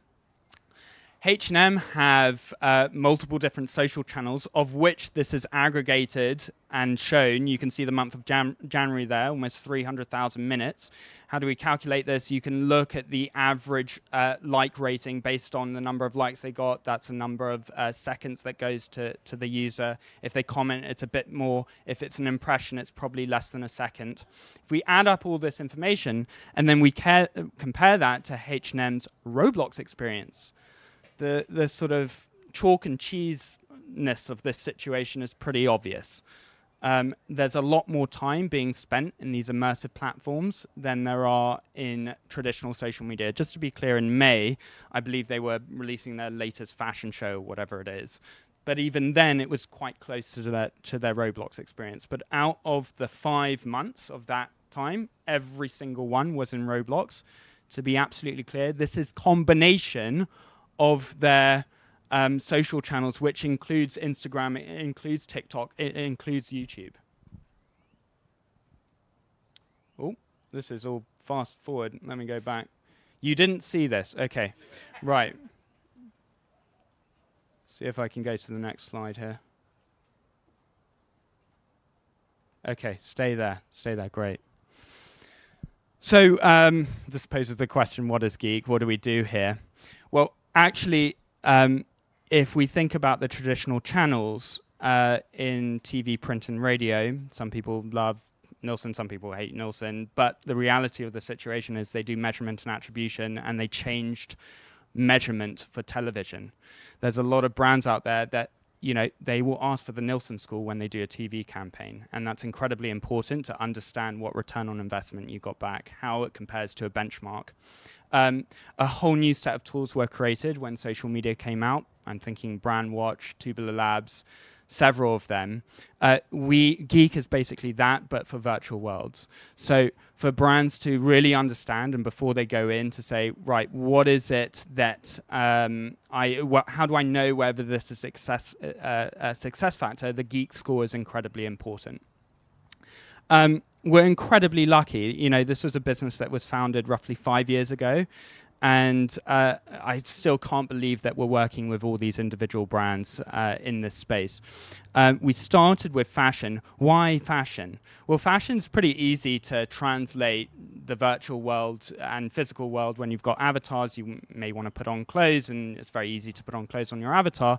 But I actually believe that fashion was quite slow to social media. I said before that fashion brands, when Facebook came out, they said, we can't possibly advertise in Facebook. It's a bunch of university students. We belong in Vogue magazine. Now, as we all know, social media is incredibly important to these fashion brands. I think as soon as they saw this space come up, they said, this is happening again, and we're not going to be late to this. So that's why you're seeing a lot of fashion brands leading the charge in this space, is my belief. Right, let's go a bit deeper into the data now. So one of the things that we do at Geek is we track all of the virtual environments, all of the UGC platforms, all of the gaming platforms, and we track all of the brand activations. So what's going on here? Well, what we're looking at is Q1 2021, and we're looking at the change and mix of virtual environments that there are and the number of brands that are going in. You'll see from Q1 2021, this is based on quarters, and these are new brands going in. This is not accumulative. You can see how it's changing over time, and actually Q4 of 2023 was a record-breaking quarter for brands entering this space. I think everyone is aware of the press and PR that's out there saying the metaverse is dead. That's not from what we can see over here. So there's over 200 plus brands just in Q4 alone that have entered the space. We released a report back in summer last year of Q2, and the total number of brands in the space was 350, and the number of activations that they had done was 500. Why are there more activations than brands? Well, it's a bit like social media. You don't just go into Instagram, you might go into Facebook and Instagram and YouTube. So that's why there are more activations than there are brands. The really interesting thing is, in 2 quarters alone, there are now over 700 brands that have entered this space that have created over 1,000 different experiences. So rapidly growing industry and continuing to grow. So let's delve into Roblox. The monster, Roblox, is the biggest one for brands. And what does it look like? Well, in the last quarter, 220 of those brands were entering Roblox. So Roblox is the beast when it comes to this. They are accepting most of these brands. And you can see here how small it was back in 2019. I think we put Gucci in Q3 of 2020, so quite early. There were also record numbers on Fortnite. So it's not just Roblox that brands are looking at. Fortnite is also growing rapidly, and the last quarter was huge for Fortnite. Just to be absolutely clear, the top is 120 there, and that's 70. So the scale's a bit off, but you can see the growth is massive. Question is Fortnite a challenger for the sort of Roblox crown? Well, we will see. These platforms are very, very different, and what you can do in the platforms is very different. I think Roblox is the best all-round package and the most, they offer the most opportunities for brands. But by God, Fortnite with Unreal Engine and their user base and the fidelity of their experience, it's really, really nice. I'm sure they'll be high on the toes. So actually, if we look at the growth of Fortnite, it's still being dwarfed by Roblox, but it is growing. I want to talk a little bit about the rise of integrations. So yes, brands are going into these worlds to build their persistent experiences. But if we look at the data here, and these different colors are actually different platforms. Light blue, I believe, is Fortnite, and green is Zepeto, and dark blue is Roblox.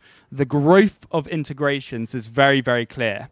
In the last quarter alone, seeing 70 brands in a quarter integrating into other worlds inside Roblox.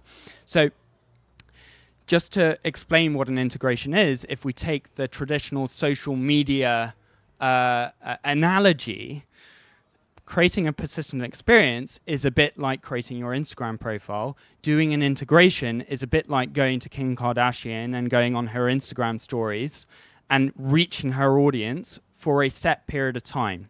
And of course, there are advantages and disadvantages to both. But I think a lot of brands are seeing integrations as a huge opportunity now.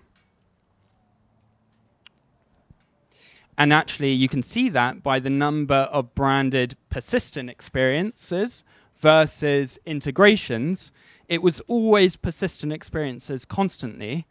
And actually, in Q4 2023 was the first year where it was even, the number of integrations versus the number of persistent experiences. So let's see what happens in Q1 of this year. I want to talk a bit about an activation that happened on Roblox that I think is really exemplary in terms of utilizing all of the latest technology and really going further down the funnel in terms of success in Roblox. And that's Paris Hilton's recent activation. It wasn't Paris's first time she went into the platform. If we think about Paris Hilton, I mean, she was one of the first to really adopt social media and understand mainstream culture and how you can utilize that culture. So she's a bit of an expert herself. She knows what she's doing. She was super early into Roblox, super early. She knew that this was just 3D social media. And she went in with Paris World in Q4 of 2021. What's really interesting is you can see I think this is overlaid by activations on Roblox. She went in and Sawhorse did this activation, a brilliant production company that works with a lot of brands, with Slivingland. Now, why is it that you can see here the data on the right is essentially the benchmarks where you're looking at time spent? Remember how I said time spent is really, really important. How does it compare to these other activations? Why is Slivingland on top in comparison? I've purposely removed the other brands because I just don't want to get in trouble. But why is it that Slivingland is better than these other brands instead of time spent? It's because the way the experience has been crafted is it's been thought through in terms of the game mechanic. It's been thought through in terms of the value add to the player. It's really, really important that. So when a brand is going into these spaces, they've got to think how they are uniquely adding value. Also, I just put this in because I just love this as well. It was not just looking at how we can translate this directly to the Roblox community, but how can we use traditional advertising means to show what we're doing in that platform. And I'm not going to talk too much about Flaunt, but it's a really, really great technology. Further down the funnel, how do we get better ROI? This was one of the first of its kind and should be noted for that. Let's talk a little bit about what we're seeing happen in the future. So I mentioned that fashion was one of the first industries to go into this space and go in a lot. But actually, looking at the data, and this is for Q1 this year in terms of the growth, a lot of the growth that we're seeing is media and entertainment. I think this was the first quarter where media and entertainment brands outpaced fashion brands in terms of integrations and in terms of, well, not many persistent experiences because they're more campaign focused, but we're seeing massive growth in media and entertainment now, beginning to understand it. We're also seeing some huge growth in personal care and cosmetics, food and drink, retail with Walmart, and obviously we spoke about Hilton, Paris Hilton with Hilton Honors in travel tourism. And then sports. So all these different industries are activating in this space. And a typical question that I get is, as a fashion brand, it's pretty obvious to go in because I'm putting the clothes on my avatar. But really, how do I do this as a food and drinks brand? Because what am I going to do? Have an avatar walk around with a can of Monster or something? No. How do you advertise Monster or Red Bull in linear television? It's storytelling. The only difference here is the storytelling is far more enriched than the storytelling on traditional media. So the way you can tell your stories here are really important. So I just want everyone to know that this isn't a space just for brands that are flashy and fashion brands. This is a space for all brands. One just needs to be creative about how you communicate that brand. Okay, so with that, we're going to talk a little about ones to watch in this space. Some of you might be surprised that I pulled these up, but let me just talk you through this. Apple Vision Pro has recently come out. I think VR is amazing. It's incredible, but the problem is there's not many people that use it. These are the companies I would really look at quite carefully. I mean, absolutely, it goes without saying that the UGC gaming platforms will continue to grow and continue to be huge. I have no doubt about that. But if we think about Rec Room and the daily active users that they have and the monthly active users that they have, it's a really interesting platform. I would look at that platform as receiving some serious growth this year, especially with the rise of Apple Vision Pro and the sort of proclivity to come back to VR. That's going to be important. VR Chat is another one I would look at. It's a UGC platform, and I remember it's the one that was missing on the logos. It has 7 million monthly active users. Another big one that people should be looking at as well, because that is a very, very authentic VR audience. As VR becomes more important, this platform will become more important. Zepeto is the sort of dark horse. When we think about UGC platforms, we're talking about Roblox and Fortnite the whole time. Zepeto is the sort of third runner, I would say, at the moment. They have a huge audience in South Korea and Japan and Southeast Asia, and a smaller audience in the US. But I would arguably say that Zepeto is the most social out of all of those platforms. So that is one that brands should be looking at.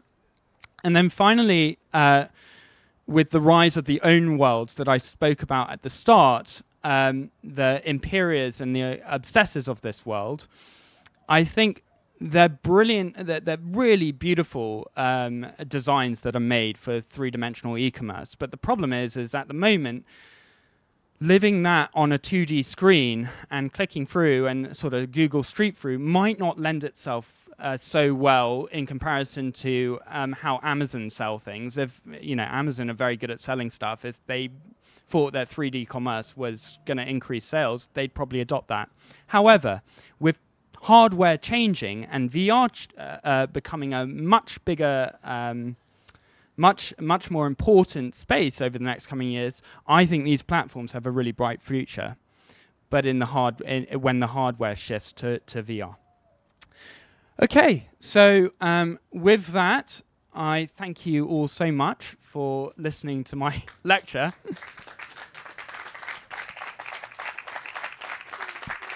Thank you.